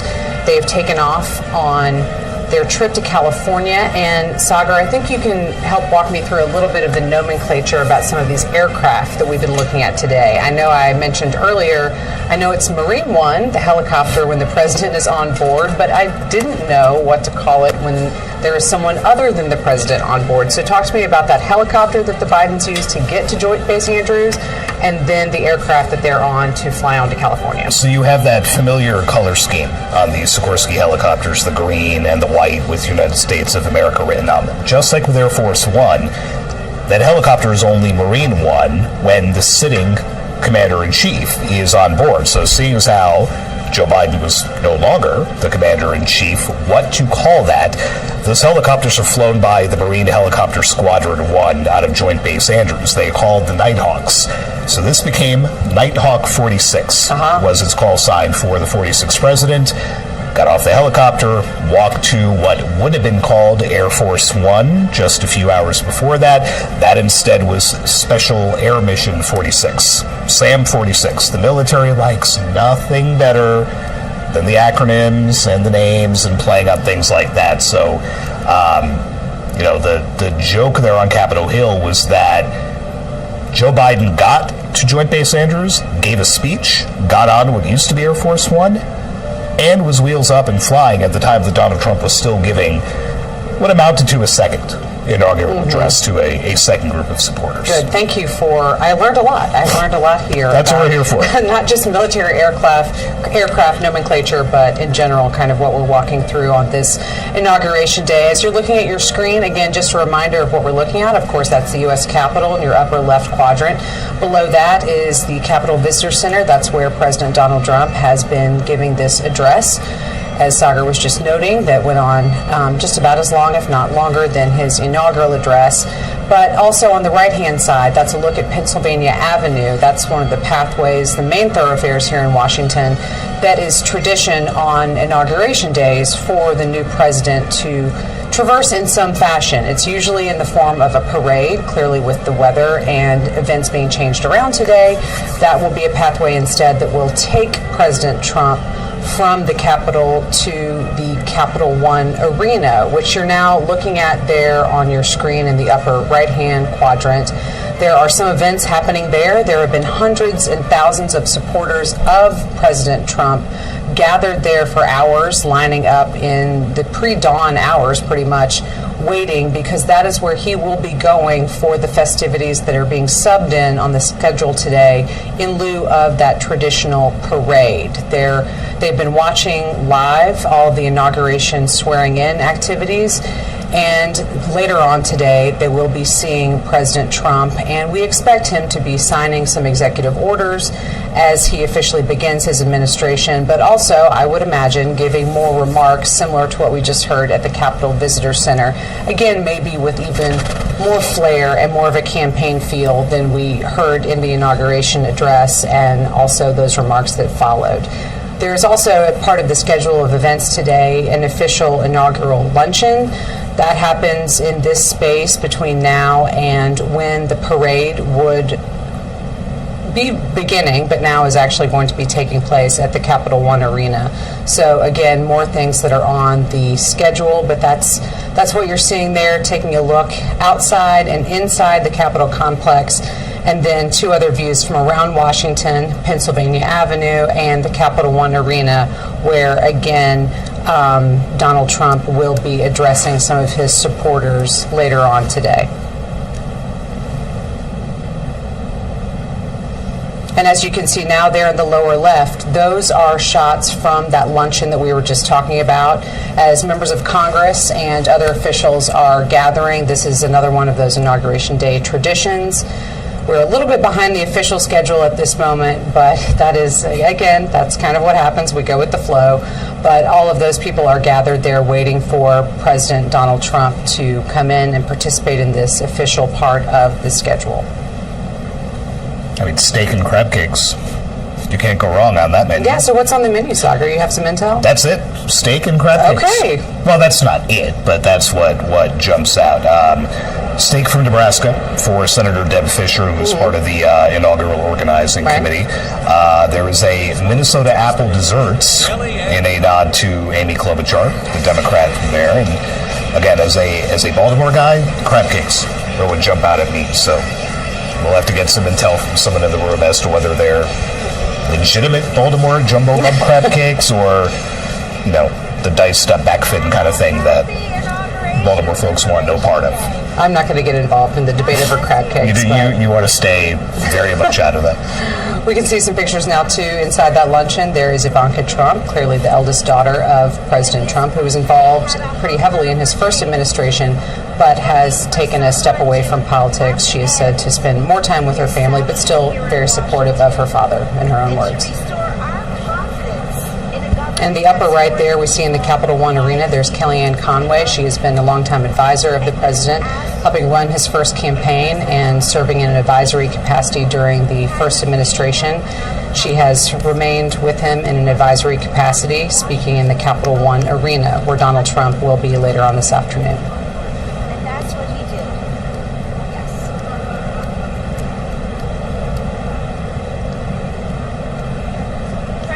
List of speakers for that event in the Capital One Arena is a Trump who's who as well. Elon Musk, of course, influencer Charlie Kirk. We saw former trade advisor Peter Navarro a few minutes earlier. Arkansas Governor Sarah Huckabee Sanders was supposed to speak. She, of course, was Trump's second press secretary. Texas Congressman Ronnie Jackson, who was the president's doctor. Tom Homan, who's going to be the guy ostensibly carrying out all these immigration operations and all the talk about deportation that the president-elect had been making. Steve Witkoff, who's been in the news because of the hostages release in Gaza. He's the president's Mideast envoy. Kash Patel, the FBI director designate, who has not received a confirmation hearing yet and may have the steepest climb of all the Trump appointees so far. And then Dan Scavino, who's one of the architects of Trump's media and digital outreach during his first campaign and his first term. So that's all pretty much a fitting lead up to what will be the third speech we have heard the now president make today. He's gotten longer in the last two. This one, before a decidedly home crowd, could be another vintage Trump performance.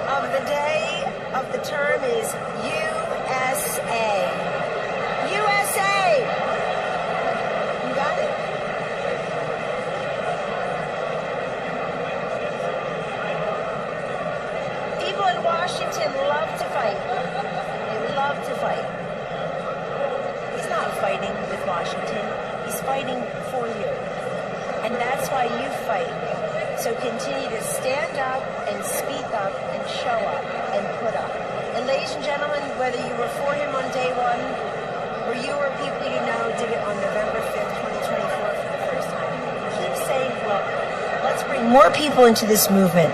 This is an optimistic, positive, forward-looking time for our nation, for our children, for our grandchildren, for our veterans, for the forgotten man, the forgotten woman, the forgotten child. President Trump, never forget, did not need to do this. He did not need to do this. He already had everything that people who go into politics want. Money, fame, brilliant, beautiful wife, golf anytime he wants. He did this for the people. And as we all know, he dodged a bullet. But ladies and gentlemen, the whole country dodged a bullet. In not having Hillary Clinton or Kamala Harris as our presidents. Welcome. Again, happy Inauguration Day. And we're just part of the warm-up band for the main act, Vice President J.D. Vance, and 45-47, President Donald J. Trump. God bless you and God bless the USA.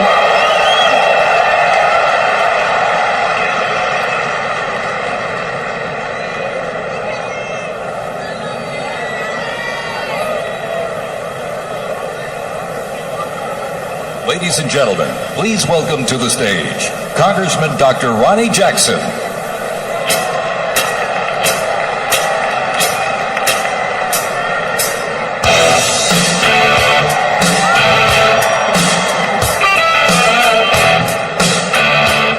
All right, welcome America to the greatest day ever.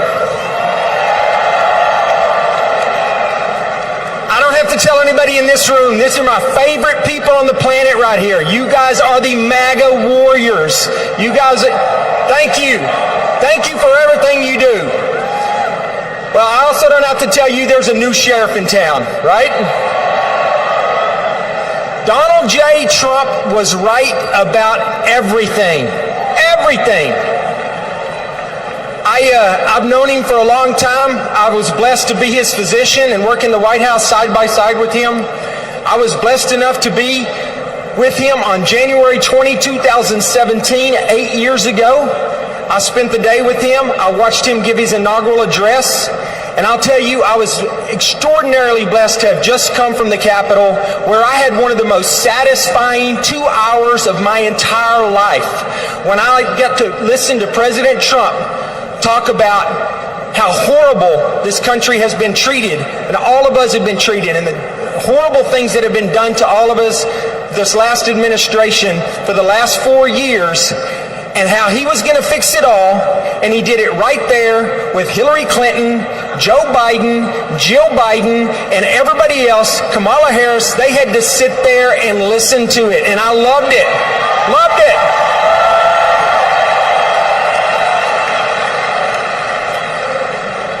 I'll tell you what, I thought for sure, I've always said that the 45th President of the United States is the absolute best president that this country has ever had. But you know what? I think the 47th President is going to be even better.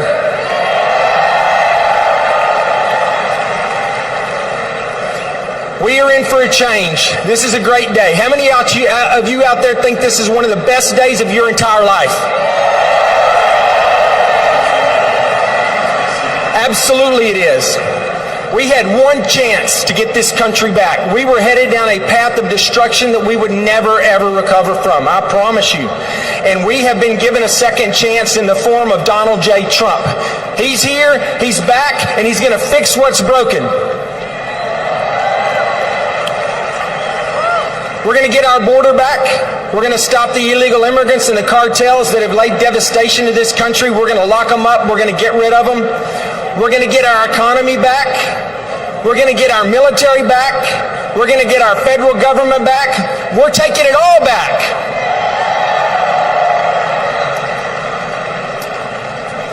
This is a great time to be an American. This is a great day to be an American. And I just wanted to come here, and I can't wait till he gets here to talk to all of you guys. I want to thank you for what you've done, because he got elected because people like you got out and you voted, and you took neighbors who've never voted to the polls, and we all voted, and there was an overwhelming mandate in this country for Donald Trump to come in here and to take this country back. And so I know we're all excited to be here today. It's going to be super exciting when he gets here in a minute. I just wanted to come up here and tell you how much I love you, how much I appreciate you. I want to say God bless you. God bless the United States of America, and God bless Donald J. Trump. Thank you, guys.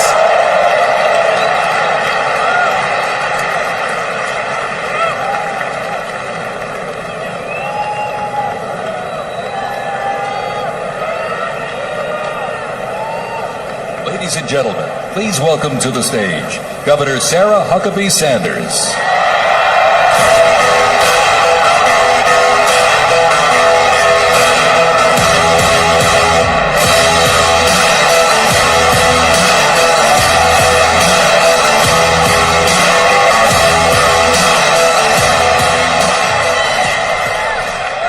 What a great day to be an American. I have to admit, it's a little surreal to be back in Washington, D.C. right now. 8 years ago, I was one of the very first... Watching the helicopter, it was freezing. The sun is a little deceptive. Yes, it is. So what would you like us to do? Official documents. Okay, I assume they're going to be happy with these documents? Yeah, they're just...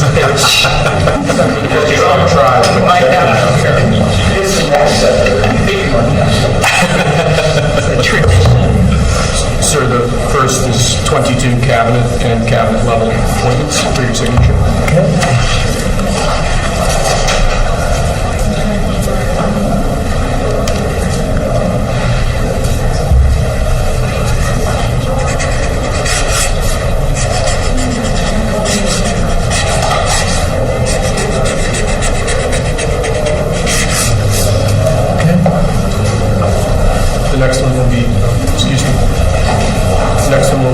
47 sub-cabinet level appointments, sir. But you don't have to sign what you say.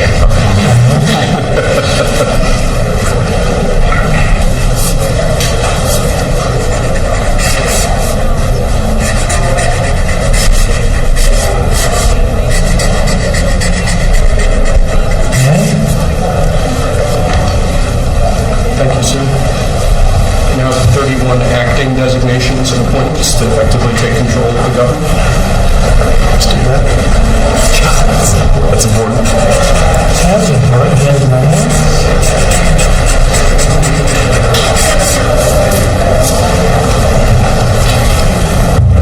And we have 15 commission chairman and acting chairman appointments. Commission chairman and acting chairman.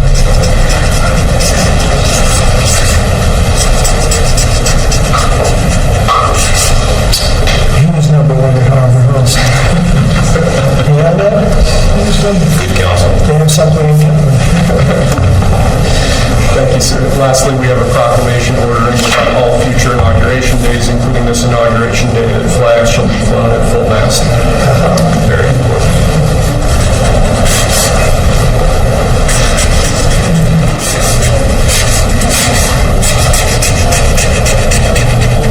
That was a beautiful place to have an inauguration tonight. The sound wasn't so good. The temperature was 72 degrees. But the sound was so good. Maybe something to think about. Thank you. Good acoustics. Yes. All right. Now that's it. Can we go to lunch? Great. It's nice to meet you. Thank you very much. Like that. Thank you, Mr. Sarah. You have a good meeting with former President Biden. Very nice. Very nice. Beautiful custom. Mr. President, it goes back as long as I was. Before that, it was a stagecoach. I thought it was beautiful. Great job. Great job. Chuck. And do you have any reaction to the pardons that President Biden did at the last minute? Well, I'm not going to discuss it now. I think it was unfortunate that he did that. We won't discuss it now. There's plenty of time to discuss it. Thank you very much, guys. Should we go to lunch? Very much. Okay. Head to lunch. Ready for lunch? Okay. Thank you.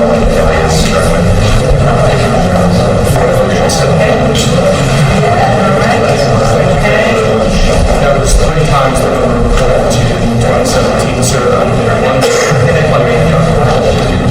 Just getting started. A lot of good work to do on the approach. So very, trying to hear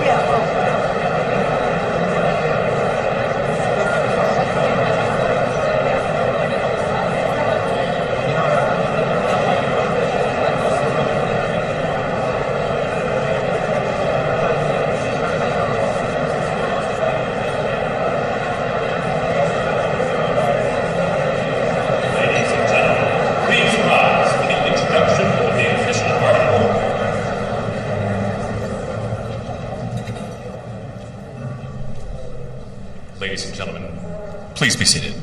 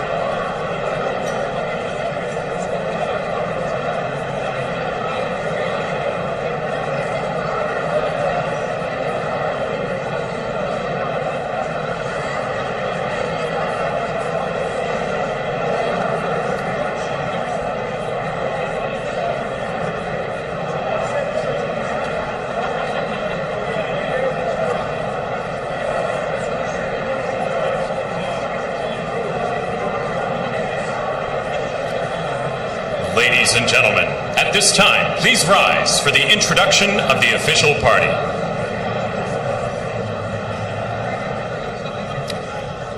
Please welcome members of the Joint Congressional Committee on Inaugural Ceremonies, the Speaker of the House, the Honorable Mike Johnson, accompanied by Mrs. Johnson, Senate Democratic Leader, the Honorable Charles Schumer, accompanied by Mrs. Weinshaw Schumer, House Majority Leader, the Honorable Steve Scalise, accompanied by Mrs. Scalise, and House Democratic Leader, the Honorable Hakeem Jeffries. So events are officially getting underway here at this luncheon that is occurring inside the U.S. Capitol. Again, this is one of those traditional Inauguration Day events where we see members of Congress, other invited guests, and also the President. Donald Trump will be joining this crowd shortly. They have been gathering. Many of these people were in the rotunda for the swearing-in.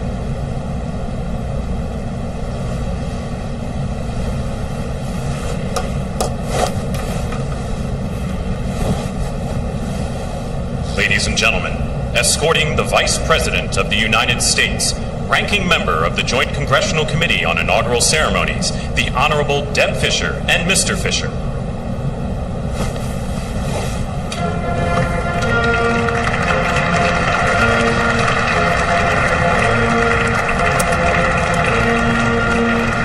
Ladies and gentlemen, the Vice President of the United States, the Honorable J.D. Vance, accompanied by Mrs. Vance.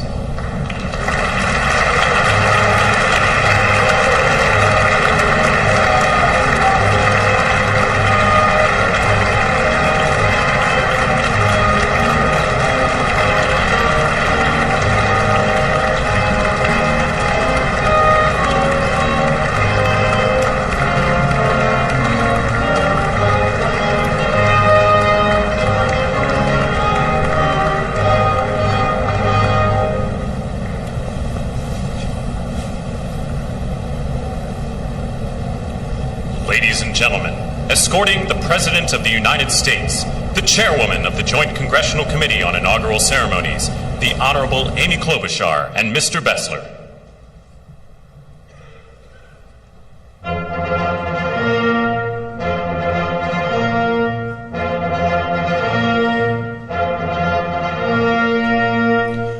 Ladies and gentlemen, the President of the United States, the Honorable Donald John Trump and Mrs. Trump.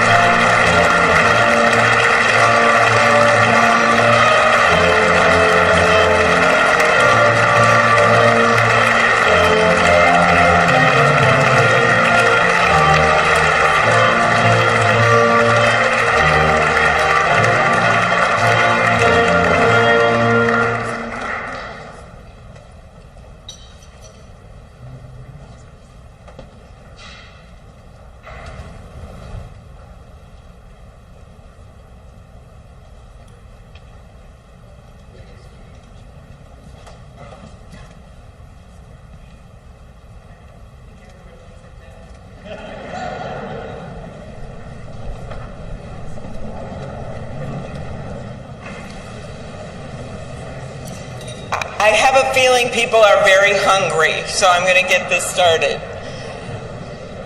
Mr. President and Madam First Lady, Mr. Vice President and Madam Second Lady, my colleague Senator Fisher, distinguished guests including the Speaker, Leader Jeffries, and Senate Leaders Thune and Schumer, on behalf of the United States Congress, welcome to the 60th inaugural lunch. Big surprise, we are featuring Nebraska beef and Minnesota apples for dessert. We are here in Statuary Hall, where these luncheons have taken place since President Reagan's first inauguration in 1981, and where the House of Representatives once met over 150 years ago. That would be before you were born, Mr. Speaker. In 1864, after the new House wing of the Capitol was built, and in the midst of the Civil War, Congress dedicated this chamber to host statues chosen by every state.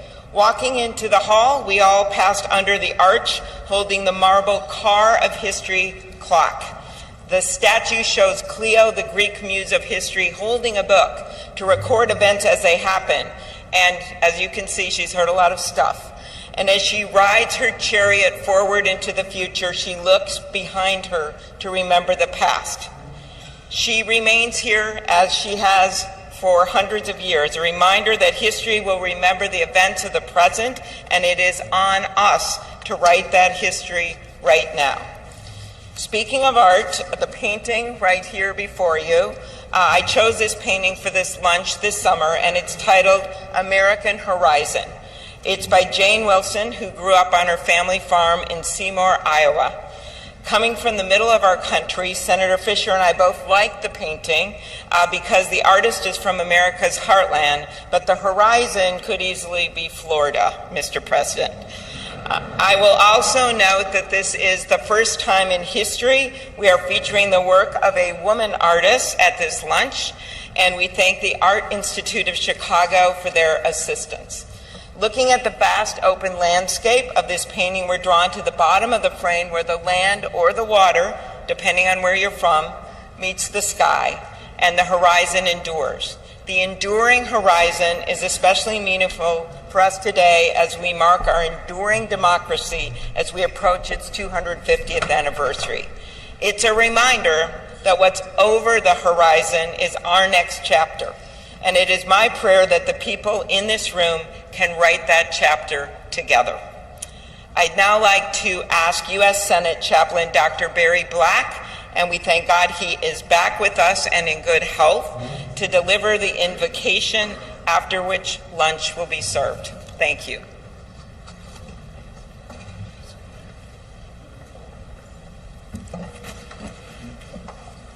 Let us pray. King of kings and Lord of lords, whose kingdom is above all earthly kingdoms, and who judges all lesser sovereignties. Look with favor upon President Donald John Trump and Vice President James David Vance. Empower them with the wisdom and courage needed for our times. Protect them from the vicissitudes and challenges that obstruct the making of a world of justice, peace, and righteousness. Lord, give them a deep desire to do their best for our country and world, and a determination to act in ways pleasing to you. Preserve their families in health and strength by your grace and power. Bless now this luncheon as each of us finds your grace sufficient for every need. We pray in your sovereign name. Amen.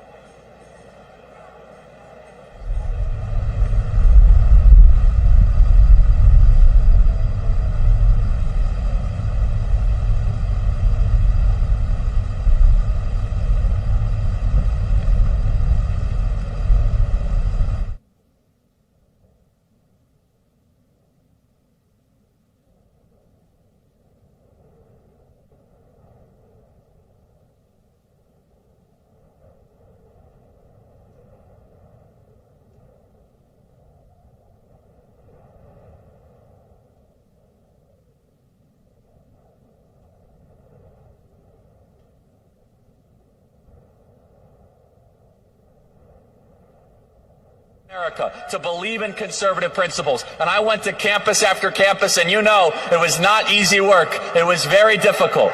But I want to all the young people of America and Gen Z, I want you to know, President Trump is going to deliver for you so that you could be able to own a home, have big families, believe in this country, and the American dream that your parents once had, you will also be able to enjoy. And let us all together say, thank you, God. Thank you for giving us 45 and 47. Thank you for delivering this country from the most awful people imaginable. Our best days are ahead. Thank you, everybody. You are looking on the left-hand side of your screen at a shot of the U.S. Capitol, where the luncheon involving President Donald Trump and Vice President J.D. Vance is now ongoing. On the right-hand side, continuing to see pictures coming in from Capitol One Arena, where the President and Vice President and their spouses will head later this afternoon for what would have been the inaugural parade and will now be probably somewhat more of a campaign-style rally, a festive atmosphere celebrating this first day of the second Trump administration.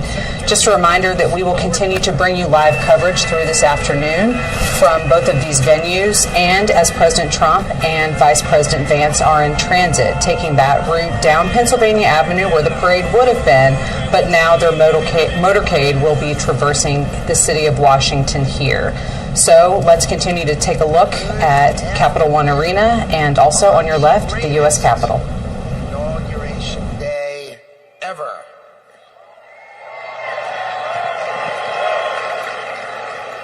Today is one of the most important days in American history because Donald J. Trump is right now heading back to the White House. I could not be prouder to be standing before you because 77 million Americans voted for Donald Trump to make sure that it is always America first. So I want to tell you some stories because no president, Donald Trump is now the oldest president to take office, but no president has ever had his work ethic, his energy, or his intuition. So when the president sees a problem, he calls it out. You know it, right? He's the one who said fake news. He's the one who said the swamp. He's the one who said the deep state. We've all heard him say it, and now we all know it's true. And his intuition is always right, so he starts talking about bad trade deals. That's what he thinks. So let me tell you a story about the last day on the campaign trail. So I went to meet the president in North Carolina, okay? He gets up in the morning at 8 o'clock. We get in the motorcade. He gives a speech. He goes to 3 states, 4 rallies, an hour and a half each rally, finishes midnight. We start 8 a.m. He finishes midnight, gets on the stage midnight in Grand Rapids, Michigan, speaks for 2 hours. 2 hours, never takes a nap. And when he's on the stage, he's never taken a sip of water. The man is power. He is power.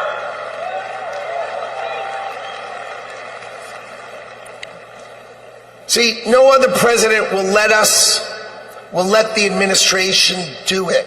He's going to help us fix America. So, I've never been in politics before. I spent my life working and building companies, and I worked hard to build a life that really it's only possible in America. But on September 11th, when we saw our darkest day, it changed my life forever. See, my company was located on the 101st to the 105th floors of the World Trade Center. We lost 658 of our 960 New York-based employees. My younger brother Gary got killed. He was 36. My best friend Doug, 39. 658 of my friends and colleagues got killed. So 9/11 could have broken us, but we Americans, we're strong. We don't break. So we all, my employees and I, we dedicated ourselves to rebuilding the company so we could take care of the 658 families that we lost.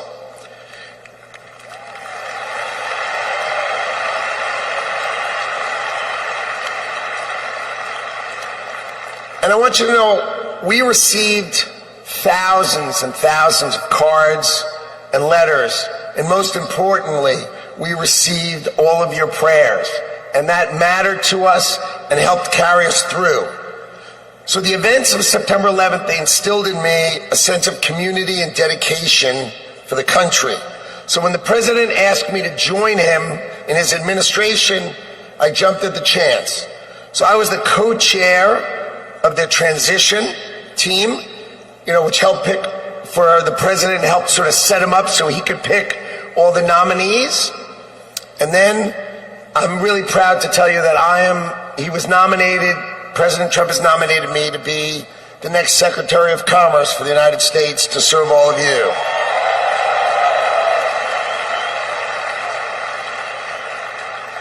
So let's talk about commerce. You see, we plan to end the decades of policies that threw American workers to the wolves. Factories were closed, jobs were lost, wages decreased.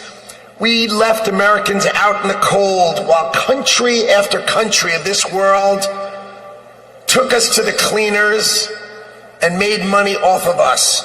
And that is going to end today.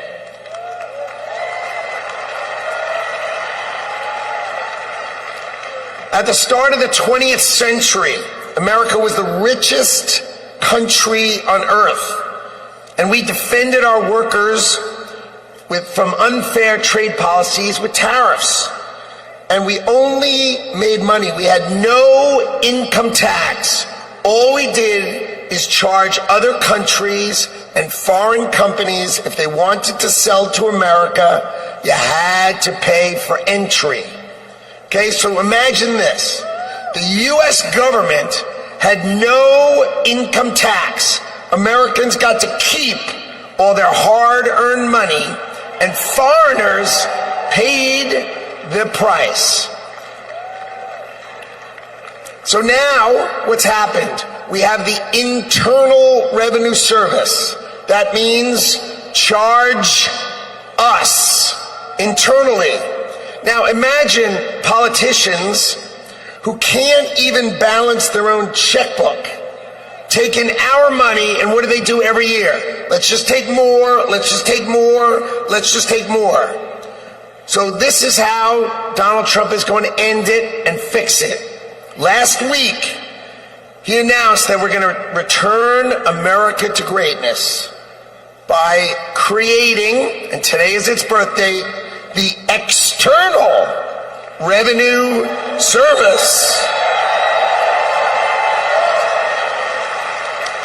So if you're always wondering, is some bureaucrat going to cut your benefits? Not under Donald Trump. Not under Donald Trump. It means foreign companies are going to pay if they want to come and sell products to the wealthiest country on earth. And if they want to compete with American workers, then let's just not tax our American workers. It means creating level playing fields. And it means that America will be great by reducing the taxes that we pay and driving the ones that they pay.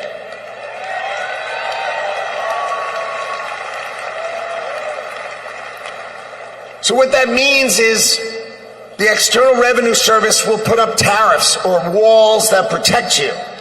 And that means if these companies don't want to pay, there's only one thing they can do. Build the factories in America, hire Americans with great high-paying jobs.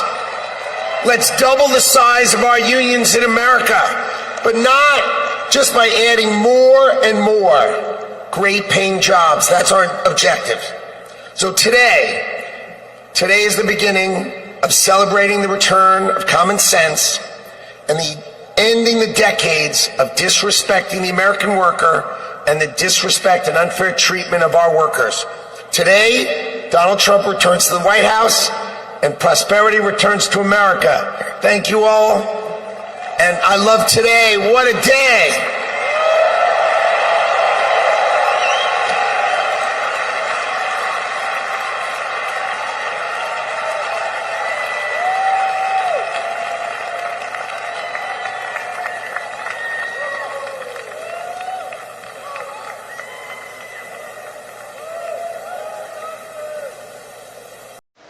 Ladies and gentlemen, please welcome to the stage Governor Glenn Youngkin.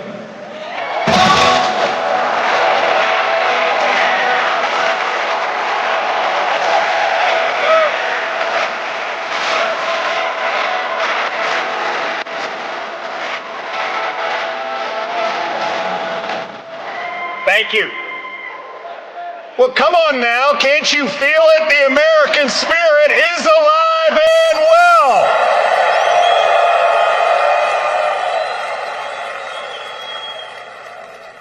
This is the dawn of the golden age of America because we inaugurated the 47th President of the United States of America, Donald J. Trump. Come on. What a day to be in Washington, D.C. You know, I live right across the river in Virginia.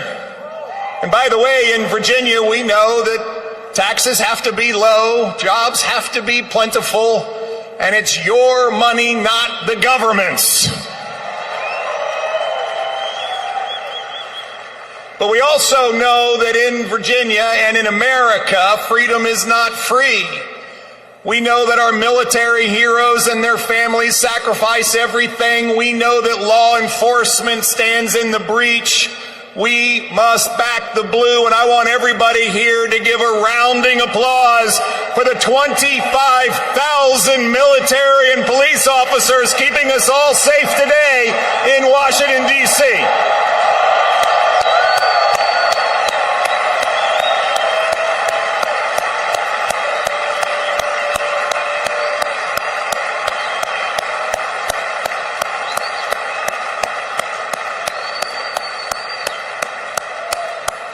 God bless America. My friends, we are standing here on the dawn of a new age, and we are seeing the sun set. The sun set on weakness, the sun set on wokeness, and the sun set on a wide open border that has turned every state into a border state. We are seeing the dawn of a prosperous America, the dawn of a secure and safe America, and the dawn of a world that sees peace because we have a strong America.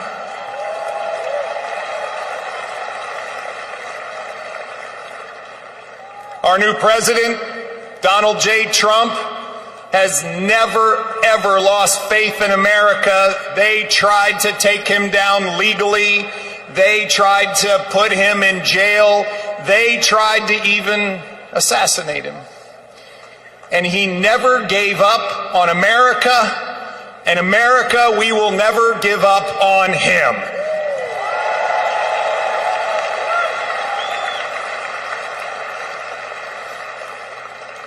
And as we stand here on this dawn of the next golden age in America, we all have a responsibility.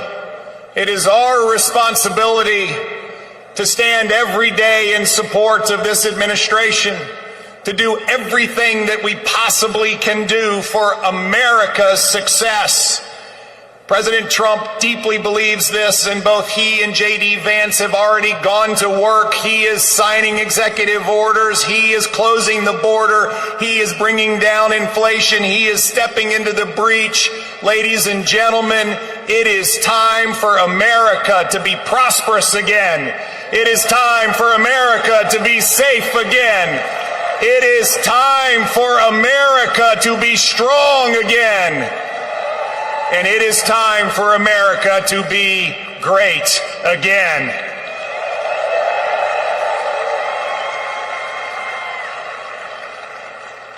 I hail from the great Commonwealth of Virginia, and we know a few great Americans in our history.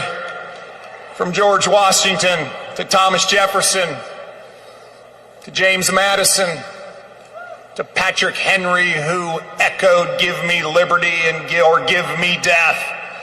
My friends, those words that Thomas Jefferson penned, which are the greatest words, at least in this hemisphere, ever written, that we hold these truths to be self-evident, that all men are created equal and we are endowed by our Creator with certain unalienable rights, and among them are life, liberty, and the pursuit of happiness. Well, ladies and gentlemen, we stand here on the dawn of a new age where life, liberty, and the pursuit of happiness are available to every American. And we must stand together as we collectively say, God bless America, and God bless Donald J. Trump and J.D. Vance. Thank you all very much. God bless you.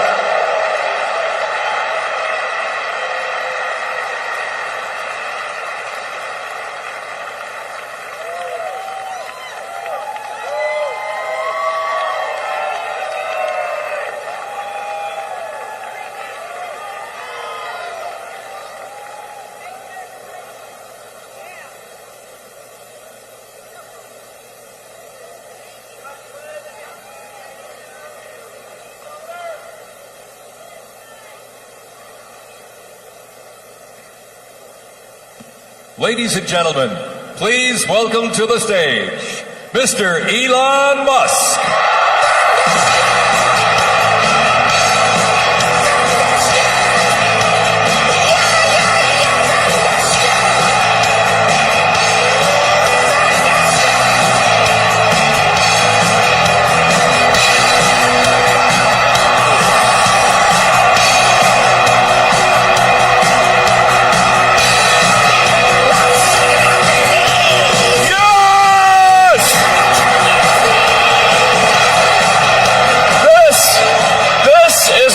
Victory feels like. Yeah! And this was no ordinary victory. This was a fork in the road of human civilization. Okay. You know, there are elections that come and go. Some elections are, you know, important, some are not. But this one, this one really mattered. And I just want to say thank you for making it happen. Thank you.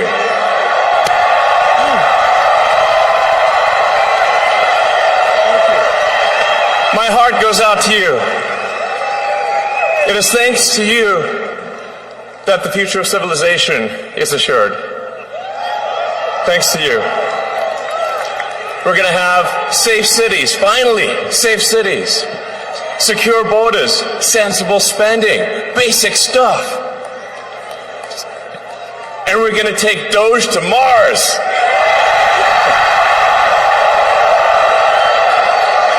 I mean, can you imagine how awesome it will be to have American astronauts plant the flag on another planet for the first time? Yeah! How inspiring would that be? You know, there's always problems in life. You know, there's this problem, solve that problem. But you know, there need to be things that inspire you.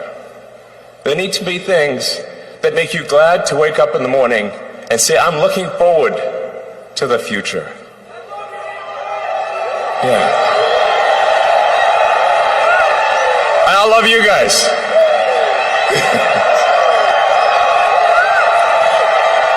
So,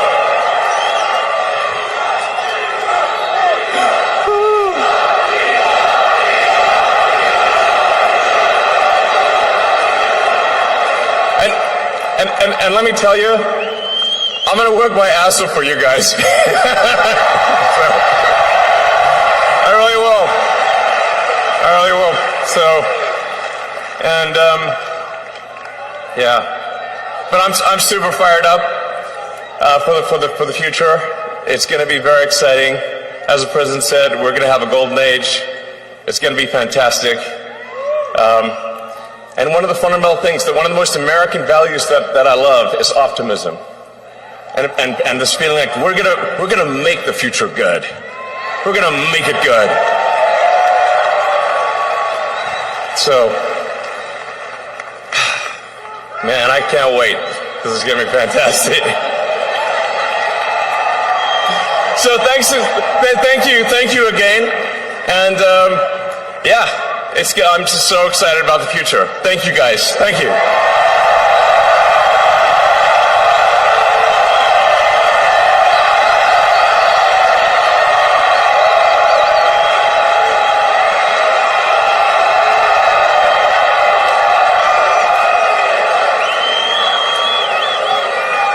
Ladies and gentlemen, please welcome to the stage Kash Patel.